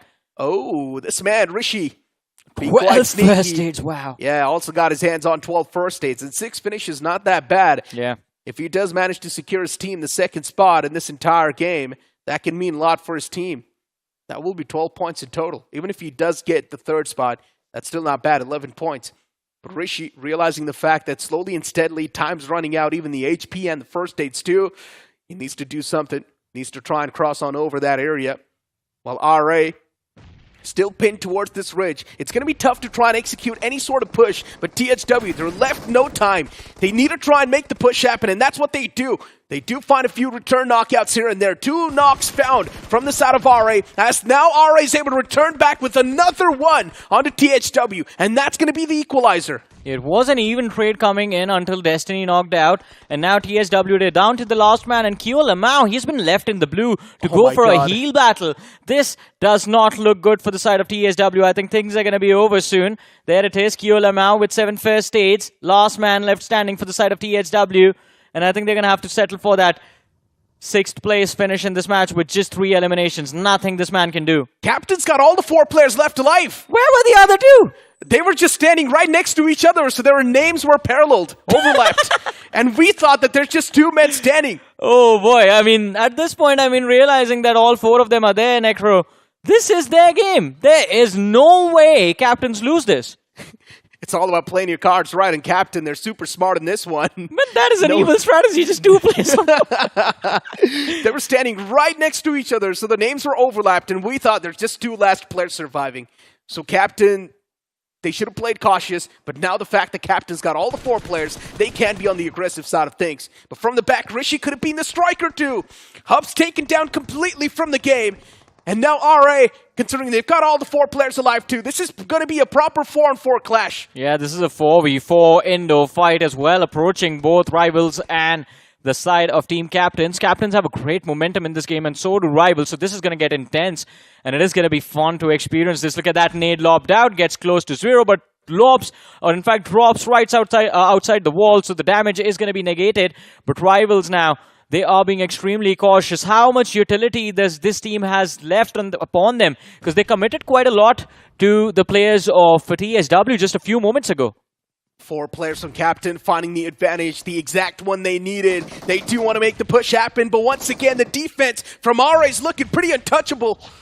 The players are taken down way too low, and eventually the pounce comes through, but still the man gets strike down. It's quite an uncoordinated push, but still Captain, they can find themselves on the advantages side of things. Emperor backs away from the fights. He needs to provide the cover fire, and he actually does get the death blow too. And now it's down to a one-on-one. The man from the side of RA is taken down way too low. He does not have enough HP to sustain the damage, and it will be Team Captain to come out on top. That push was so uncoordinated. Yeah, it was uncoordinated, but that win could have slipped out from their hands. Emperor over there was also extremely low, and Lucky to Noob with that DBS could have actually secured that win. It was so close, this game. Yeah. My goodness. Intense. Team Captain, with how they made the push, was really weird. I think someone of the man just overextended himself. He did not even give the call that, yes, I'm making the push. He just straight up made the push because he knew that there's a knock. That push sort of panned out in a good way, but unfortunately, there was no one to get the positive trade. Yeah, so again, I think it was a 2v1 situation, so they just got a little too overconfident. Not too overconfident, they just got overconfident over there. Like, all right, we have the numbers, we are going to find that trade and come out on top mathematically as well. But then again, when you are faced against this situation, it's point blank range with the DBS, you can't really risk it. But kudos to both these teams. Both of them have performed very well, and we did not expect this from them this early. Yeah, I mean, hands down, with the way the performance came through, especially from Team Captain, right? New faces on the block, coming in out of nowhere, snatching this chicken dinner away. Even the first game wasn't too bad. While teams like Norules Xtreme are still struggling, getting wiped off the rip like that. NXTGEN Gaming was also there in the final few moments, but you got to give it to the players of RA and Team Captain. And I think in this particular game of Miramar Necro, we had a lot of new names performing. A lot of the lesser-known teams, comparatively lesser-known teams performing really well. You talk about Team Captains, you talk about Rivals, Ape, number 1, Esports did quite well for themselves. They had a decent number of... they were able to survive till the late game stages. I mean, losing out on players quite early inside of this game. Hyper Rush stepped up quite nicely in this matchup as well. So, a lot of comebacks being initiated and a lot of big names falling early. One of them, Team TAMILAS. Exactly. All thanks because the big names fell down early. That's why we saw some newer names rise up to the occasion. And for Team TAMILAS, as you just brought up their conversation, I'm not sure what's going on wrong with Team TAMILAS. I think so the main problem for Team TAMILAS is that they're trying to execute their proper gameplay, but the strategy that Team TAMILAS utilizes, it requires a lot of analytical data. And you cannot have the analysts, especially when you do not even know who you're facing off against. I agree with that. I think Team TAMILAS, again, the aggressors of the bunch, rely on that tactical strategies of knowing where they are pushing and who they are pushing upon. So everything is all set for them. But unfortunately right now, as you mentioned, do not really know where these teams are coming from. So they are being caught by surprise. But I think with the fundamentals, as long as they play along with the fundamentals, they should be able to survive. Be a little bit passive up until stage 5, stage 6. Just keep your players alive and then force fights during the late game stages. Because by then you have a lot more information to work from. But this was the last fight of the game. And my goodness, this was fun to witness. For Team Captain, the push was quite uncoordinated. Only if things would have been coordinated a little bit more, it would have been much more of a fluid conversion for these guys, right? The conversion could have been much better. But for Team Captain, we know now the fact that they've also got the boat sailing for themselves, things will be much better in the future games. So one more thing I just noticed was the fact that Lucky to Noob ran out of ammo in his shotgun. That is why he had to switch to the Scarel and try to go for a drop shot. Unfortunately, he had like 5 HP to work with, so it didn't work out. And luckily enough, the fact that both the opponents were quite chipped. So all it took was one single bullet to get the decider, right? Exactly. In the end. And there was also an HP disadvantage on the man of RA, so not a lot could have been done. He still tried his best to get that 1v1 underneath his belt, but still, it's Team Captain with the advantage. With the way they were playing super passive in the final few moments, we thought it's just 2 players left alive. That was awkward, man. That was very awkward. Both you and I, we were like, all right, 2 men remaining. Maybe they can secure the win. At least they have the circle. Then all of a sudden, all 4 of them are standing there. But then again, I think Team Captain, they have been quite impressive. And I think even for the side of Rivals Ape, I think we are being too critical. I mean, let's just applaud their performance. They had a brilliant game this time around. And this does give them a good start. This was their second match in round 1. hands down, nothing taken away from Rival Apes, right? That was quite a good performance. Yes. Second game off their day, and it's already going quite great for Rival Apes now. Just imagine all the possibilities that open up. Even in the map of Wrangle, they can feel a little bit more confident, and they can keep on approaching and try and go for the elimination games if they want. They can just try and hit back the lobby. But you cannot really forget the fact that MOGO Esports is going to be back in the upcoming game. And they're probably going to try to create that vacuum of points right next to Team TAMILAS. And for Team TAMILAS, as I mentioned, the strategy that they're trying to execute, it requires a lot of research, and you cannot really have a research, especially when you're facing off against the teams that you do not really know that much of. But since you bring up MOGO Esports, I had one question. Did they get 6 points in this game? Were they able to get close to 6 points? I mean, they wiped out the entirety of Team Muffins, so those are four points right there. Should be somewhere around that entire moment. But MOGO Esports, they only got 4 points. That's it. Just Team Muffins. Moving on towards the first spot, which is 23 points accumulated from Team Captain. A really good performance. Yeah, it was an impressive performance from Team Captain. 23 points, as you mentioned. Even eSports, they walked away with 12 points. Impressive. 10 finishes. Look at that. They did not secure enough placement points, but those 10 eliminations do prove beneficial right now. Rivals Ape, as we were talking about them, this was a good game overall. If you look at the aggregate placement points as well, finishes are decent, 11 points. They need to keep this average going. Yeah, even Hub was right there with 12, right? And moving on forward towards the latter half of the board, Jux, unfortunately, failing a little bit, just 3 points in their account. Team TAMILAS, a known name with just 0 points. Team Mushrooms is right there too. Team Muffins, my bad, with just 1 single point accumulated, and that was to Destro that they took down. Yeah, and along with that, I think LOC, as you mentioned, Team TAMILAS, a known name not doing well. Norules Xtreme, GLITCHREBORN, LOC. You can put the same sentence along their names as well. Known names not really doing well. And of course, look at how big the vacuum of points is getting at the top of the leaderboard. The team sitting on the 10th position just has 3 points. Yeah, the vacuum is going to keep on increasing, and this is what I'm exactly saying. Known names will, of course, dominate. This was one single game where the known name did not dominate because they got taken down early. But still, the teams that are coming out on top, we have witnessed those teams over and over again in the past. Maybe Rival Apes is the first team that we're seeing over here for the first time. But moving on towards the opposite teams, Team Captain. We've seen this team in the past, and Team Captain once again is making their comeback over here in BMPS 2024, and they're actually doing quite decent. Now just one last game of the day remaining. If they can go all in, as you mentioned, they have the opportunity to do so. But the question is, MOGO Esports are going to return with a fire in their eyes. Exactly. The fire will definitely be there from MOGO Esports. Now we're just waiting for Team TAMILAS as well to pop off a little bit more better in the upcoming game. It is also the last game of the day, and we'll be back on the classic grounds of Wrangle. But before we do so, it's time for us to toss to a short break. Don't go anywhere. We'll be right back. Body fresher than a mega tasker. Talk about stronger, quicker, faster. Slider, slider. Gonna make way for the mega tasker. And fully loaded, go the ammo. Can't get it bigger, better, that's the plan, yo. Throw a challenge and you shall know. Tap, tap, tap, tap, slide of ammo. What's up? Who's winning? Who do you think? Mega Taskers win the game at every level. iQOO Z9S Pro with Snapdragon 7 Gen 3. Fully loaded for Mega Taskers. Search iQOO Z9S on Amazon. Move out with my baby on the side. I move out with my baby, got a style. Seatbelt, please. And we go right, baby, it's a long way home. The new Xtreme 160R4V, the fastest 160cc. Challenge the Xtreme.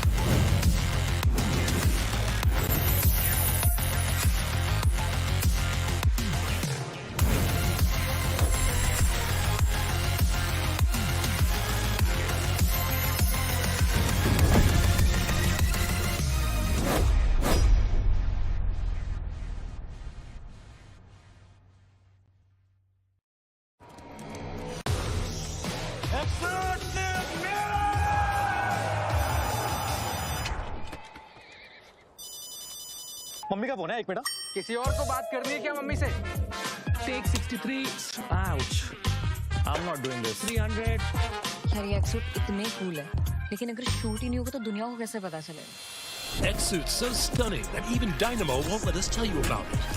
X-Suits, a million reasons to keep everyone away.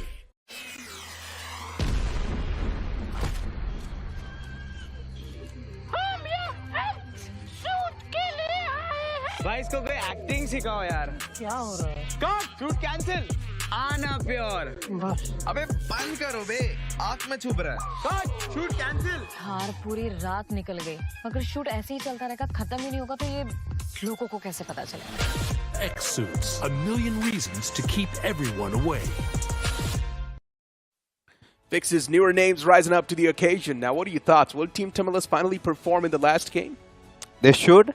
They must. They ought to perform, because if they do not, I think the fans are not going to be pleased with that. Of course, because when you talk about Team TAMILAS, definitely one of the big names coming in out here, especially after that stellar performance in the BGIS. But I'm really impressed with how these newer names are performing, especially Captain, especially how Team RA performed in that one. Loved it. Even GLITCHxREBORN, still waiting for them to pop off, man. Yeah. It's been a while. GLITCHxREBORN, they've got some of the best players you can ask for. Even the rising star, right, from 2023, Duke is right there in that lineup. But still, GLITCHxREBORN not able to showcase their prime gameplay. Still waiting for Norules Xtreme. It's another banner that's returning back in the fray. And Norules Xtreme, they're struggling to convert the fights in their favor. LOC Esports lost. I think for LOC Esports, a little bit of a leeway, because the Kendi game was still quite decent for them. They got a lot of finish points over there. So that is something that they can live with. But as we take a look at the overall standings, and this is where things get exciting, because you do not find anybody barring Blind who played previously today. So 3 matches played, 1 chicken dinner, 32 points is what they have secured for themselves. But on the next page, I'm pretty sure we're going to find a lot of teams from Group 3 and Group 4. Yeah, latter half of the board, you see LIVECRAFT right there too, right, with just 25 points accumulated. Team Captain with that one single game. Now, just look at the leap they've taken. They're already there with 29 points, right next to Team XPark. And if you remember Team XPark at the start of the day, that was the only good game they had. After that, everything just came tumbling down. I think for Team XPark, this is something they can still be fine with, because of course, I think we've had this discussion pretty much, but I want to move on forward, because after this we get to see a couple of more teams that will be in play. I think some teams we had high expectations from. THW, like we said, they've been struggling quite a lot. Such a big name, still just 11 points. Yes, they might make a comeback. In fact, Miramar was a little bit decent, where I really felt for a moment that this chicken dinner could be theirs. Yeah. But look at version 9. I mean, for Team Muffins, it's understandable. But version 9, this is a tried and tested team. We've seen them in BGIS, 2 games done and dusted, and 0. That's unacceptable. I mean, still, it's a newer lineup on the fray, right? So for version 9, things are still in the mix, maybe. They're still trying to figure out the stuff. So it makes a lot of sense. There might just not be enough communication. The synergy might just be lacking a little bit. For Team Muffins, though, if you try and speak about it with the way they're taking the fights, they're able to get the first opener. But then after that, everything just comes tumbling down for themselves. Again, for Team Muffins, a little bit of a leeway from my side, because this is one of those teams just recently qualified in from a recent third-party tournament. So it's fine, and then their logo is pretty cute. So yeah, nothing much to say about that. But you talk about cute things, here's a sexy phone for you guys. And I'm talking about the iQOO Z9S. And Necro, me, Johnny, we have all been fighting all over the colors. Make sure you choose yours, and if you want to know more about this device, head over to Google, search for iQOO Z9S and partake in a competition. And if you're lucky, who knows, you might win prizes worth 50,000 rupees. Hey, listen, there's a lot on the line. Yes, thank you so much for keeping the phone back over there, because I was scared you would just put it in your pocket and run away as soon as the show's done. No, don't do it. Don't do it. Stop. You asked for it. All right, you know what? I'm just going to focus on the upcoming game. That's going to be Wrangle, which will be really important for teams like Jux. Jux is another one of those undergod teams, unfortunately. Still, the performance is not exactly the way we wanted it to be. And for Jux, I'm not sure what can fix things. See, honestly, for Jux, you know what? I kind of liked how they played in Weekendy. Yes, Miramar could have been better, but if you remember, Jux is usually one of those teams that always performs well in the initial few stages. Yep. I really see Jux entering into round number 2 should not be a huge hassle, but then what do they do next? That is the big question. LOC, yeah, decent. Team TAMILAS, like you said, I want to see them get this chicken dinner.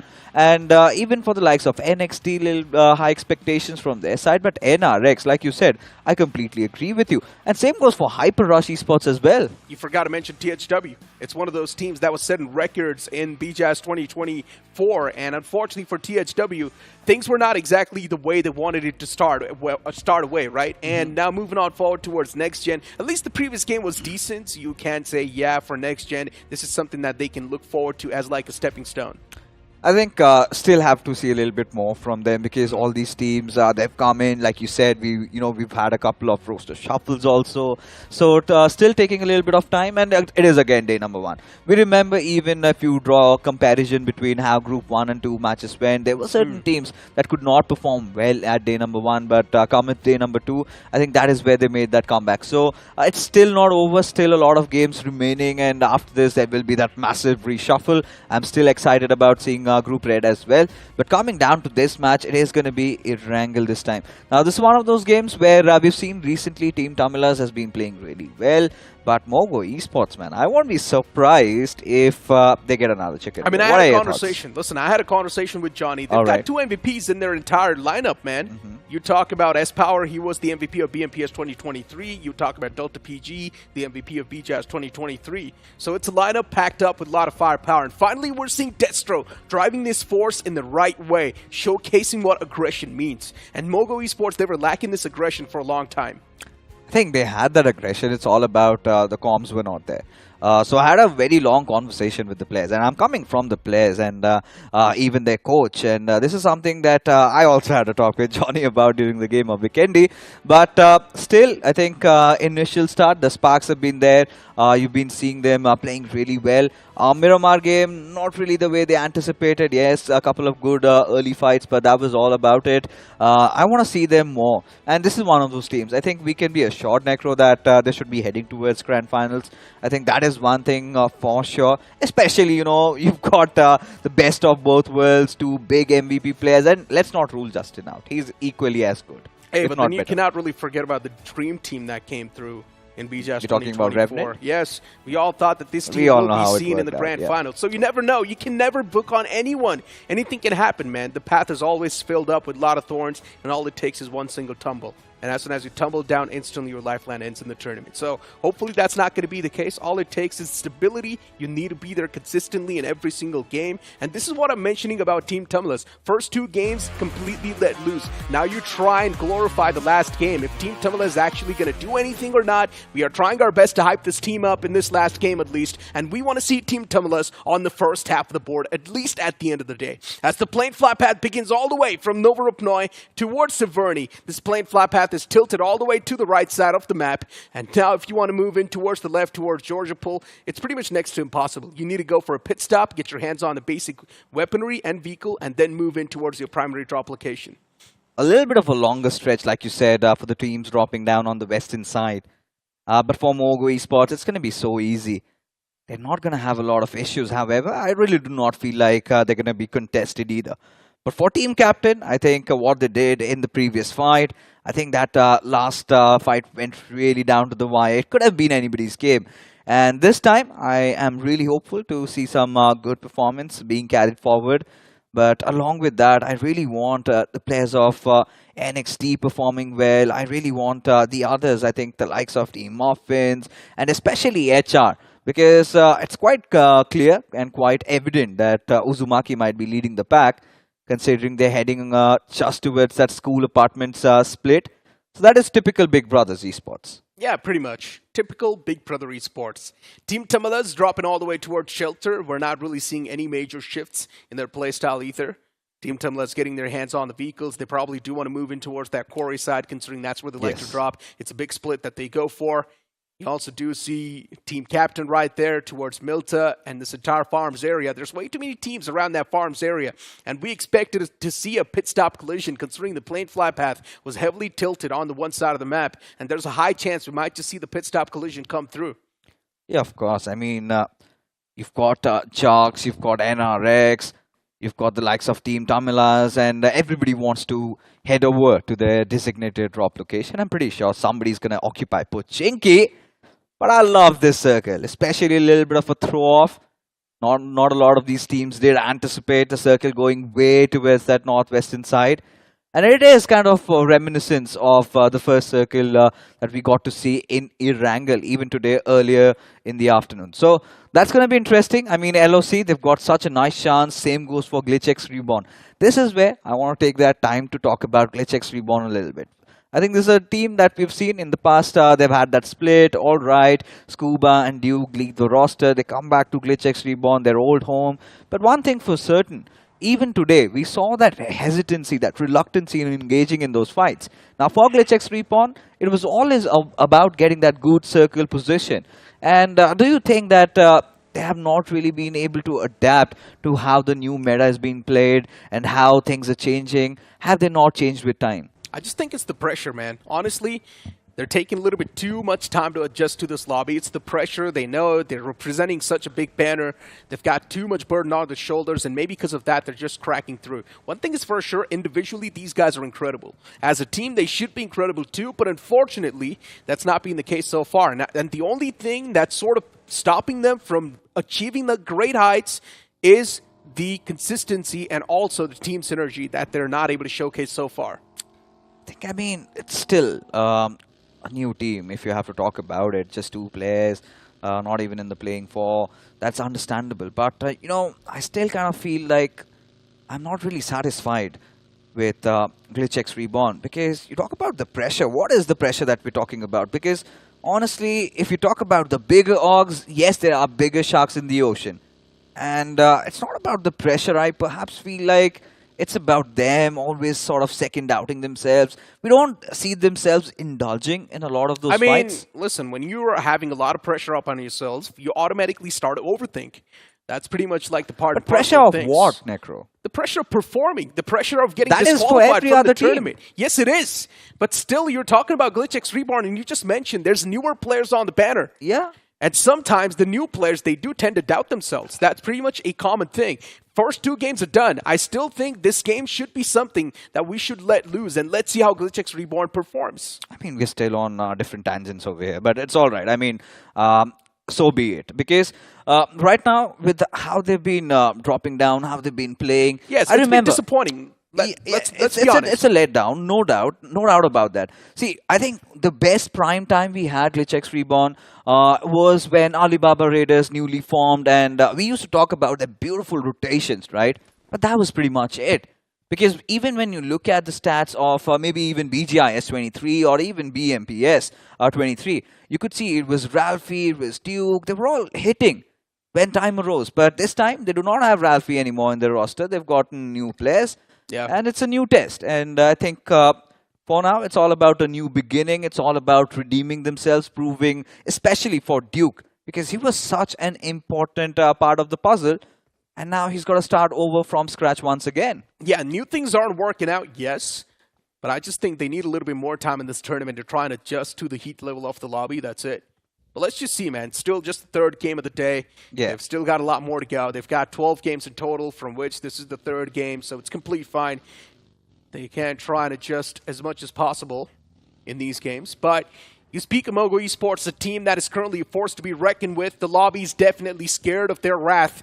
Jux still waiting for this team to pop off.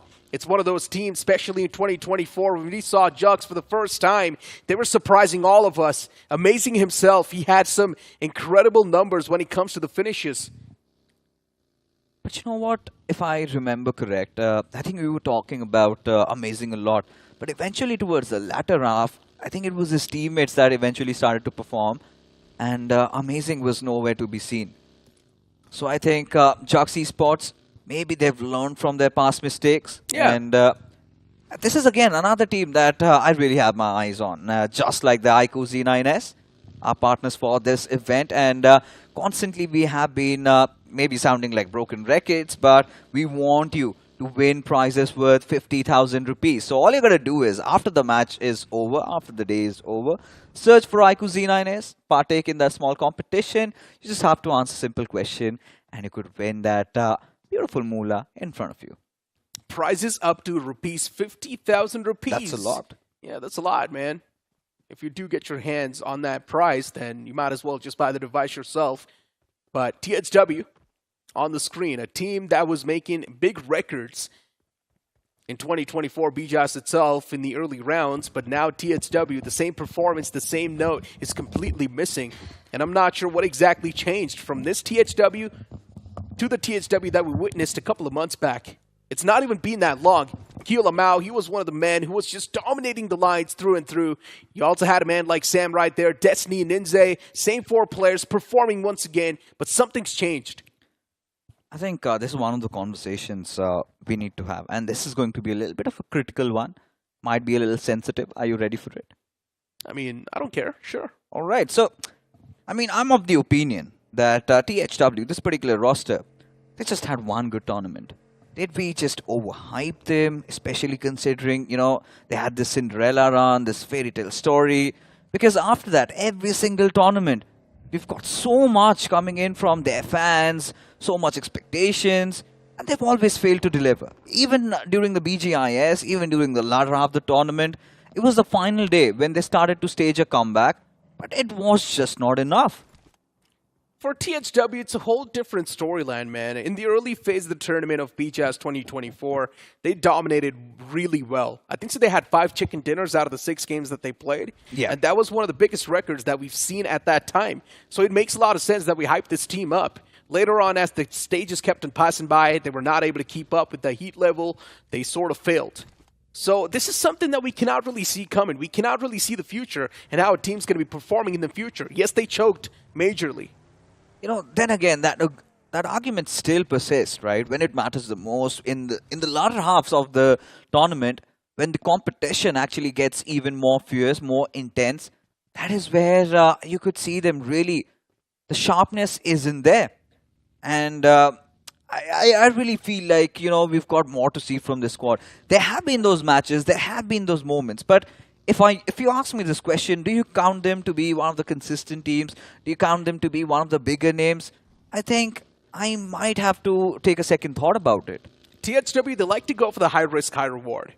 And by that, I mean they like to play for the chicken dinner in every single game. They do not like to prioritize fights off the rip.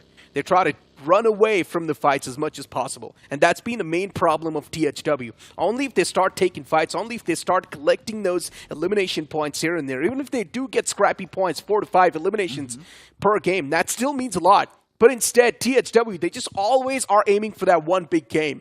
And when you just don't really find that one single big game, things just come crossing down for you. That is it, right? Exactly what you wanted to say. I wanted to follow up because, you know, for THW, it's all about finding the best position inside the circle and defend it with all their might. And we know if they get a good position in the zone, I think high chances are there that they will get the chicken dinner. In the top 3 at least. At least in the top 3. But more often than not, when they do not get it, I think they've had no remedy, no measures, no second plan. I think that has been missing. Maybe we need to talk with the players a little bit more. Whilst so much has been happening, the stage 2 might start closing in pretty soon. Not a single body had fallen down until Vishu decided just to break the deadlock, and there you go. Who's the victim? It is Team Muffins and Nora. Down and out, deleted. I'm not sure why this happens to Team Muffin every single time. That hurts. They're the first one to hit the deck. Yeah. Just blows to be Team Muffins at this point. Nora just getting caught off like that. And it was such an incredible spray too. Indeed. From such a far away, the man shot precisely and also found the knock. But I would want to move back to that conversation of THW a little bit more, right? So even if they do manage to secure that top 3 in this point standings, it's really not going to matter. Because if they're on the 3rd spot, you only get, what, 5 points? Which is not a lot, which is not enough. Maybe this strategy could have worked out in the previous point structure, where you could have gotten more placement points. But especially with this point structure, you need to amp up the aggression.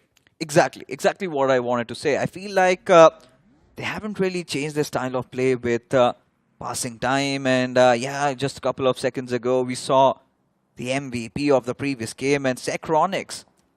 Sounds really good. I think has got a good ring to his name. And did become the MVP, had a couple of finishes here and there. But yes, I think that is where I really want to conclude at. And maybe I would... maybe we could be both wrong. Maybe there could be another thing about it. Maybe they might have changes. There might be some issues outside of game, as of which we cannot see that sort of a performance being replicated once more. But I think we'll just be believers and hoping that this team, this time at least, makes it to Kochi. Yeah, I mean, the commentators are pretty much spectators who are talking over the game, right? Yeah. So we're also just watching as a third-person perspective, just like the viewers. So we don't exactly know what goes on inside of the core team roster. But moving towards this entire game and moving towards our official mobility partner, which is Hero Xtreme 160R4V. That bike is incredible. It's also got incredible speed too. You know, I'm fine with the speed. I'm not much of a rash rider myself, but I love the colors. And especially with that gold on it. I think grey is my favorite. I've never seen grey and gold together. And somehow, this really comes down really well. Looks quite beautiful, quite sexy. But for now, I think, you know, this has to be, Necro, you and I should both agree in unison, has to be one of the slowest Irangles we've seen so far. Yeah, it's quite tactical. Got to give it to it. Yeah. And seems like MOGO Esports could really initiate this fight. And indeed, they've started doing the deed. Destro gets the first opener, and Newbie Jot goes falling down. MOGO Esports, still from the top, is constantly spraying down the foes in the front. Not a lot's being found just yet. There was one casualty around the fray, but nothing else, nothing more than that. MOGO Esports is going to be happy with that, and they're going to try to prioritize the zone much better. There's a team in the front lines that they might just collide against, and that too, it's Team TAMILAS. Now, this will be an interesting collision, but this game means a lot for Team TAMILAS. It's the last game of the day. And they have to end on a good note, especially considering how this game has been going so far at a turtle space. But right now, for Team TAMILAS, a very important one, and so many teams still alive. And considering how the circle has formed out, still yet to be known that where it really ends. We've seen certain iterations of this zone, sometimes ending at the foothills of Mount Everest, but there you have it. MOGO Esports just up to their shenanigans. Yeah. Driving over, taking down the players of NXT. One MOGO is falling down. This is typical MOGO Esports. This is nothing new. Lows to be next gen, I'm not going to lie. Yeah. For MOGO Esports, the exact advantage they needed inside of the fight, considering now it's a 2-on-4, and next gen, they've just backed away from this entire fray. They do not want to face off against MOGO Esports here. Just wants to play it off as safe as possible. For MOGO Esports, they're already feeling the groove. They started things off with a massive bang, and now if they want, they can just start making the blind pushes against the teams. That's the leeway that they've gotten. Okay.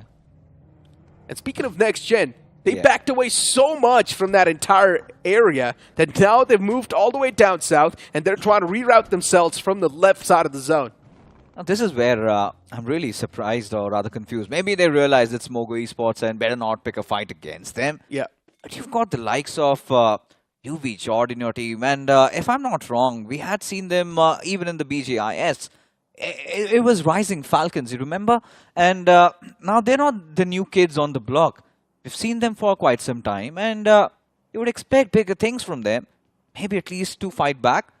But I don't like this silence, man, because you know what happens next. Yeah. Suddenly, you know, the zone shifts and all hell just breaks loose. Look at that cluster forming up around that northeastern side. So much of that influx, so much of that pour in. And just as we were speaking, seems like Team TAMILAS and MOGO Esports, they've already locked horns. They already do find the first thread.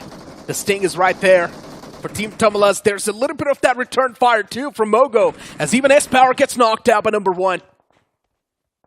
Oh, that's a rough rotation that MOGO Esports was trying to pull off, and it clearly just did not work out. MOGO Esports, at this point, they're just playing blindly. It's not the exact MOGO Esports that we know. Keep the tactical nature away, and now it's time to take the fight. That's what MOGO Esports is prioritizing. For Team TAMILAS, they're playing it so tactical, they're playing it so defensive, because they know there's so much on the line for this entire banner. You know, to be honest, I'm not really surprised. This is typical MOGO Esports at times. You know, they win one fight and suddenly decide to just head on with blinders on, and suddenly they just get picked off from elsewhere. And what were they even thinking, Necro? You also know, so many, in fact, still 16 teams are alive. Just to try and get some area inside the circle. They've got the leeway to pull. Listen, they've got the leeway to pull shenanigans like that off. Of course. That being said, now THW, they've come in really close to Team RA. We've got Pasha, Viper, Zero, all just waiting for the right opportunistic moment to show up. But for Hyper Rush, Jadu, we saw him take down one of those players, multiple fights breaking down on all different corners of the map. And THW, this time, they want to go after a team hub. Yeah, here's the problem though. THW, they could have actually taken the fight towards the compound, but now they run into a bigger cluster. There's hub right there. Even from the back, it's going to be another team constantly prepping them down. Here's the main problem for THW, just backing away from the fights constantly, but luckily enough right now, they've actually found the advantage against the players of UB.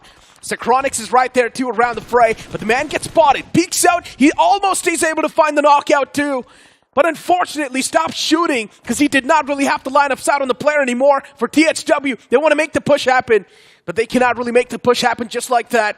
It is Sam to push up close and personal eventually and get the knockout and hand over that death blow. Heads on the swivel for the side of HUB. Still not over yet. So many teams just surrounding them. Everybody waiting for this fight to end. But look at this. RA, they seem to have had enough. Now they really want to initiate this push. But that smoke is really good. Got to commend whoever dropped that one out. Because that sort of somehow isolated the players of RA. Otherwise, that push was surely coming their way. But THW somehow still surviving that onslaught. Still get a couple of finishes to their names. Still inside the circle. And I think it's a decent position to be at. Considering you do not have a lot of teams on your backlines. I think it is just the Muffins who apparently haven't really been much of a threat. And once again, let's be honest, for THW in the position that they found themselves in, yes, for now it's not that bad.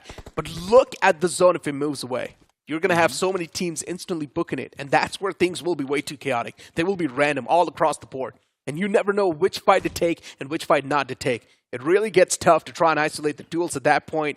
You do not know the difference between the good fights and the bad fights. You spoke about Team Muffins in the backlines. Yes, they haven't really been a lot of that threat lately, so not a lot can be said about that too. For Team Muffins, the confidence is on all-time low.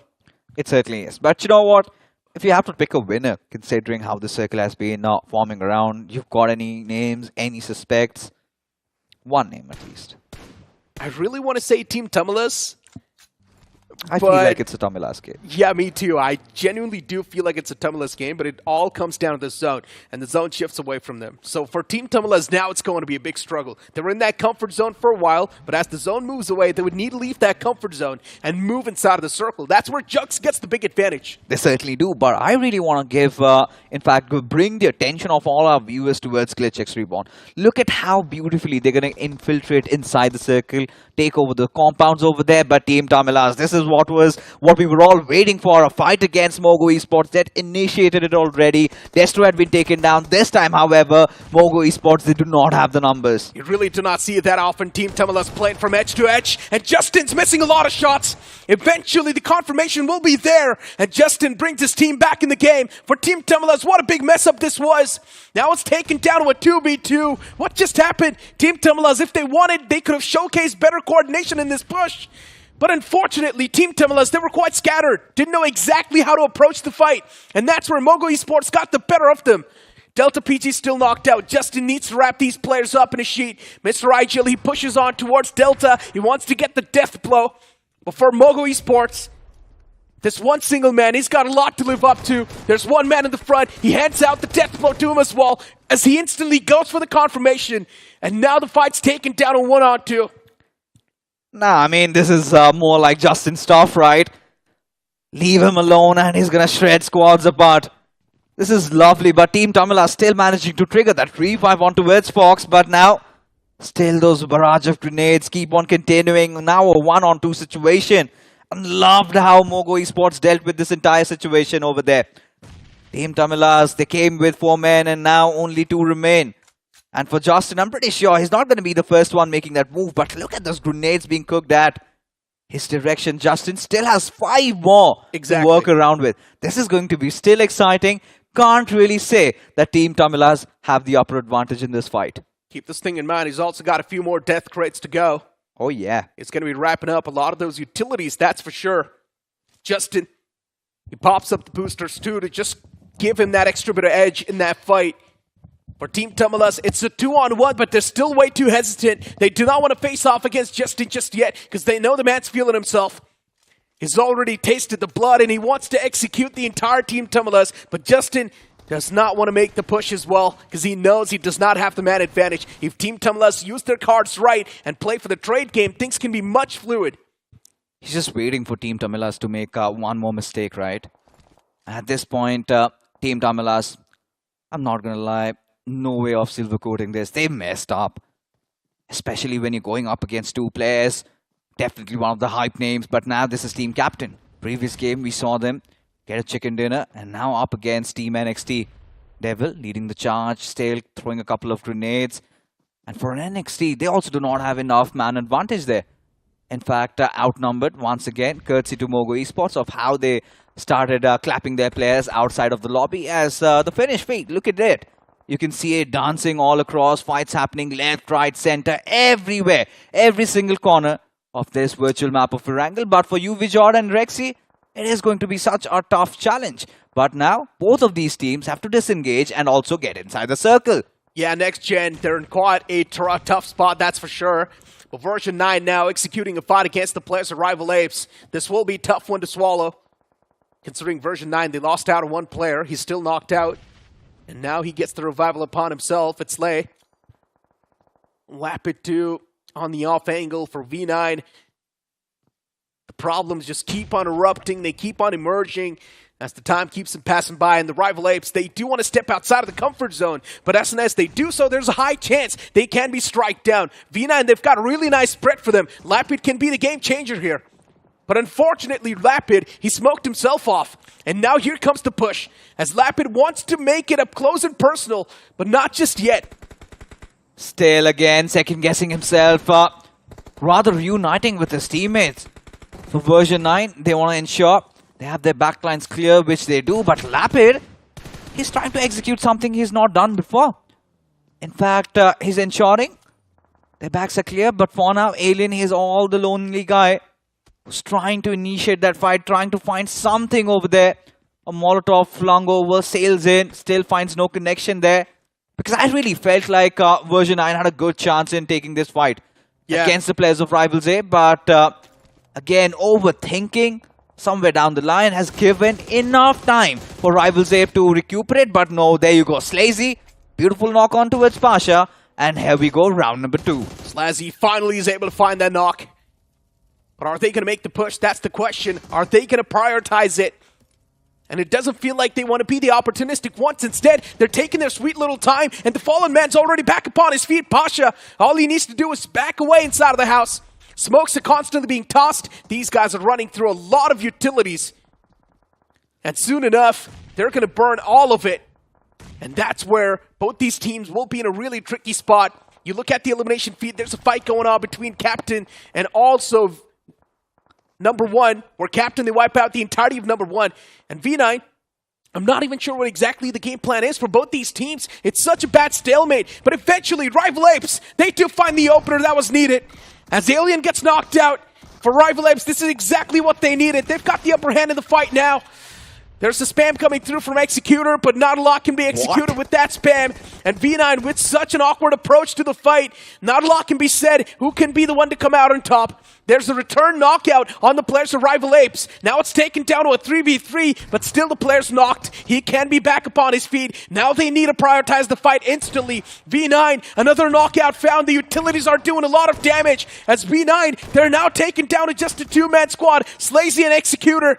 Even from the back, there's another team closing on up, and it's HR, Hyper Rush. They make a perfect push happen. Executor, he needs to move inside of the house, and that's where he's pinned massively, and he will be taken down. Version 9 just played like headless chickens out there. No second thoughts about it, and there you go. RA somehow did survive their onslaught, but it is going to be Hyper Rush Esports. They come in, wipe the floor, take everything away. I do not understand why version 9 really did not execute that push. When Alien had come in, the other players were just wandering off. They're like, we'll provide you cover fire, brother, you go in. The moment you already had Rivals Ape, you almost could have easily taken down. All they had to do was commit. Second guessing, second thoughts really led to them getting demolished in that previous fight. But now coming back to what remains in front of us, I'm loving Team Captain. Back-to-back consistent games, Necro still have all their players alive, but now they've got DOD to deal against it. And let's not forget Hyper Rush. They've got a lot of experience. Let's see how they perform. Yeah, and Team Captain a while ago, they also wiped out the entirety of number 1 Esports. So for Team Captain, they're already feeling the groove in this game too. They've got the momentum underneath their sleeves. Even from the previous game, Team Captain's doing really well, with a decent position inside of the zone, too. There's one man who's also made it in the upcoming safe zone. So for Team Captain, he's like the life insurance. All they need to do is follow that one single man to succession. HR up against the players of Jux, and this can be a deciding fight for Hyper Rush. All it takes is one single util to find that knock, and as soon as it does, probably Hyper Rush would want to make that push happen. The utilities found the knockout, but Hyper Rush is still not making the push, and now finally they do so. Jux wants to go for the revival on the fallen player, but they're two out in the open. Hyper Rush, it's already way too late.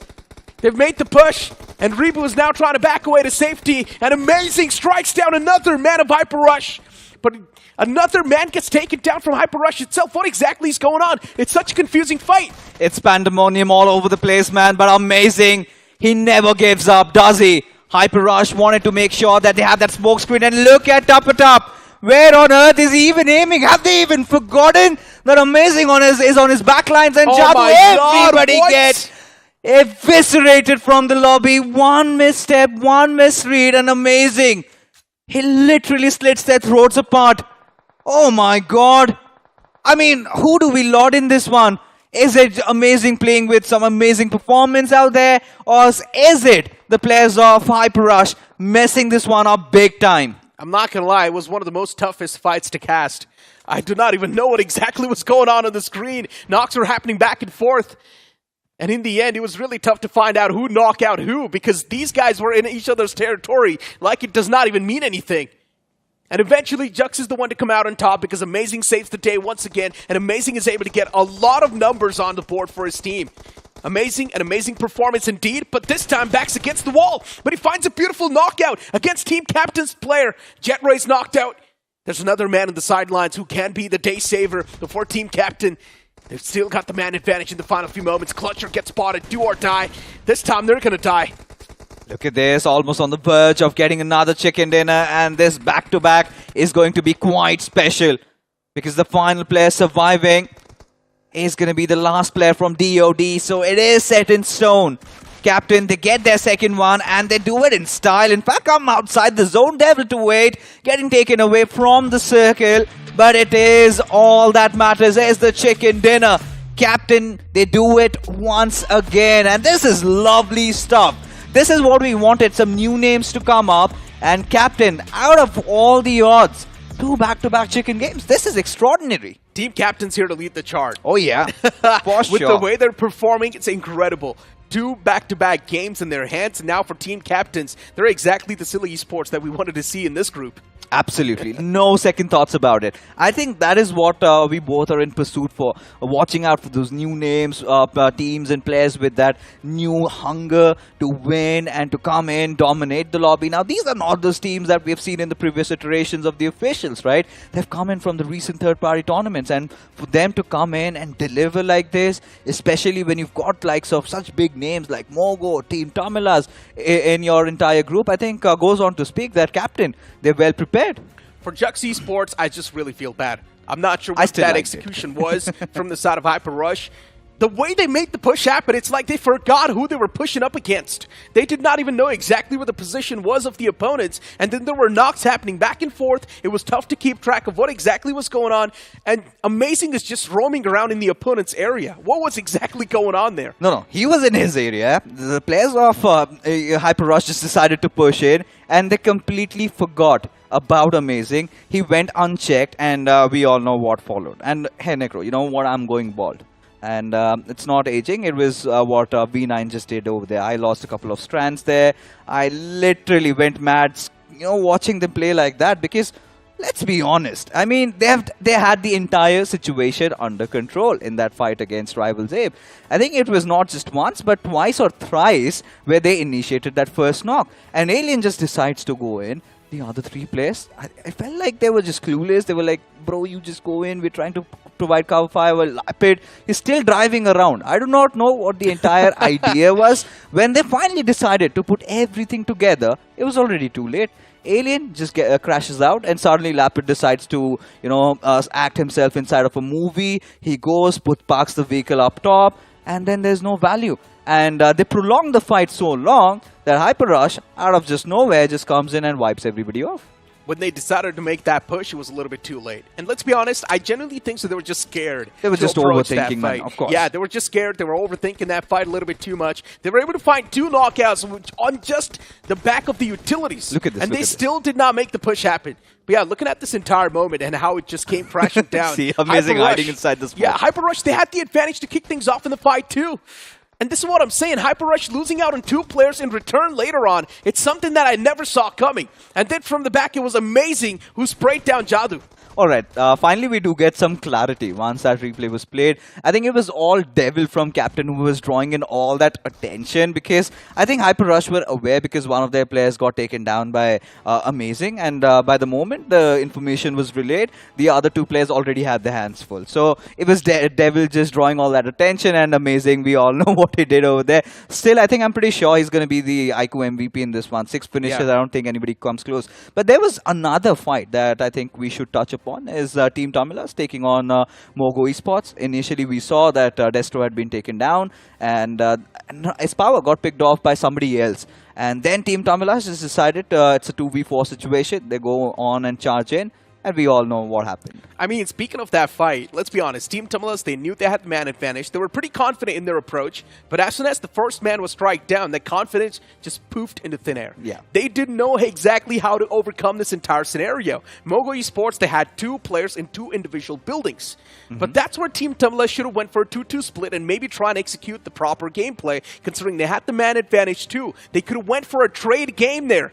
But they still did not do so. There was one individual man pushing up the staircase, and that's where MOGO Esports instantly got the advantage. I loved how Justin and Delta both utilized those grenades.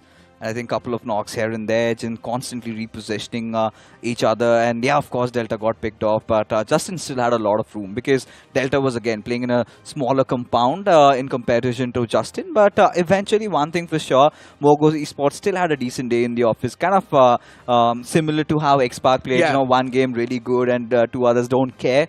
But let's be honest, I think Team TAMILAS, I am not satisfied. That's I the think concern. I expected better out. That's the exact concern, man. Team TAMILAS is one of those teams that has been dominating recent tournaments. And now you move on towards these 3 games that we witnessed from Team TAMILAS. It feels like someone else is playing from their devices. Of course, that's not happening, but it just feels like it's not the same Team TAMILAS that we witnessed in the past. It's a complete different Team TAMILAS, which is second-guessing themselves. They do want to execute the passive play style, but as I mentioned, it requires too much of the research on such a lobby where you haven't even played.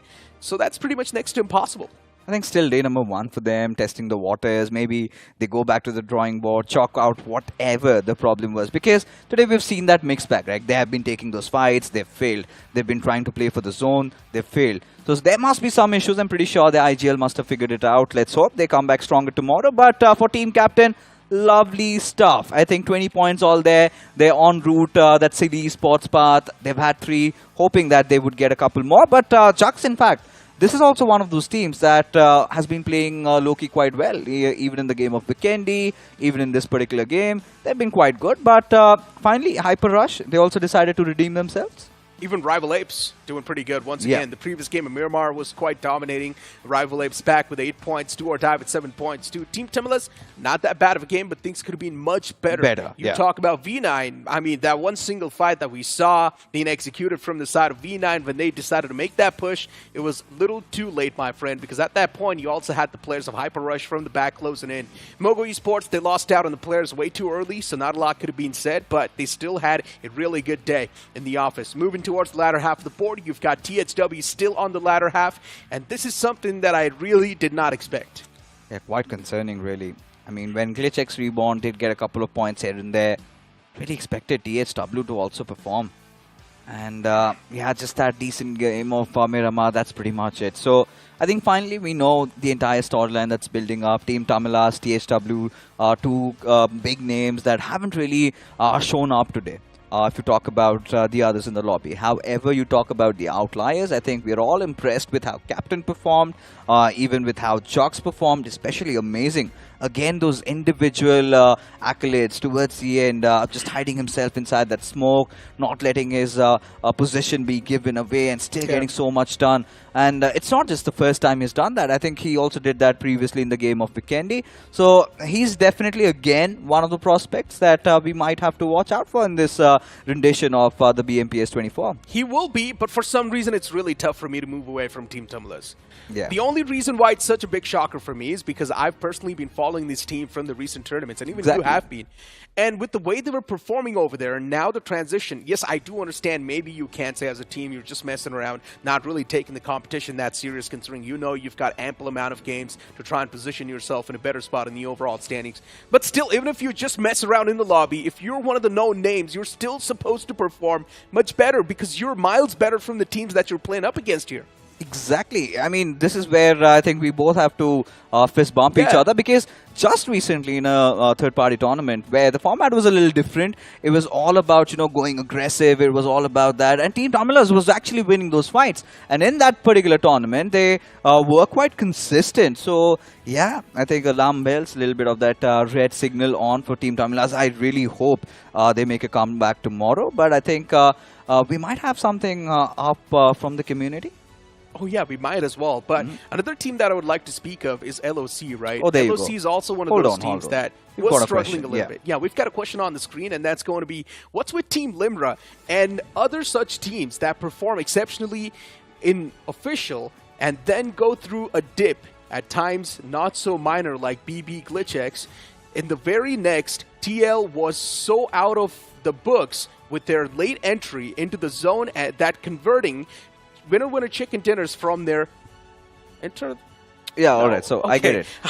You shout out to Red Snap, and this is one of the conversations I think we had a long one about the likes of THW, and we could just get Limra in, but I still feel like the sample size is too small because honestly, Team Limra has been the find of BGIS, and after BGIS there was just that one big third-party tournament, and they went crashing out. It's fine because in that format they do not have enough matches to play, so it's too early to judge, especially if you are in Team Limra's boots. I feel like in the iQOO BMPS they have a lot more to offer, and I'm pretty sure we're going to see the boys once again because they're lovely even outside the person. In fact, outside the game. I mean, listen, Team Limra, as you mentioned, they've been the find, right? Yeah. And just coming in out of nowhere, surprising all of us. And Team Limra is one of those teams, as I mentioned, it was a big astonishment. None of us expected them over there in the grand finals. Yes, they were not able to perform exactly the way we wanted them to, but still, experience is something that they gained majorly from that previous BGIs. And now you move on towards this upcoming tournament where they will be performing, of course. For Team Limra, all that experience is now going to be gathering up, and it might just be much better for them over here. You know what, I'm still not over how they performed in the final day of the BGIS 24. I mean, they just played like there's no tomorrow. And this was one of the conversations even I was having with Robin from MOGO. And he said me the exact same thing, which actually eventually turned out to be true. He's like, Fixes, they're on a roll. They seem unstoppable. But mark my words, one small slip up, and they'll completely gas out. And it was that game of Vikendi. Had that not happened, I'm pretty sure they would have entered inside the top 3 because for a moment, I think they were outside the top 10 before day number 3 begun, and eventually getting so much up there. I think they ended up at the 4th position. But still, Limra is definitely one of those teams we love to watch out for. But there was also a follow-up question about how they rotate exceptionally late into the circle. I think this is something that we could correlate with how GLITCHxREBORN just played this game of Wrangle. I mean, rotating late isn't too bad, right? Yeah. But when you are trying to rotate late inside of the zone, you just need to make sure that your firepower is going to be on the point. Because at that point in time, you do not really have a lot of information on what's going on inside of the circle. You're just reading the elimination feed, and you're trying to figure out, okay, which teams are there where I'm trying to rotate from. Yeah. And then at that point in time, if you are having an opportunity to third party to find a better breaching point, then that's good. If there's no one really around you, that's just the icing on top of the cake that you need. I think it's all about the timing and understanding and having a good read of the lobby where the other players will be. I think the research has been done well by the IGL. So that was some lovely stuff. But moving on ahead, I think we finally conclude 3-3 matches each from Group 3 and 4. And tomorrow we'll have them play the remainder of the games. It's going to be a little bit of that switcheroo. But so far, you know, summing this day up, I think it's similar to what we had for Group 1 and 2. There had been those outliers that performed exceptionally well. In the previous group, we had the likes of Global Esports, God's Reign, but it was silly esports, and even 8-bit somewhat we did not expect to perform that well. And now I think a little bit of a look at the overall storyline, the standings in front of us, and silly esports still at the tippity top, but I'm pretty sure a few of the teams are going to make their way in. I'm searching for captain. And look at this, Necro. Just 3 games played, already in the top 5. For captain, 49 points accumulated. They're in the top 5, kicking out INS and Team Dragon Esports. So that is going to be a tough one, a tough blow. 47 points. They're tied up till the 8th spot. And then you move on forward towards Vasista Esports with 46. GenXFM is right there too. Pretty much the first half of the board is something that we all saw coming other than Team Captain. But moving towards the latter half, now you see MOGO Esports right there. They just had one single good performance. After that, MOGO Esports was not able to find that exact performance that they needed to, which is completely fine. All it takes is one single good game to bring yourself back in the race of the overall standings. I think MOGO Esports, this is more like it, exactly where they want to be, and nothing too much concerning. 30 points secured out of 3 games, it's fine, right? Averaging at around 10, enough to get you to through to round number 2, but they still have a lot of games to play, so they might be looking at crossing that 50 marker. But Revenant, still a decent day in the office. Same goes for XPark. LOC, just that one game, really well played. Team Psyche, I want to see a little bit more from them, but as we move on ahead, I think RNB, they came in as a very interesting prospect. The very first game, I really felt like this is a team that means business, but then we could not see more of them. Yeah. Last page of the overall standings on the screen. You see the players of HP there too. GLITCHxREBORN is right there, and Team TAMILAS. I mean, GLITCHx and Team TAMILAS are not the teams that I wanted to see over here, especially on the last page of the overall standings. But it is something that's going to be a tough pill to swallow for these guys. And now in the upcoming 3 games, they would need to perform at the top of their careers. Well, they have to, because at this point, when you are those big names, you feel like, it's going to be such an easy job to get into round number 2. We just have to get into round number 2. But sometimes that easier job gets such difficult, and especially with so many newer teams entering into the scene and performing quite exceptionally. And this is ought to happen. And this is something that we also discussed, right? A couple of teams already playing so well. Who knows? Captain might decide to go all out, keep dropping on Team TAMILAS, try to wipe them off as soon as possible, and ensure that they do not get to the next phase of the competition. Because from here onwards, folks, there's not going to be any second chance. Yeah. If you're out, and this is the most toughest phase, because from here you have got 50% of the competition being sliced out. But I still think the T1 teams will easily make it. The known names will easily make it. There is that chance, but I'm pretty sure there'll be few that crash out. At least 2 or 3. Maybe a few, maybe really few, maybe even one just, man. Because I really think the known names should be able to dominate. And recently, the known names, they have went through a lot of those tweaks and changes, which are supposed to be quite in a positive way. Yes, Team TAMILAS, they are struggling, but I'm pretty sure as the time keeps on passing by, they will get that recovery back in their hands. iQOO MVP contenders this time. You've got Silly Esports' Hydro at the top. Still, Aditya is right there behind him, chasing down from 8-bit. Nothing new from Ninja Boy. He is one of the usual suspects, the MVP of the recently concluded BGIS. So goes on to speak in volumes about how good this player is, and I'm pretty sure he's just getting started, just getting warmed up. Fury, no surprises there. However, Hulk, those 13 finishes, pretty sure one of those newer players to look out for. I mean, we haven't heard of this Hulk. We know of Raven's Hulk, but this Hulk looks quite promising. I mean, that Hulk is one of the IGLs. I don't know which role he plays in, but 13 finishes, I'm going to take it. Yeah, Hulk is doing decent for himself, right? Yeah. But now moving on forward, as we know, there's still more games to go. There's still more new groups to come. Yes. A complete group red is still yet to be revealed. And inside of that group, things will be so much more spicy. And knowing the fact that 50% will be cut off, that just keeps on boggling our mind over and over again. Yeah, in fact, that is what I wanted to talk about, because it's not just Team TAMILAS. I'm pretty sure some big name is going to crash out. But, putting crashing out apart, let's talk about our team prediction.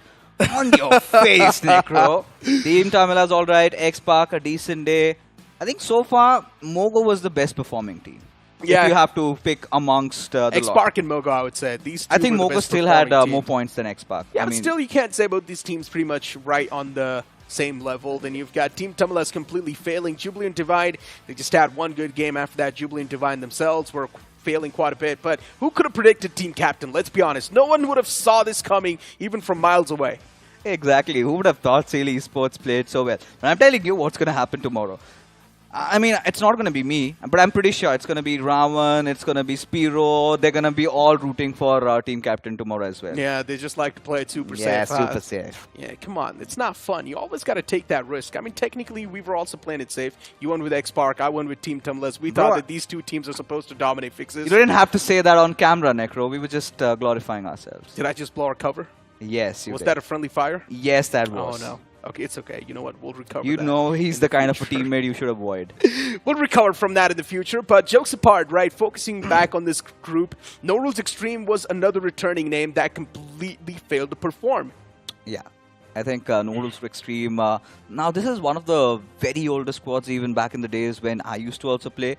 And I personally know Don, and he's been in the scene for quite some time. But whenever time has come, he sort of has failed to deliver. So I really hope that Norules Xtreme make it to the next round. But the grand finals, it's going to be a big question mark. Yeah, there's always this one single known name that fails to perform in every single group. This time it's Team TAMILAS. There's also GLITCHxREBORN. And especially speaking for GLITCHxREBORN, they've got the rising star Duke in their lineup. For some reason, the performance is not exactly there. And I think so all thanks to the recent tweaks these teams have been receiving. They're still taking decent amount of times to try and readjust to each other. With that being said, ladies and gentlemen, all points have been touched up. It's time for us to end the day. We'll see you guys tomorrow with the same set of teams.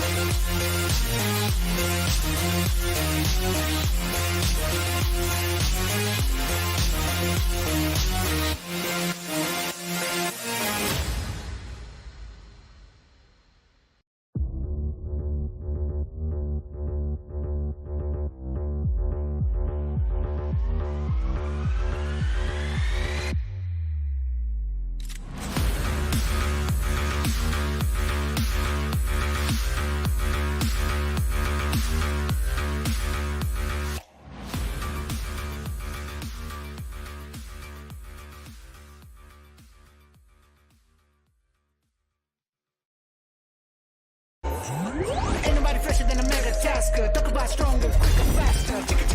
Slider, slider, gonna make way for the mega tasker. Fully loaded, go the ammo. Can't get it bigger, better, that's the plan, yo. Throw a challenge and you shall know. Tap, tap, tap, tap, slide of ammo. Who's winning? Who do you think?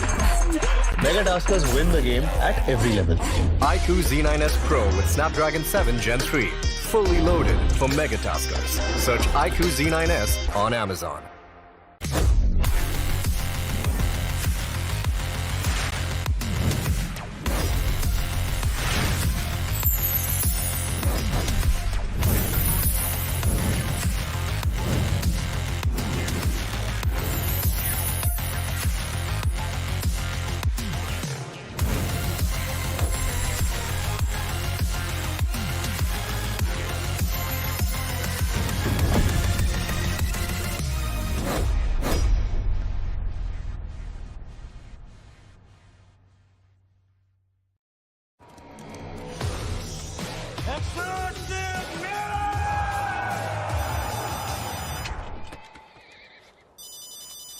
Mummy का phone है, एक minute. किसी और को बात करनी है क्या मम्मी से? Take 63. Ouch. I'm not doing this. 300.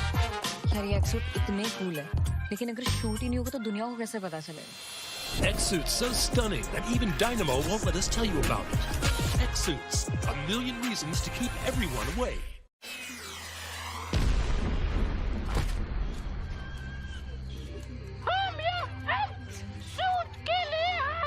भाई इसको कोई एक्टिंग सिखाओ यार। क्या हो रहा है? Cut, shoot cancel.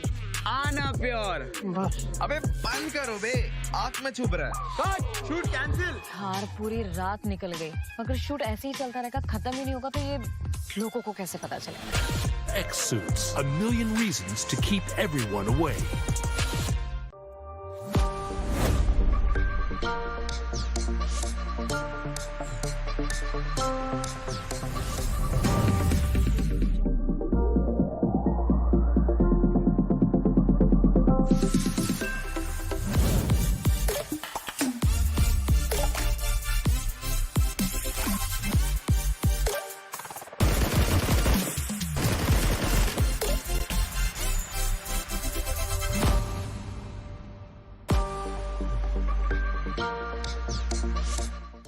ये है बदनसीब लाल। इसने अपना नसीब बदलने के लिए काफी टैक्टिक्स ट्राई किए। कब चमकेगा मेरा नसीब? पर नसीब चमकता ही नहीं, क्योंकि हमेशा थर्ड पार्टी हो जाता है।